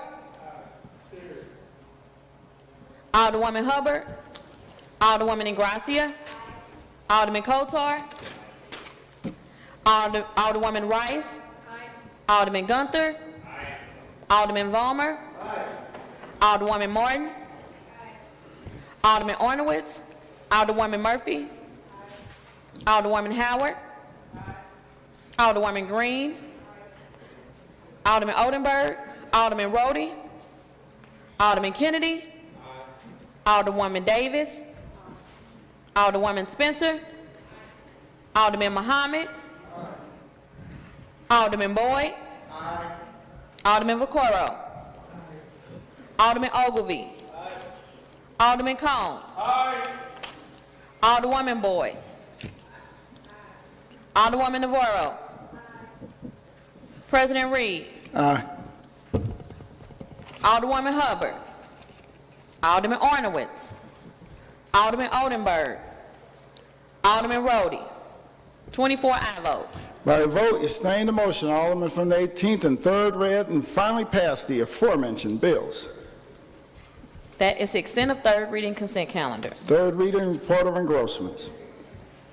Board Bill 177, sponsored by Alderman Gunther, an ordinance recommended by the Board of Estimate and Apportionment authorizing the city to issue its taxable industrial development revenue bond, Series 2018, in a principal amount of not to exceed $75 million for the purpose of providing funds to pay the cost of acquiring certain equipment for an industrial development project, approving a plan for such project, authorizing and directing the mayor and the comptroller to execute certain documents related thereto. Alderman from the 9th, you recognize on third reading and final passage of Board Bill 177. Thank you, Mr. President. I would like to move for the third reading and final passage of Board Bill 177. It's been moved by the Alderman from the 9th, seconded by the Alderman from the 25th. Please proceed, Alderman.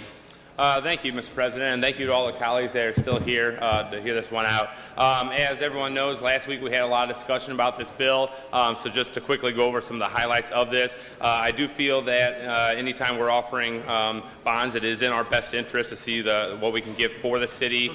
So in negotiations over 6 months, I think that I was able to stand up. That seemed to be a theme this morning. But we were able to get 5 years at 75 cent, our 75% abatement, which is going to bring in an additional $1.3 million of new revenue to the city that we don't have if we don't get this $75 million worth of equipment. We're also looking to protect 700 jobs in the Anheuser-Busch facility. 600 of those are union-paying brewery jobs, and so we put a clawback provision in the bill. If we drop below 700 jobs, we're going to be taking back 3% of the incentive, and if we drop below 675 jobs, we're taking back the entire incentive. So I do believe that those are some things that we were able to push for in our attempt to make the best bill possible here. We also are looking at a $74 million a year payroll from Anheuser-Busch with these jobs, and out of that we're getting over, I think it was $1.1 million of earned income tax off of that as well. So I would just like to renew my motion after I just went over some of the highlights there so that we can get through here. But Mr. President, I'd like to renew my motion. All right. Any further discussion? Any further discussion? Alderman from the 21st. That I spoke against this board bill last week. This is, as my colleague from the 9th, its sponsor would say, it is corporate welfare. Here we go again, awarding another tax abatement to a large corporation that I'm totally against. We never give tax abatements to residents who need it the most, poor people in North St. Louis. I have a lot of problems with this board bill. This is messy. And we continue to send a message down here from City Hall, down from the Board of Aldermen, where we say, we don't care about residents, we don't care about neighborhoods, we don't care about sustaining neighborhoods, we care about large corporations like Anheuser-Busch. Mr. President, will the Alderman from the 9th yield for questioning? Alderman from the 9th will yield the question. Alderman from the 21st. I absolutely will. Alderman from the 21st, please proceed. Just for clarification, Alderman, how much revenue are we losing with this tax abatement? How much is public schools losing? I don't have a number of what public schools is losing, but over the 5 years, I believe it was like $2.8 million, almost $3 million total. So take the percentage of whatever the schools get out of that. So we're losing $3.8 million for what? Why doesn't Anheuser-Busch need tax abatement? What is the reasoning they're giving you? So Alderman, this was again what we went through last week. So right now, InBev, which runs Anheuser-Busch, they look for facilities to be able to put capital improvement investment in, where they're looking to put new equipment into. So we are at the St. Louis facility here. We are the oldest facility. We are one of the least efficient of the facilities. Most of the new facilities are all just a single one-story sort of production line. And then the other part is that there are 5 of the other breweries that are in states that don't have this personal property tax. So we are looking at being competitive. We are not guaranteed that we're going to get this new equipment. We are not guaranteed that InBev, the corporation, is going to choose us. However, if we don't have a proposal to put out there to be able to hopefully lure this $75 million worth of new equipment, then it is, again, if you look at that $74 million of payroll, you look at the taxes that are already coming into the city, we have the possibility of losing all of that, and in which case our St. Louis brewery could become just a tourist center.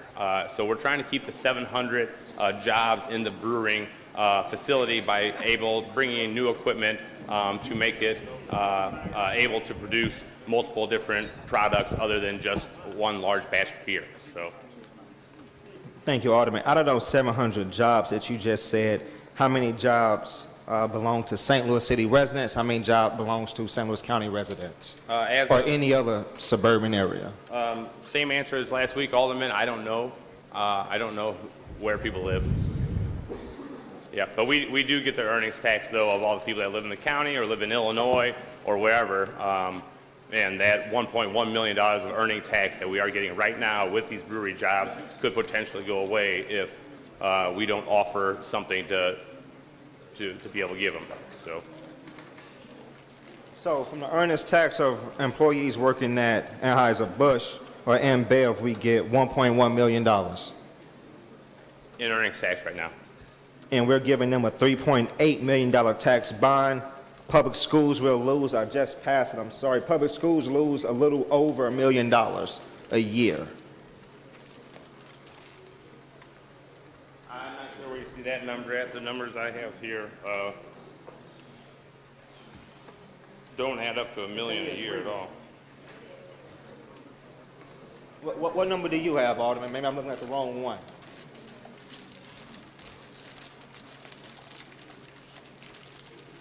So it's not broken out into, what I have broken out is that it's over those 5 years, it adds up to $1 million, so it's less than, okay, right here.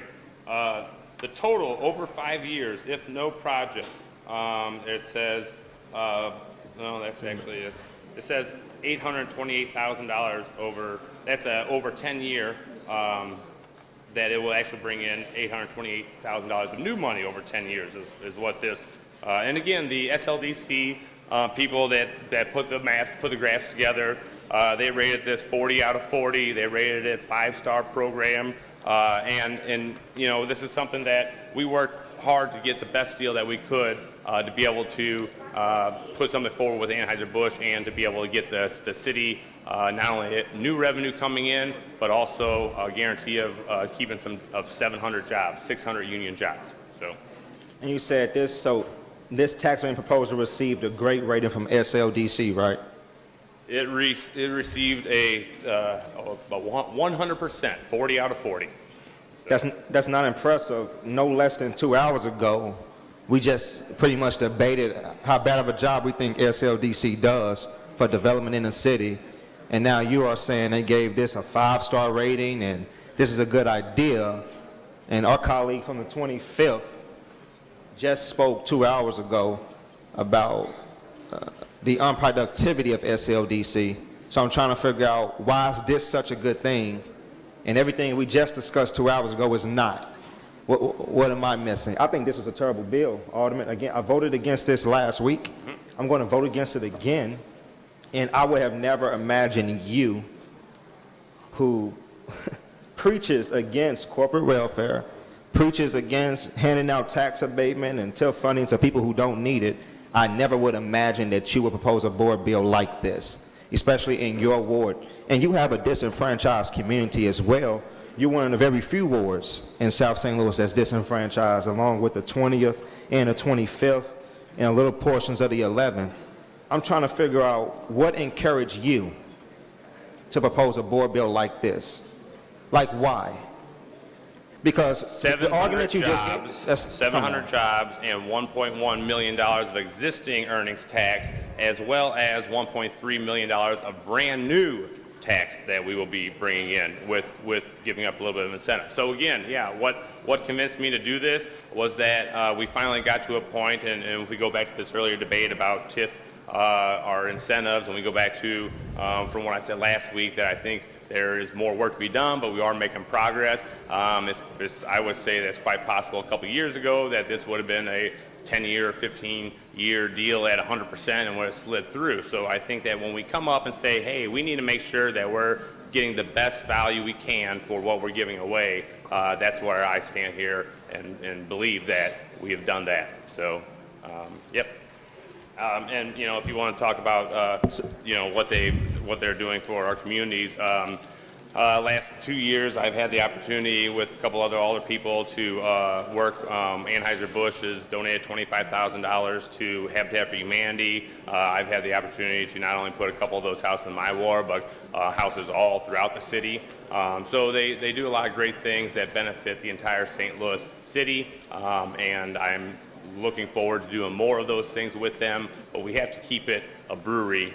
We can't just have a tourist center. All that benefit will go away if all it is a tourist center. So is Anheuser-Busch going to leave the city of St. Louis if we don't award them tax abatement? 600 brewery jobs could leave. 600 union brewery jobs, 700 total jobs could. So if we do not have a competitive bid for getting $75 million worth of new equipment. New equipment. This isn't anything that's existing there. They've never taken a property tax abatement.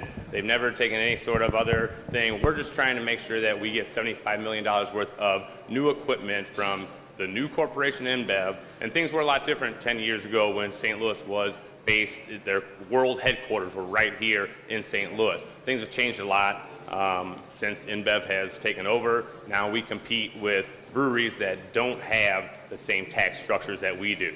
So we have to make something that we can be competitive about, and that's what I tried my best to do, and I feel confident that we did that in this bill. And you feel comfortable with a 5-year tax abatement for a corporation making billions of dollars? Matter of fact, I don't know if they make billions of dollars. What is the annual operating budget of Anheuser-Busch? Do you know? No idea. I think it's safe to say that Anheuser-Busch has $75 million somewhere. Right.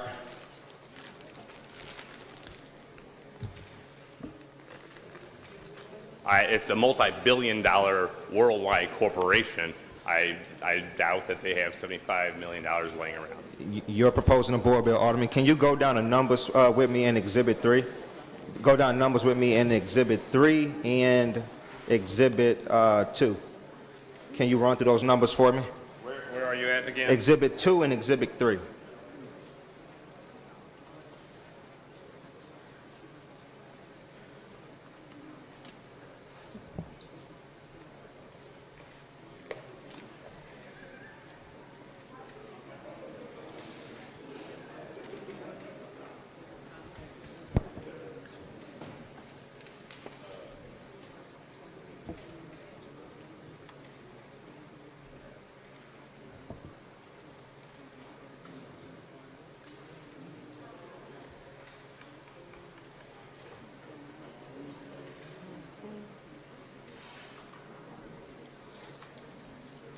Okay, so Exhibit 2, projected personal property tax payment without abatement. This is without anything happening. Oh, no, can you go through the numbers for me? I don't understand it, really. I was asking, can you help me understand it?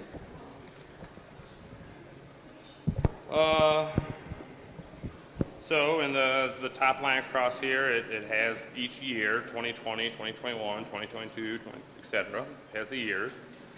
You go through, and this is Exhibit 2 here, we go through what tax rate, I'm sorry, Alderman. $100 you have.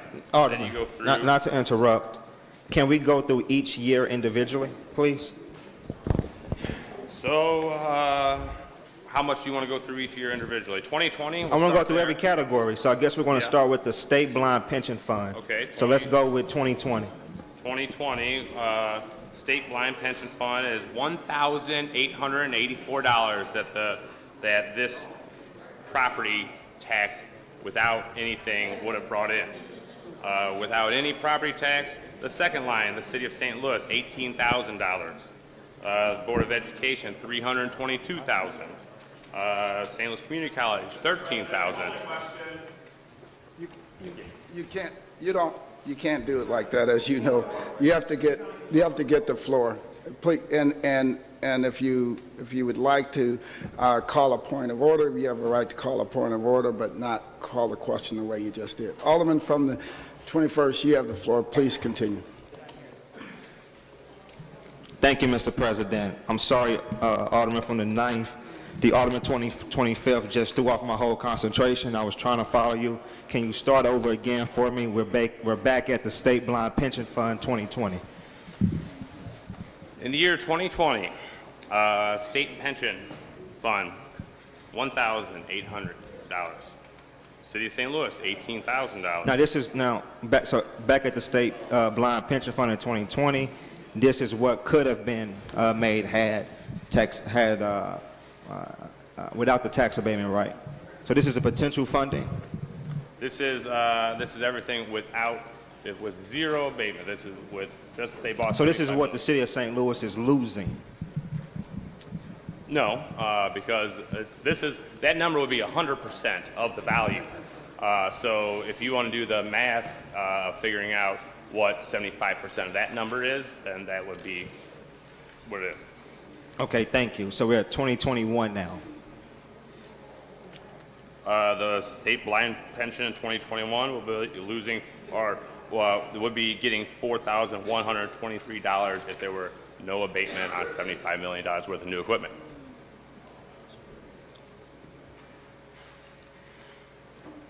You want to keep going? Yeah, you have 3 more years for state blind pension fund. Then we can go to the city of St. Louis. I'm assuming that's general revenue. Then we can go down to the Board of Education, and we could finish up with the Metro Zoo Park Museum and Garden District. So still on 2021 here? Well, no, you did 2021. Now we're on 2022 for the state blind pension fund. 2022, $5,400, $5,000. 2023, $4,000. 2024, $4,500. 2025, $1,900. So we're at 22,155. Okay. Now at the city of St. Louis, and does this mean general revenue? I'm assuming. Does that go into a general revenue budget, or what? Like what fund does that go in, if any? That would be general revenue. Okay. General revenue. Okay. So we're at So 2020. in year 2020, $18,000. Year 2021, $40,000. Number 2022, $52,000. 2023, $41,000. 2024, $44,000. 2025, $19,000. And the total is $216,750. Total. Okay. So the Board of Education. Board of Education, $322,000. 2021, $700. 2022, $926. 2023. No, I'm sorry. No, that's wrong. That's wrong. In 2021, you said 700. That's actually 706. that's not what you said. And if you said that, you're still missing 3 digits. Can we start over again at 2020, City of St. So we're at $322,000, $613. 2021, $706,070. 2022, $926,343. 2023, $726,301. 2024, $778, $748. 2025, $333,677. You didn't do the total. $3,793,753. Okay. So the tax abatement, I just have a question, then we can continue with the St. Louis Community College. So the tax that we're given is $3 million, right? It's a little under $3 million. It's a little under $3 Just million. A little math off the top of my head there without bringing out the calculator. And the total for public schools is? Are we on the next? You're on the. Yes. I'm always waiting on you. So. You're on community college. Yeah, we're on St. Louis Community College 2020. St. Louis Community College 2020, $13,370. 2021, $29,262,000. 2022, $38,391,000. 2023, $30,101,000. 2024, $32,274. 2025, $13,829. Total of $157,227. Okay. Now we at MSD. Where this is Metropolitan St. Louis Sewer District. 2020, $7,348. 2021, $16,081. 2022, $21,098. 2023, $16,542. 2024, $17,736. 2025, $7,600. Total, $86,405. Thank you. Now we're at the Sheltered Workshop District. What? I don't know what that is. What is the Sheltered Workshop District? There's a whole list of shelter workshops. Those are jobs for disabled disabilities. Shelter workshops, right? Is that what it is? Is that what that is? Yes. Well, Mr. President, would one of the colleagues like to explain the Shelter Workshop District more in depth for me? I don't understand what that is. I'm sorry, I'm new. Just trying to understand. The Alderman from the 9th is yielding for questioning. Can you explain it? I think it's.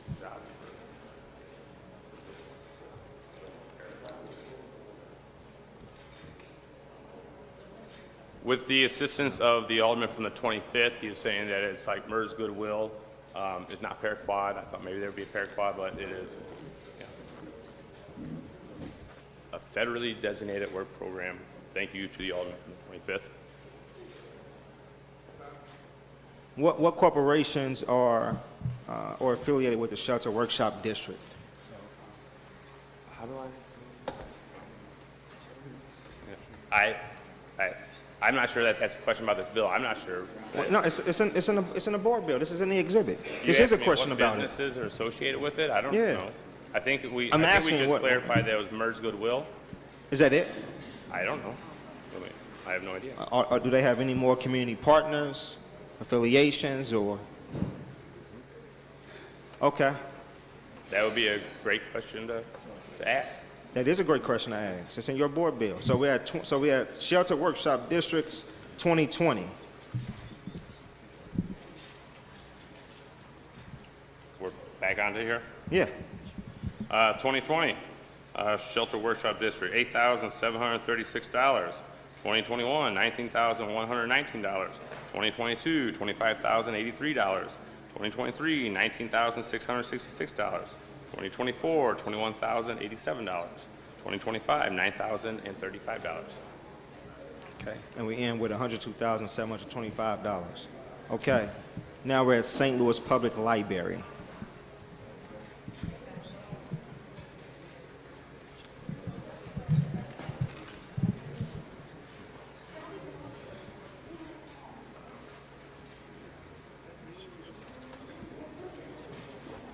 Mr. President, I would like to cease to yield the questions.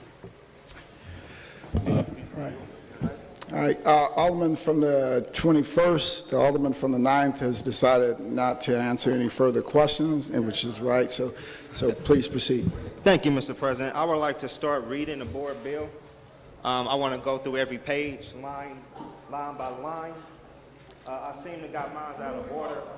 Can I borrow yours, Alderman? He has the floor. You can't make it. I need the board bill 177.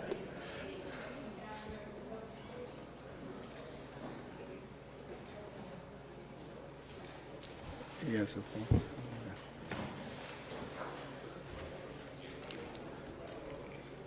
You just ceased from answering my questions.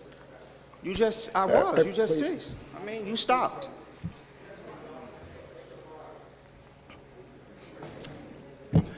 Alderman from the 9th, would you like to, Alderman from the 9th, did you want to continue to yield for questioning? Okay.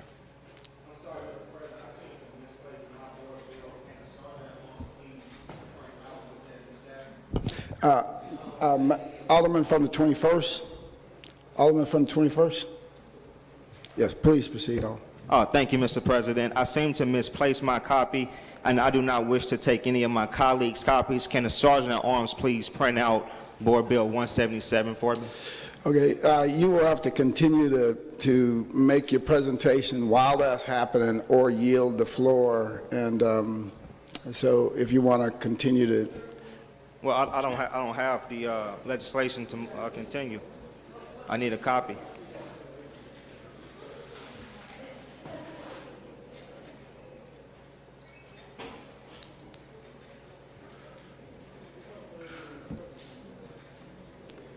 Alderman from the 21st.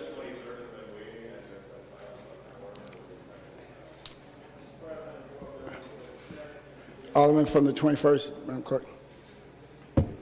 Do I have permission to proceed? Yeah, you still have the floor. Okay, you still have Mr. the floor. President. We have to. Board Bill 177, introduced by Alderman Gunther.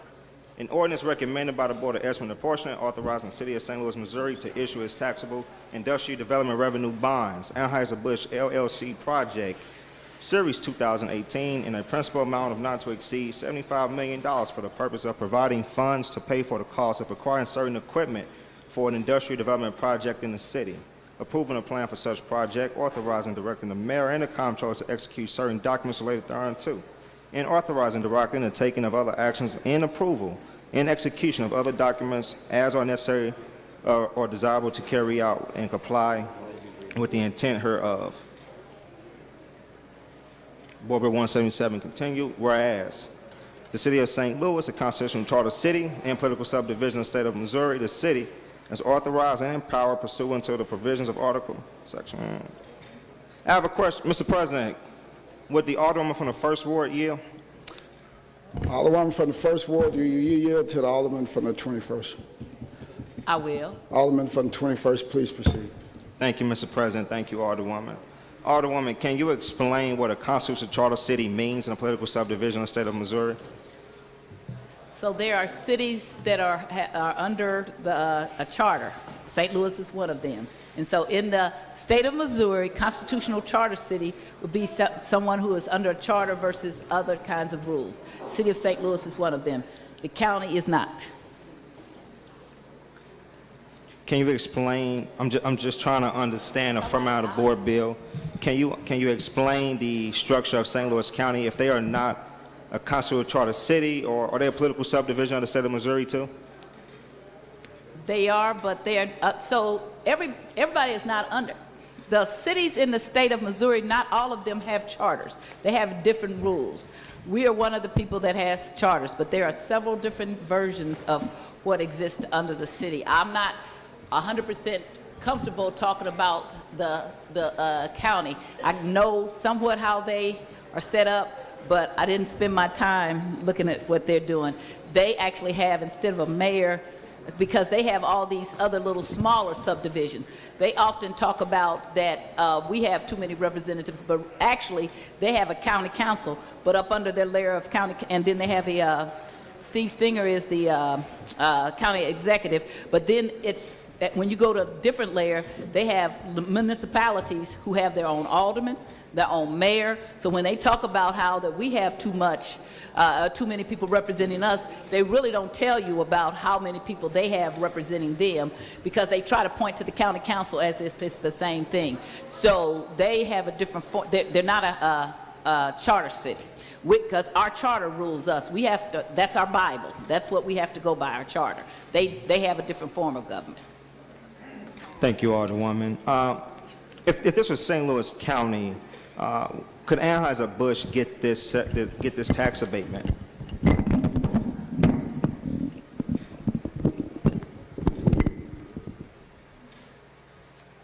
I can't answer that because I can't speak for Hazel Irby and the other people that's out there. I would suspect that he would have to go before them and make a good case. I will tell you that St. Louis County just cut the police budget and made them have to come and explain why they needed so much money. So they have gotten very assertive, the county council has, as far as letting it be known that they were in charge of things. In fact, the county executive has to go before them for many things, and he often is, they override his veto. But I can't speak for certain what they would do, because I haven't followed their tax abatement. I know we give too much. I've often voted no on TIF and tax abatement for 20-something years. Thank you, Alderwoman. Mr. President, would the Alderman from the 3rd Ward yield for questioning?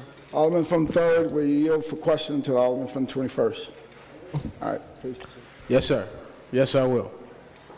Thank you, Alderman. Just for clarification, I just want to make sure I'm right. Can you explain what an ordinance is for me? Point of order. Mr. President, point of order. I'd like to ask how a question about what an ordinance is pertains to the bill which is before us, which authorizes a partial personal property tax abatement for some manufacturing equipment. Yeah. This seems pretty far afield of what the motion is about, which is to third read and final pass that bill. And what was the question again? My point of order is that the discussion is completely unrelated to the motion.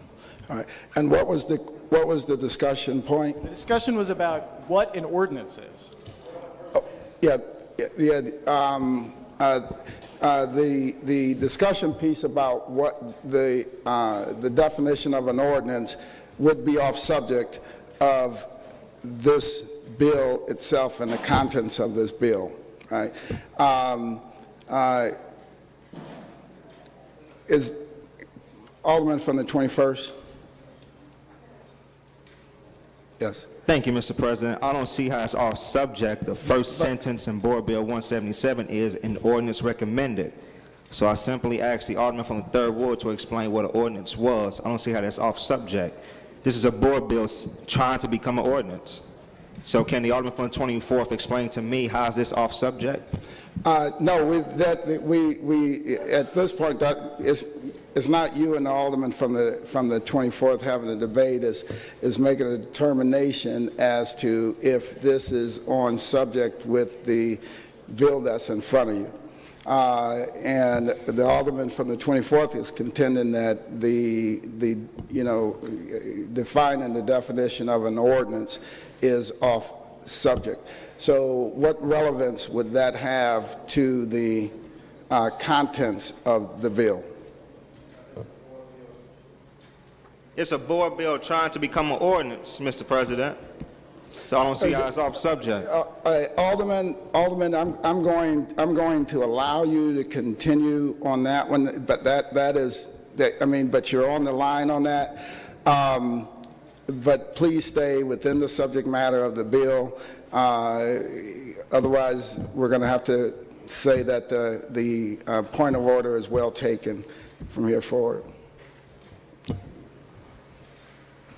So does the Alderman from the 3rd Ward have the permission to proceed?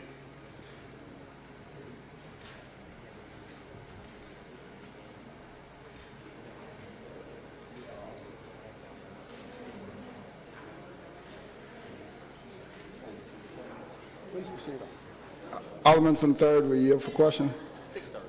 Yeah, I will. All right, please proceed. An ordinance is a piece of legislation enacted by municipal authority.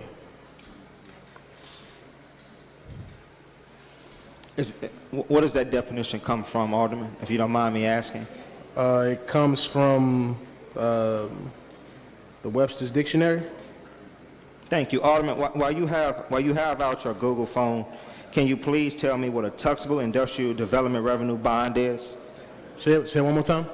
A taxable industrial development revenue bond, if you don't mind. Well, to give you the correct, let me look that up so I can. It's right there on the front page of the board bill. It's in the 3rd sentence.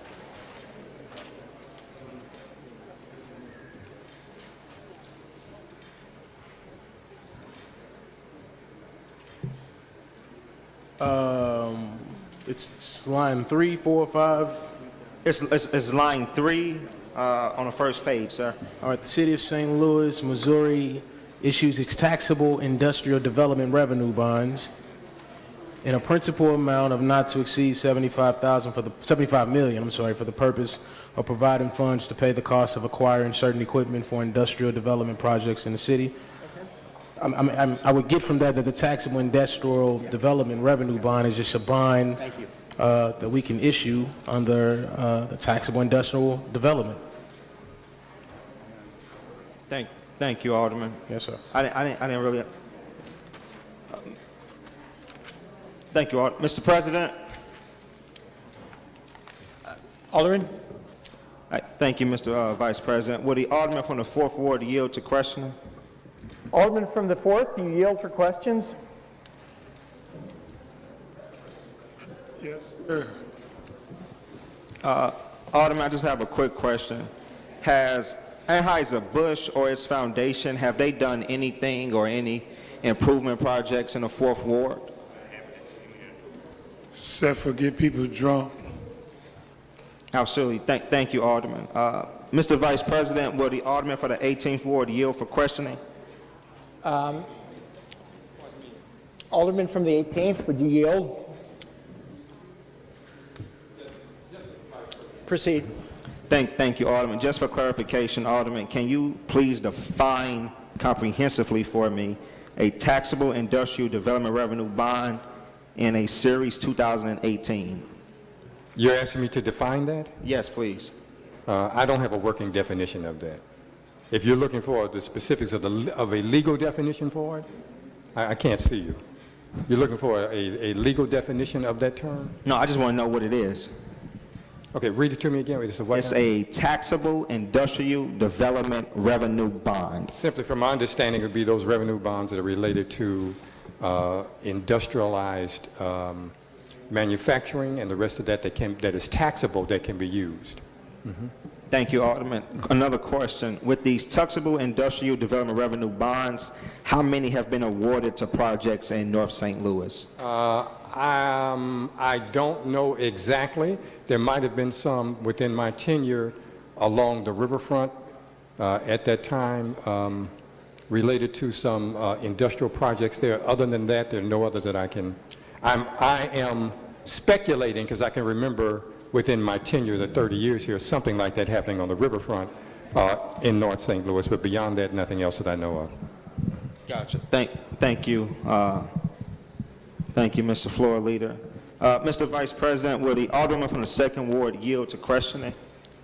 Alderman from the 2nd Ward, do you yield for questions?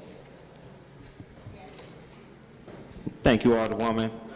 Being a representative for majority of the riverfront, do you know if any of the major industrial corporations received these taxable industrial development revenue bonds?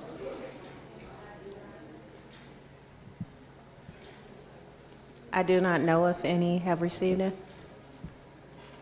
Alderwoman, has any of the major industrial companies, have they asked you for taxable industrial development revenue bonds? Not to my knowledge. Not to your knowledge? No. Okay, thank you. Thank you, Alderwoman.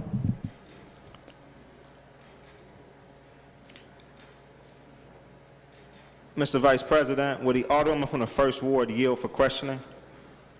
Alderwoman from the 1st, do you yield for questions? Mr. Vice President, I will. Proceed, Alderman. Thank you, Alderwoman. I have the exact same questions that I have for the Alderman from the 2nd. Maybe with your experience, you will be capable of answering. Do you know of any major corporations in North St. Louis that received these taxable industrial development revenue bonds? There may be, the Alderman from the 22nd and I share Mark Twain I-70 industrial area. So I'm not as young as I used to be. I know I look 29, but I'm not. I think there is maybe one, not anything big like this, but there might have been one up in there a long, long time ago when I first got here in '91. That's how long ago it would have been, something like that. There was one, not currently probably. So since you've been down here, no corporation in North St. Louis received these revenue bonds? No. That's problematic. What, can you explain why not, Alderwoman? I've been saying for ever since you've been down here, you want me to repeat that they don't try to help North St. Louis, that they don't care, and that when you're successful, when I was successful and I was fixing up, you'll see, you know my part of North St. Louis does have some kind of development. And it had that development because I'm married to a city planner and we came and we started working on it. So what they did in their infinite wisdom down here is to tear up what was successful. We don't get this because they don't care, because we've been able to divide this city based on north and south and race, and the Central Quarter has just gotten everything in downtown. I've been saying that forever, and I actually have some things I will share with you over the break to show you the maps and things they did about how much money they get. See, when you come and give us a chart like this, that's not a good thing, but when you see a map, which the Post-Dispatch did, and you see the map of the money and how much of that money goes into certain areas, it's ridiculous. I've sent you one of the maps before, and I have many more. So it's administrations didn't care. The people over at SLDC don't care. We don't care because we keep giving them money. We vote for them to have money for planning, and we don't get any planning. We vote to take money and give to LRA, and then we don't get what we need over there. So when we decide that enough is enough, before I point to anybody else, I'm going to point to me and say we haven't got us together to say no. Alderwoman, when you were the Alderwoman of the original 20th Ward in North St. Louis, I know the development that you did. Did those developments receive taxable industrial development revenue bonds? No, in fact, it didn't even get a TIF because it started out where the Snooks is now. That was supposed to be a TIF. It was supposed to be 30 acres. They didn't do 30 acres, and I didn't give them a TIF. And they beat me up for 2.5 years, said that it wouldn't get built. And when the former mayor left, The new mayor came in, that was in May. In December, we opened the Snooks without a TIF. So, no, they did not get all those things. In fact, I am not a fan of TIFs, tax abatements and things, and you don't see me sponsoring the bills because I do care about a school. I built a new school, the first one in North St. Louis in 30 years, which was Lexington School. And I am married to someone who used to lobby this board against TIFs. And so if we really believe in public education, we would stop doing this, okay? It would be very few, and TIF is supposed to be done. If not for, it would not get done. They have taken it to say anything that we want in parts of town that don't need it, we'll use it. But I don't want to use it, and I don't. In fact, most of the stuff that I built didn't even have tax abatement. Only a few things had tax abatement. Thank you, Alderman. Can you please go down a brief listing of the development that you brought to the original 20th Ward into North St. Louis? Alderman from the 24th. I think the Alderman, the topic the Alderman brings up is perfectly interesting, but it is not germane to the bill that is before us, to the motion that's on the table, which is to third read and final pass the board bill before us, which are industrial revenue bonds for the Anheuser-Busch Brewery. So we've already had a ruling from the president that the alderman from the 21st who has the floor has veered off topic. I would contend that continues to happen. Thank you. Alderman from the 21st. Mr. Vice President, his point of order is invalid. We are discussing a taxable industrial development revenue bond that is a content of the resolution, line number 3, Board Bill 177, and I have questions about taxable industrial development revenue bonds. The residents of the 21st Ward expect me to answer these questions, so I'm asking the questions, and I think that it will be negligent of this body to sit me down because I'm simply asking questions. You are sending a message to my voters in the 21st Ward that their questions do not matter. And as their representative, I'm asking these questions. Alderman, I'm going to rule in honor in favor of the Alderman from the 24th and ask that you keep your questions germane to the topic. It's been a long day down here. We have a lot to do, and part of our process is making sure that we have people here to do it, and I think it's very important that we maintain the quorum. And at this point, I'm going to be ruling and judging it a little tighter than perhaps what we might normally, but it's late in the day, and I ask that you go ahead and keep your topics germane to the subject. Again, Mr. Vice President, it's right here in line number 3, taxable industrial development revenue bonds. I don't see how it's not germane to the subject. And I don't know, but I'm finna go through the rules of the Board of Aldermen. Do I have the opportunity to repeal that decision of the chair? You didn't make a decision. He did. He ruled in favor of the alderman from the 20. Yeah, you do. You do have, I believe he has the opportunity. Yes, you do. Yes, you do. There's been a request to appeal the ruling of the chair. Is there a second? It's been moved and seconded. Any debate? Or I guess, can you debate a motion to appeal the? No, and then just go to the vote. Yeah, we go straight to the vote, don't we? Yeah, Madam, that's a non-debatable motion. Therefore, Madam Clerk, if you could, please call the roll. Alderwoman Tyus. Alderwoman Middlebrook. Alderman Bosley. Alderman Moore. Alderwoman Hubbard. Alderwoman Ingracia. Alderman Kotar. No. Alderwoman Rice. No. Alderman Gunther. No. Alderman Vollmer. No. Alderwoman Martin. No. Alderman Ornowitz. Alderwoman Murphy. No. Alderwoman Howard. No. Alderwoman Green. Alderman Odenberg. No. Alderman Rhodey. No.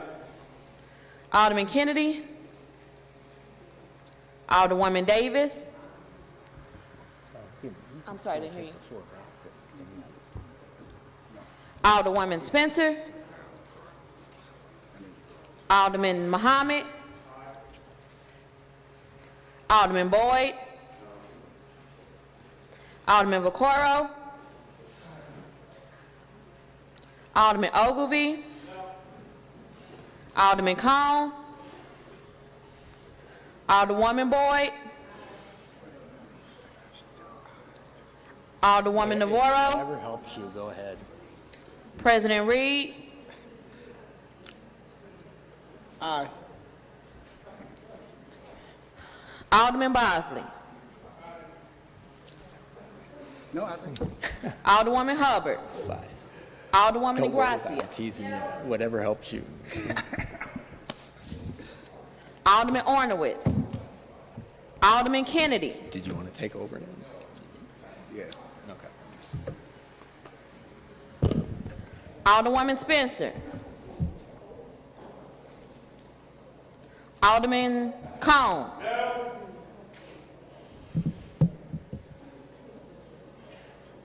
Nine aye votes and 16 no votes. By vote, you have failed to sustain the motion for Alderman from the 21st. So at this point, Alderman from the 21st, finding that the ruling was against you, you now must take your seat, and we move to the next person on the agenda. Alderman from the 24th. Thank you, Mr. President. Keeping in mind that this bill is about maintaining 700 jobs in the city of St. Louis, I move the previous question. There's been a request for previous question. Motion by the Alderman from the 24th, seconded by the Alderman from the 23rd. Alderman, please state your point of order. Alderman from the 23rd Ward was standing up first, and you did not recognize him. The Alderman from the 23rd and the 24th, they were at the same place in the agenda with the same motion, ready to move forward with the meeting. So it's been moved by the Alderman from 24th, seconded by the Alderman from 23rd. The previous question, Madam Clerk, please call the roll. Alderwoman Tyus. Alderwoman Middlebrook. Alderman Bosley. Alderman Moore. Alderwoman Hubbard. Alderwoman DeGracia. Alderman Kotar. Alderwoman Rice. Alderman Gunther. Alderman Vollmer. Alderwoman Martin. Alderman Ornowitz. Alderwoman Murphy. Alderwoman Howard. Alderwoman Green. Alderman Oldenburg. Alderman Rhodey. Alderman Kennedy. Alderwoman Davis. Alderwoman Spencer. Alderman Muhammad. Alderman Boyd. Alderman Vaccaro. Alderman Ogilvy. Aye. Alderman Cone. Alderwoman Boyd. Alderwoman Navarro. President Reed. No. Alderman Moore.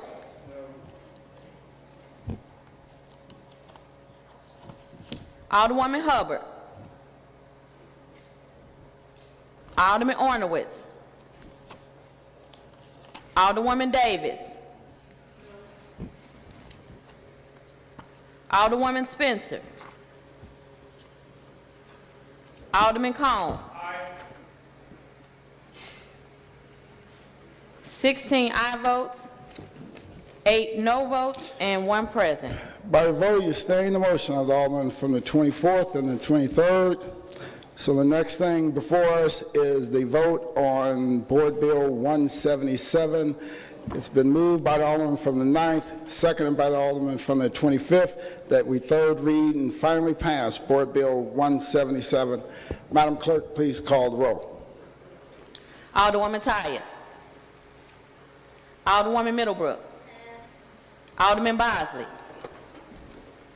Alderman Moore. Alderwoman Hubbard. Alderwoman Ingracia. Alderman Kotar. Alderwoman Rice. Alderman Gunther. Alderman Vollmer. Alderwoman Martin. Alderman Ornowitz. Alderwoman Murphy. Alderwoman Howard. Alderwoman Green. Alderman Oldenburg. Alderman Rhodey. Alderman Kennedy. Alderwoman Davis. Alderwoman Spencer. Alderman Muhammad. Alderman Boyd. Alderman Vaccaro. Alderman Ogilvy. Aye. Alderman Cone. Alderwoman Boyd. Alderwoman Navarro. President Reed. Alderwoman Tyus. Alderwoman Middlebrook. Alderman Bosley.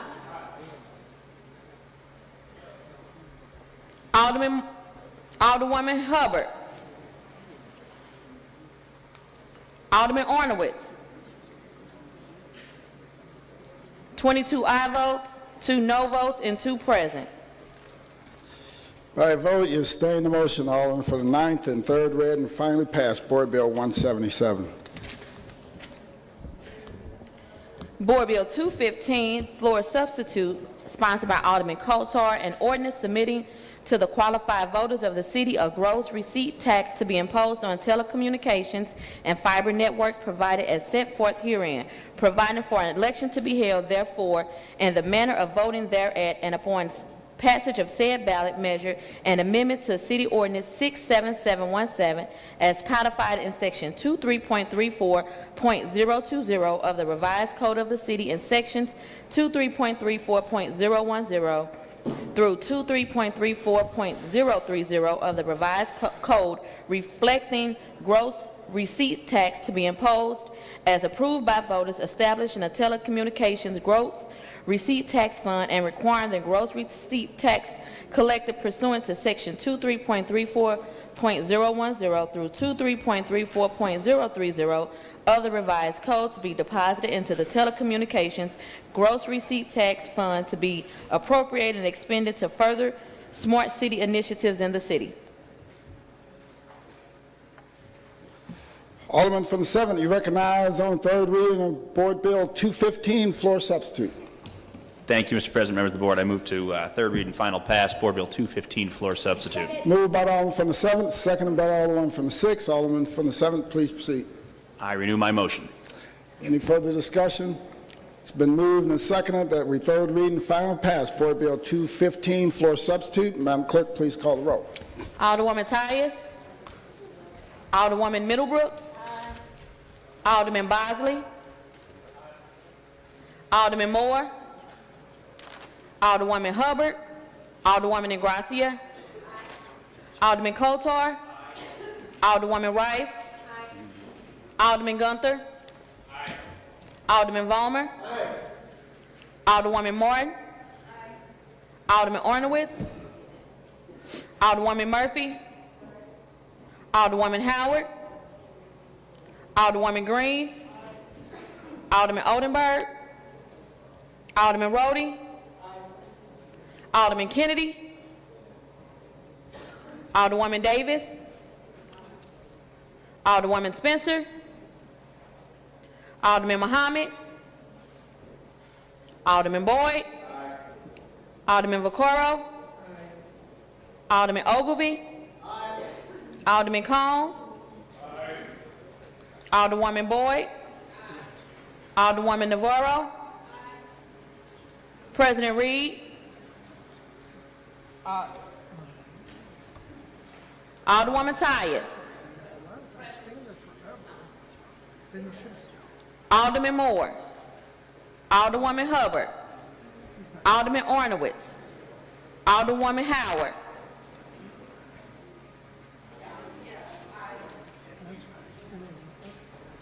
Alderman Oldenburg. Alderman Kennedy. Alderwoman Spencer. Alderman Muhammad.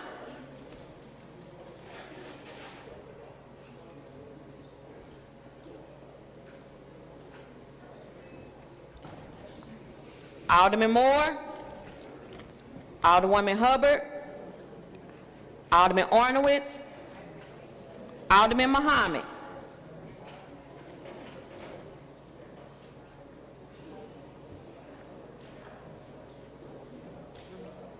Alderman Muhammad. Alderman from the 21st. Names being called for the vote.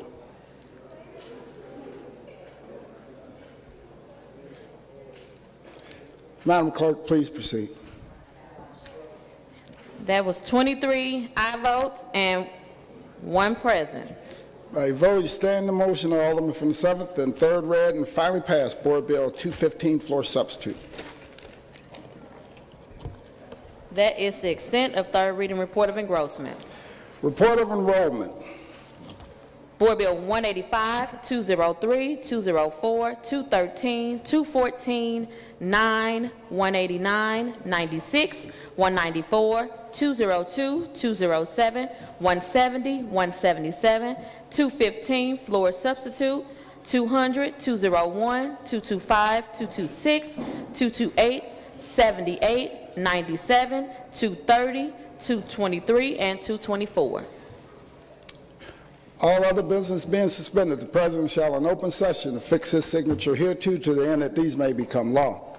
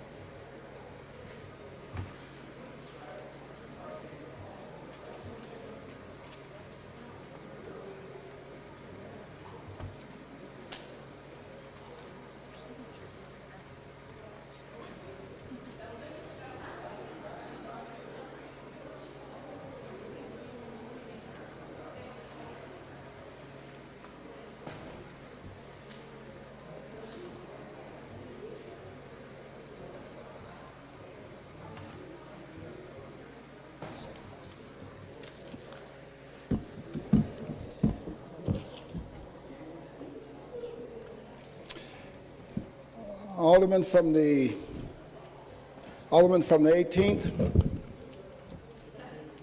Alderman from the 24th, yeah. Portion?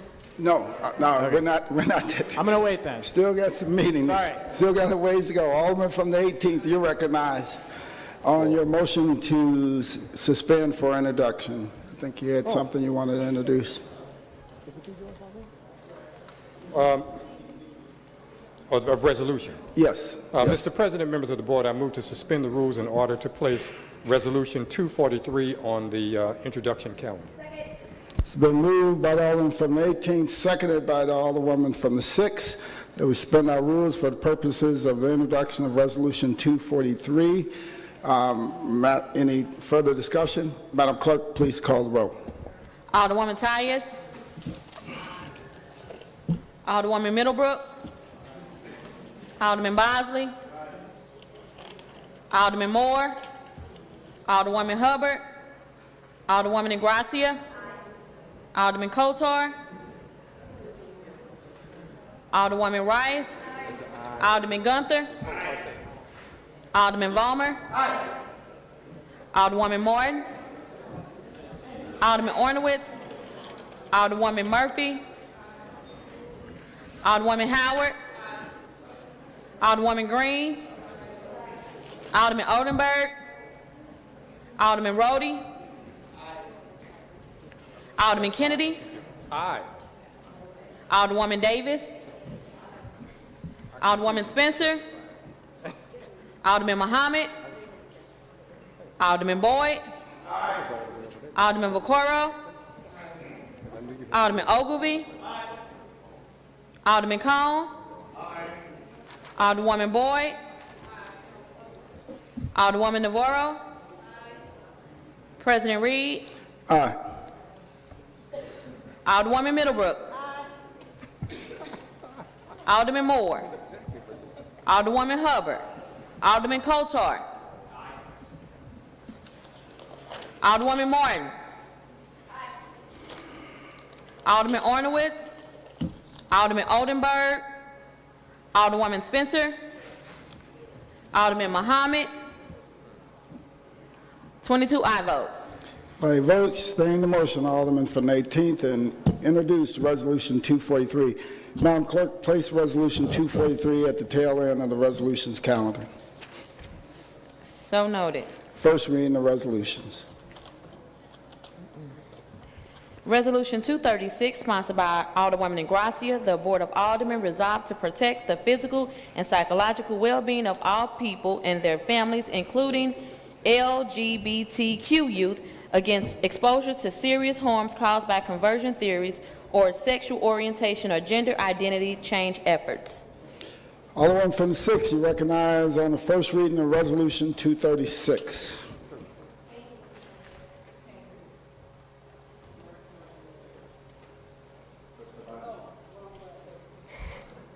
Thank you, Mr. President. I ask for unanimous consent. Hearing no objection, please proceed, Alderman. Thank you, Mr. President. Resolution 236 supports a ban on conversion therapy and also supports the Youth Mental Health Preservation Act, which is a proposed bill at the state legislature. The evidence of serious harm being done to youth when conversion therapy is being imposed with the intent of promoting a particular sexual orientation or sexual identity.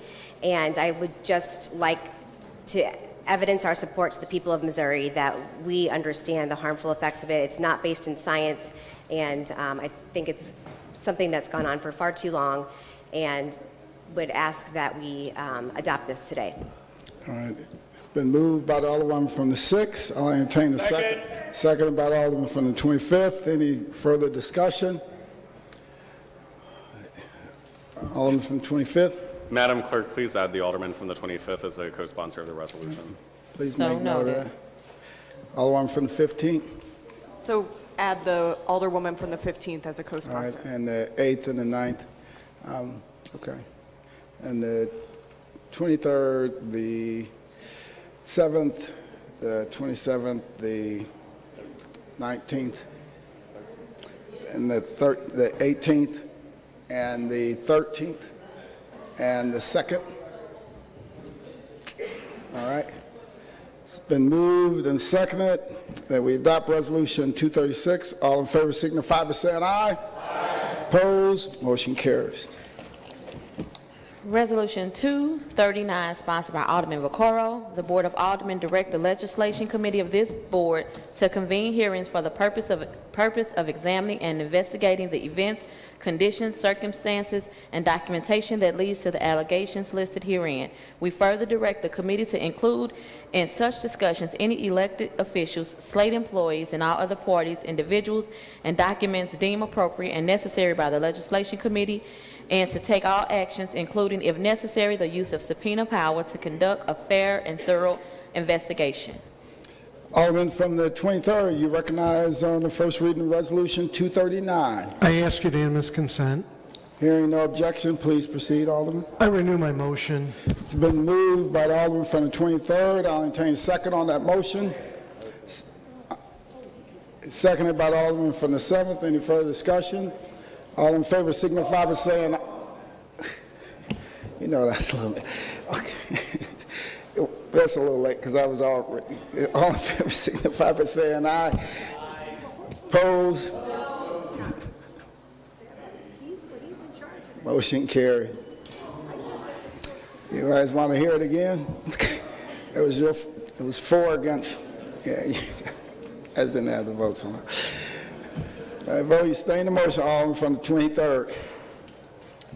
Resolution 240, sponsored by Alderman Boyd. The Board of Aldermen encourage St. Louis Development Corporation and the LRA to adopt a policy which will govern the use of the funding derived from bonds authorized by Board Bill 222, and such policy shall provide for a transparent policy for the selection, sale, and contracting of such NS, and such process shall provide for citizen input in an advisory role of the property selection and property sales process. The process as designed will include measurable goals with outcome tracking and annual publicly available reports on the program. Alderman from the 22nd, you recognize on the first reading of Resolution 240. Mr. President, I ask for unanimous consent. Hearing no objection, please proceed, Alderman. Mr. President, I had all good faith intentions on passing this resolution today, but in light of the fact that I was blindsided, a lot of miscommunications and misinformation was put out there, which I certainly did not appreciate, and I appreciate all the comments that my colleagues made today in reference to the bill that's referenced in the resolution. And with that, I'm going to place this on the informal calendar with the commitment, notwithstanding the fact that we do need to have a transparent process, and we do need to respect the position of the alderman in each ward as we look at how we determine the criteria for selecting these properties. Alderman, we cannot put a resolution on the informal calendar at its first reading. So you can choose to send it to committee. Sure. Or I'd like to withdraw move it. Resolution 240 to the Resolutions Committee. It's been moved by Alderman from 22nd, seconded by the Alderman from the 25th, that we send Resolution 240 to the Resolutions Committee. Alderman from the 24th. Alderman from it's been moved and seconded. All in favor signify by saying aye. Aye. Opposed? Motion carries. Appointment to the St. Louis Housing Authority Commission, Annetta Booth. Alderman from the, this is 243.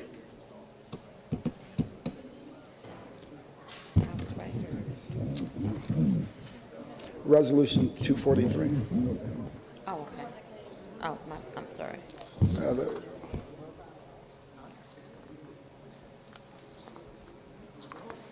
The surveillance, Resolution 243, surveillance technology is becoming an increasingly common, supportive, and helpful mechanism for maintaining the public safety, peace, welfare, and city operations. Alderman from the 18th, you recognize on the first reading Resolution 243. I ask for unanimous consent. Hearing no objection, please proceed, Alderman. Yeah, Resolution 243 simply requests that the Chief Technology Officer for the city, which is a new position, creates a report that outlines all the various surveillance technologies that are used throughout the city, and any policies related to them. The Chief Technology Officer would then, after creating that report, just submit it here to the Board of Aldermen for its review. We have looked at, as it relates to surveillance technology, several bills in the Public Safety Committee, and the compilation of this information will help future boards in their consideration in that direction. With that, I would move for adoption. It's been moved by the Alderman from the 18th that we adopt Resolution 243. Entertain a second, seconded by the Alderman from the 8th and the 27th. Any further discussion? All in favor signify by saying aye. Aye. Opposed? Motion carries. That is the extent of first reading of resolutions. Second reading. The appointment to St. Louis Housing Authority Commission, Annetta Booth. Alderman from the 27th, you recognized on the mayor's appointment to the St. Louis Housing Authority Commission. Thank you, Mr. President. I ask the Board of Aldermen to accept the appointment of Annetta Booth to the St. Louis Housing Commission. Moved by the Alderman from the 27th, seconded by the Alderman from the 22nd. Any discussion? All in favor signify by saying aye. Aye. Opposed? Motion carries. Resolution 225, sponsored by Alderwoman Rice, Alderwoman Ingracia, Alderwoman Green, Alderwoman Spencer, Alderwoman Navarro, and Alderman Gunther. A resolution calling for Congress to enact the Each Women Act and calling upon our elected officials to provide abortion care coverage in public and private insurance programs in Missouri. Alderwoman from the 8th, you recognize on second reading of Resolution 225. Thank you, Mr. President. I move that we pass Resolution 225. Moved by the Alderman from the 8th, seconded by the Alderman from the 24th. Any further discussion? There's been a request for roll call. Any further discussion? It's been moved and seconded. Madam Clerk, please call the roll. Alderwoman Tyus. Alderwoman Middlebrook. Alderman Bosley. Alderman Moore. Alderwoman Hubbard. Alderwoman Ingracia. Alderman Kotar. Alderwoman Rice. Aye. Alderman Gunther. Aye.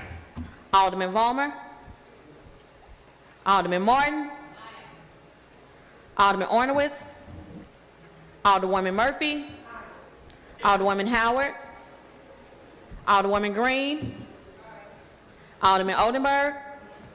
Alderman Rhodey. Alderman Kennedy. Alderwoman Davis. Alderwoman Spencer. Alderman Muhammad. Alderman. I'm sorry, I didn't hear you. Alderman Boyd. Alderman Vaccaro. Alderman Ogilvy. Alderman Cone.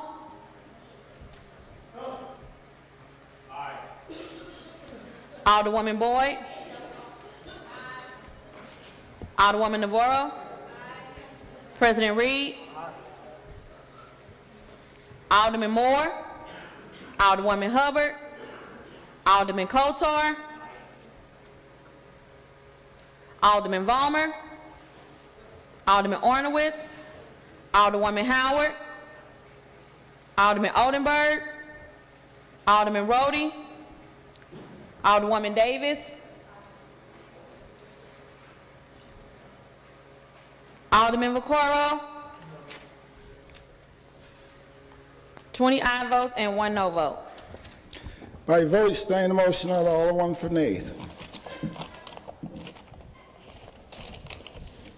Resolution 227, sponsored by Alderwoman Rice, Alderwoman Ingracia, Alderwoman Martin, Alderwoman Spencer, Alderwoman Navarro, Alderman Gunther, and Alderman Cone. A resolution calling upon our elected officials to pass updates to the Missouri revised statutes to modernize problematic features of Missouri's HIV criminal laws in order to revise intent, recalibrate penalties proportional to harm done, remove criminalization of actions that pose no risk of transmission, and reduce stigma by eliminating HIV-specific language in our criminal codes. Alderman from the 8th, you recognize on the second reading of Resolution 227. Thank you, Mr. President. Resolution 227 is in support of two different bills that are in front of the House of Representatives here in Missouri that would update our laws dealing with HIV that have not been updated since the 1980s. They were originally put forward mostly as punishment and in fear of the LGBTQ community. And what we know now is that HIV is a disease that you can live with and live a full life expectancy. It's a chronic treatable disease, and these criminalization laws only serve to disincentivize people from getting tested, getting treated, and being able to live those full lives. So because here in St. Louis we do have such a high rate, the community, it's important for us as the Board of Aldermen to bring this forward to say that we support these bills to decriminalize HIV status so that we can help advocate for that at the state level. So I would like to move for adoption of Resolution 227. It's been moved by the Alderman from the 8th and seconded by the Alderman from 24th. Any further discussion? It's been moved and seconded that we adopt Resolution 227. All in favor signify by saying aye. Aye. Opposed? Motion carries. That is the extent of second reading resolutions. Miscellaneous unfinished business. We have none. Announcements. We have none. Any further announcements? Alderman from the 24th. Thank you, Mr. President. I will probably be here on April 15th. But is it the 14th? Well, I would have been a day late then. I'll probably be here at our next meeting. But just in case I'm not, I wanted to offer just one thought and a few thank yous. I'm glad we had like a full meeting today, so I had the full flavor of what the Board of Aldermen is like. Mark Twain, I'm reminded of Mark Twain saying that sanity and happiness are incompatible states, or an impossible combination, is what he said. But I want to let everybody here know that I was not always the most outgoing or the smiliest member of the Board of Aldermen. But I just want to say that I have an appreciation and respect for some aspect of everybody's professional or personal or political life in the room. And there's some element of every person in this room that is unique and admirable, and sometimes we forget that, but hopefully not all the time. So I just wanted to thank you guys, my colleagues, for making it an interesting 8 years for me. So thank you, all of you here. I also want to give a shout out, of course, to all the public employees in St. Louis. That's kind of a big reason we're here.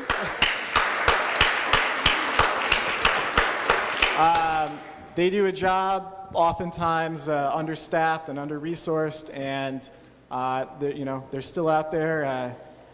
We can have moments of frustration, but we also got to remember there's folks out there fixing water main breaks when it's 10 degrees outside at 2 in the morning, and their hard work is not always recognized, of course. So I want to recognize that here. Also, just want to say to the voters of the 24th Ward, it's been a privilege to represent the ward. I really want to say I appreciate and am grateful for the opportunity to do this. So thank you, voters. Thank you, residents.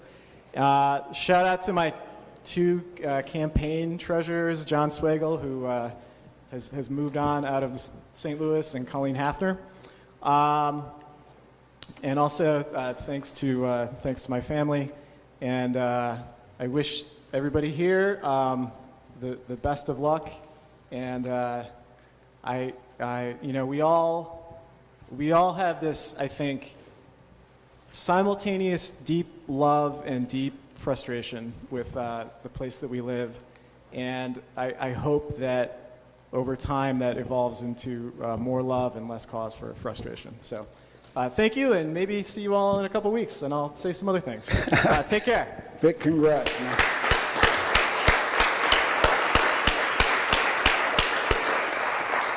Alderman from the 21st. The Alderman from the 8th was up. She was up first. Alderman from the 8th. Thanks so much. Quick announcement. There is an event benefiting ArtScope on March 9th. It's called Wall Ball. It's over at the Glass Factory. It's a really cool event if you're interested in supporting that. You get to have the opportunity to buy art that is being created at the Third Degree Glass Factory that night, so check that out. And then also wanted to say, I just got word today that there is a bill before the Missouri Senate that is an anti-sanctuary city bill. And if you're familiar with Missouri, our law at the moment, we are prevented from becoming a sanctuary city for immigrants already at the risk of loss of all state funding if the city were to move forward on that. This bill further directs us how we can use our police and how we can use our jails, says that we cannot prevent them from enforcing certain things. So basically it's another Jefferson City overreach into our local control. So if you would contact your senators to say no on SB 64, there's a hearing on Tuesday, February 5th at 10:30, just opposing any more further regulations on sanctuary cities because we already can't do them. Thank you. All right, thank you. Alderman from the 21st. Thank you, Mr. President. I just want to give a special shout out to my colleague from the 9th Ward, Dan Gunther. I definitely could have kept going. I was going to start reading Dr. Seuss. But I want to thank all of the city residents that came out to our first public meeting on the Dollar Housing Program this past Tuesday at Harris Stowe. I was excited and enthusiastic. We completely filled the auditorium. The last count that I received was around 2,100 residents that came out who are excited about moving into our communities. And any of my colleagues who are not familiar with the Dollar Housing Program that was passed by the LRA Commission, I encourage you to get familiar. It is a citywide initiative. It incorporates all of the wards in North St. Louis and 3 wards in South St. Louis, the 20th Ward. It's some in the 11th and it's some in the 25th. So I would encourage you to go on the city's website and get more familiar with that program, or feel free to ask me any questions. But again, I just want to thank all the residents that came out to that meeting. And again, shout out to my colleague from the 9th. Right. He's buying me lunch after this. All right, thank you. Alderman from the 27th.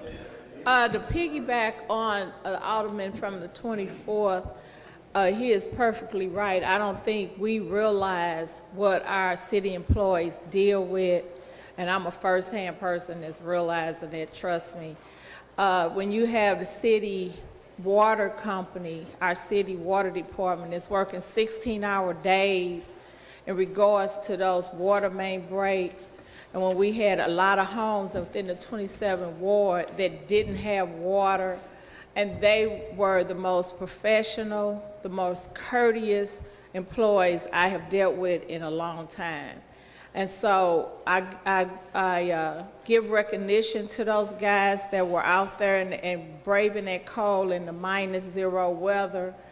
And my husband and I actually was out in the ward passing out water to the residents because my concern were the seniors that couldn't get their medicine, take their medicine because they didn't have water. So I just wanted to applaud that department and thank them very much, even though we still don't have water, but it's okay. We're still dealing with the breaks, but they were a big help to encouraging the residents over in the 27th. So thank you. All right, thank you. Any further announcements? Any further announcements? Alderman from the 1st.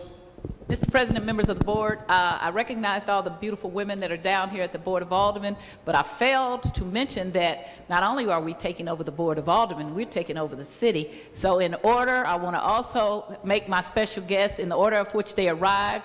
Madam Comptroller Darlene Green, Madam Treasurer Tashara Jones, Madam License Collector Mavis Thompson, Madam Circuit Attorney Kim Gardner, you're doing a great job, and Madam Mayor Lyda Cruzen.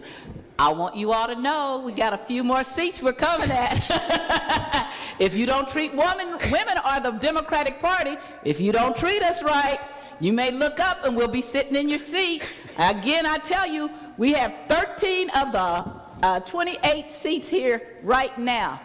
One more, we will be 50% of this board, and we already run most of the citywide. City can't get anything better because we got females running it. Excellent. Excellent. Alderman from the 18th, you recognized on the motion to excuse. Mr. President, I do have an announcement. Yep. May I Please. go with the announcement? That is good. May I do that first, Mr. Whatever you like. Thank you, Mr. President, members of You're the the board. floor leader. We don't Thank make you. you mad. All right. Thank you, Mr. President, members of the board. Today is February 1st. It is the first day of Black History Month. As you know, last year this time, we gathered outside on the 1st of February in the bitter cold and the wind that was blowing in our faces, and proudly raised the red, black, and green flag. The red, black, and green flag was created in 1920 by the Universal Negro Improvement Association at their national convention, their international convention in Madison Square Garden.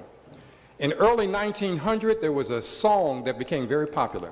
That song was every race has a flag but the coon. And so then Marcus Garvey, in his wisdom and his organization, decided to prove that people of African descent can also have flags. And at that time, we know Africa was under colonial rule by all of the various European countries. So the flags that were flown over their land, their indigenous land, was some foreigner's flag. And so then Marcus Garvey and the Universal Negro Improvement Association created the red, black, and green and adopted it as a part of their International Declaration of the Rights of People of Color, their Article 39. It adopts the red, black, and green and has become a staple as a part of Black History Month since the 1960s. This year, the theme for Black History Month, as created each year by the association that created it, Carter G. Woodson created an association called the Association for the Study of Now African Life and History. They adopted the red, black, and green as a symbol for Black History Month. And so the alderman from the 21st, in his wisdom, ran down the steps to the rotunda and grabbed it to put it up here in the chambers so we can point at it and give some history as to how it got there. It came out of struggle and the rights of individuals to express who they are. And so today begins Black History Month 2019. And though we did not have the opportunity because of this rather extended meeting here to go outside and raise the flag like we did last year, we did bring it up into the chambers so that we can remind people that Black History Month begins today. Some people make the mistake and say, well, somebody gave us only 28 days to talk about Black history. That's not it at all. No one gave anybody anything about Black History Month. The association created by Carter G. Woodson claimed February as Black History Month. So it was, in actuality, it claimed the second week of February as Black History Week. And then the Black Power and Civil Rights movements of the 60s claimed the entire month as Black History Month. The United States hasn't formally recognized it. Nobody else gave them the right to do it. Those before us claimed this month because of the significant events that have happened in February. And so then today kicks off 28 days, we're not in leap year this year, are you? 28 days of the study of history, African history, and life in America and throughout the world. Last year when we raised the flag, we pointed out that there are only 2 cities in North America who raised the red, black, and green at their city halls. Only 2. St. Louis was the first. The second was Toronto, Canada. And so then to St. Louis is not always known to be the first in bad stuff. This is not about murders. This is about raising the red, black, and green. And in raising it, we raise all of St. Louis. And so then the flag is placed in the chambers, from my understanding, the first time that I know of in 2019. So we just wanted to remind everyone, enjoy Black History Month, attend the activities, learn as much as you possibly can, because America is more than its European heritage. All right, thank you. Thank you so much, Alderman. You're now recognized on the motion to excuse. Alderman from the 3rd. I'll make it pretty quick.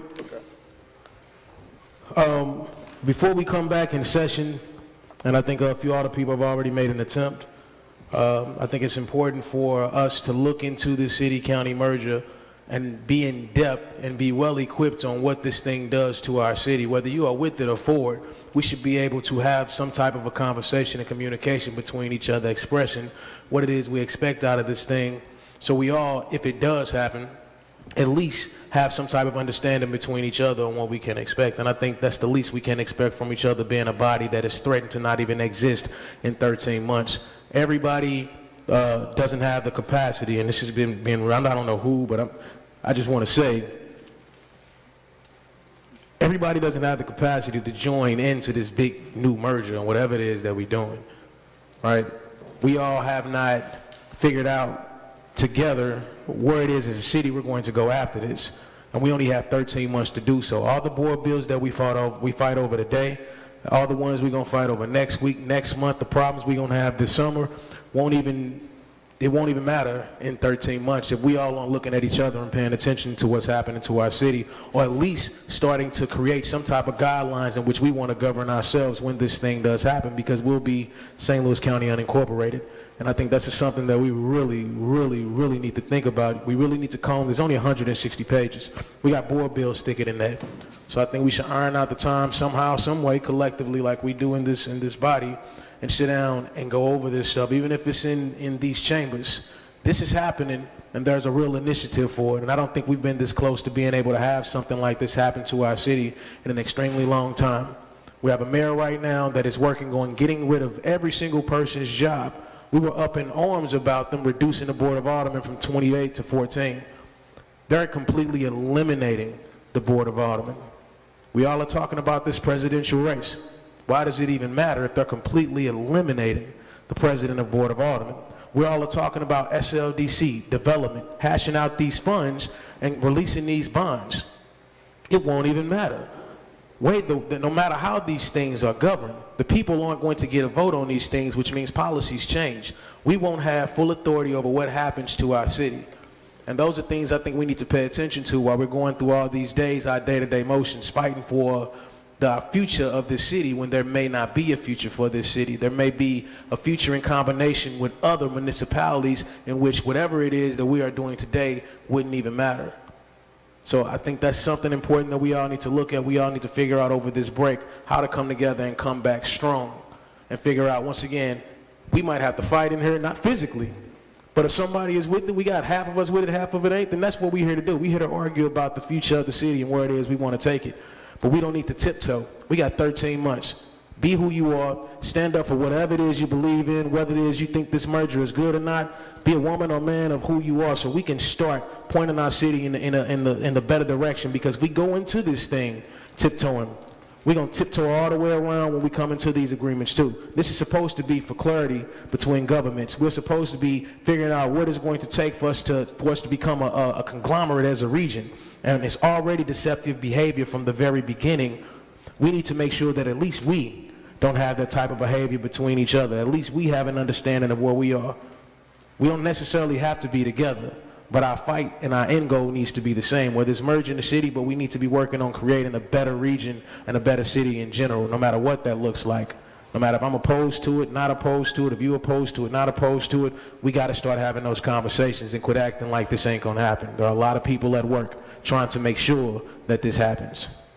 So just wanted to point that out. The time is upon us. It's up to us that decides the fate of this city. And once this city does, and if it ever does, lose itself as being the city of St. Louis, we all are going to go down in the history books of being the last people who were the alder people of it. And we're going to be the ones 10 years from now being the elected officials who are blamed, if there is a blame. If we don't come up or do come up, contingent upon whether it's positive or negative, we'll be the ones who created the situation that the city is in 10 years from now, based on what we fought for, based on what we did, how we reacted to those individuals who are telling us what we need, not in the Central West End, not on the South Side, not on the North Side, but throughout this entire region. They don't care whether we got a city vote or a county vote. We are completely being gone around. I mean, this was SLDC and any other individual department or anybody. Everybody in this room would be screaming bloody murder. Oh, they going around us, they can't do this. But this is a billionaire, and we're allowing this to happen without having much conversation with each other. This is the time where we look at every single corporation within the city that's involved with this and find out what it is they get out the deal. because we're not getting anything if you haven't read it. We need to be paying attention to the things that are happening around us. Appreciate you all. Everybody have a good break. Scott, is he gone? Okay, he's gone. I might see this one day. But we appreciate everything you've done also, Scott, for the city of St. Louis. And, we just need to do better in communicating with each other and making sure that we all are trying to really point the city in a different direction. And those who are not, we need to know what direction that is, because you may see something that we don't. You may have a vision that other people don't, but we will never know that if we keep tiptoeing around each other trying to figure out what's going to happen next, what your next move is. We don't have to play chess with each other when we all trying to make the city better, if that's the goal. Thank you. All right, thank you. Alderman from the 18th, you recognize on the motion to excuse.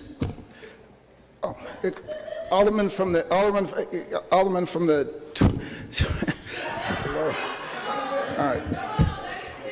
Alderman from the 25th. Mr. President, I will make this quick. Thank you.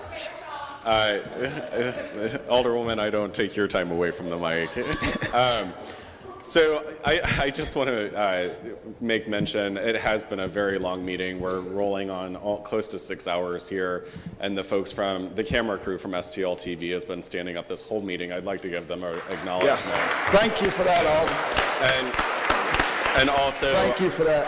Our clerk and the police officers that have been in attendance today have also done a very fine job, and want to recognize them as well.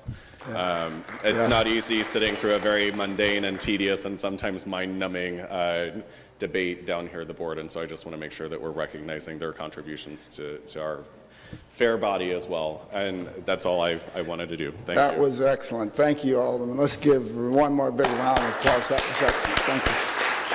Alderman from the 18th, you recognize on the motion to excuse. My understanding, all aldermen were present.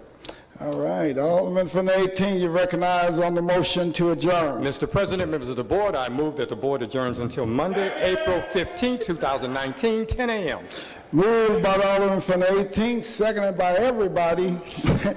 More loudly, the Alderman from the 25th. All in favor, signify by saying aye. Aye. Opposed? Stand adjourned.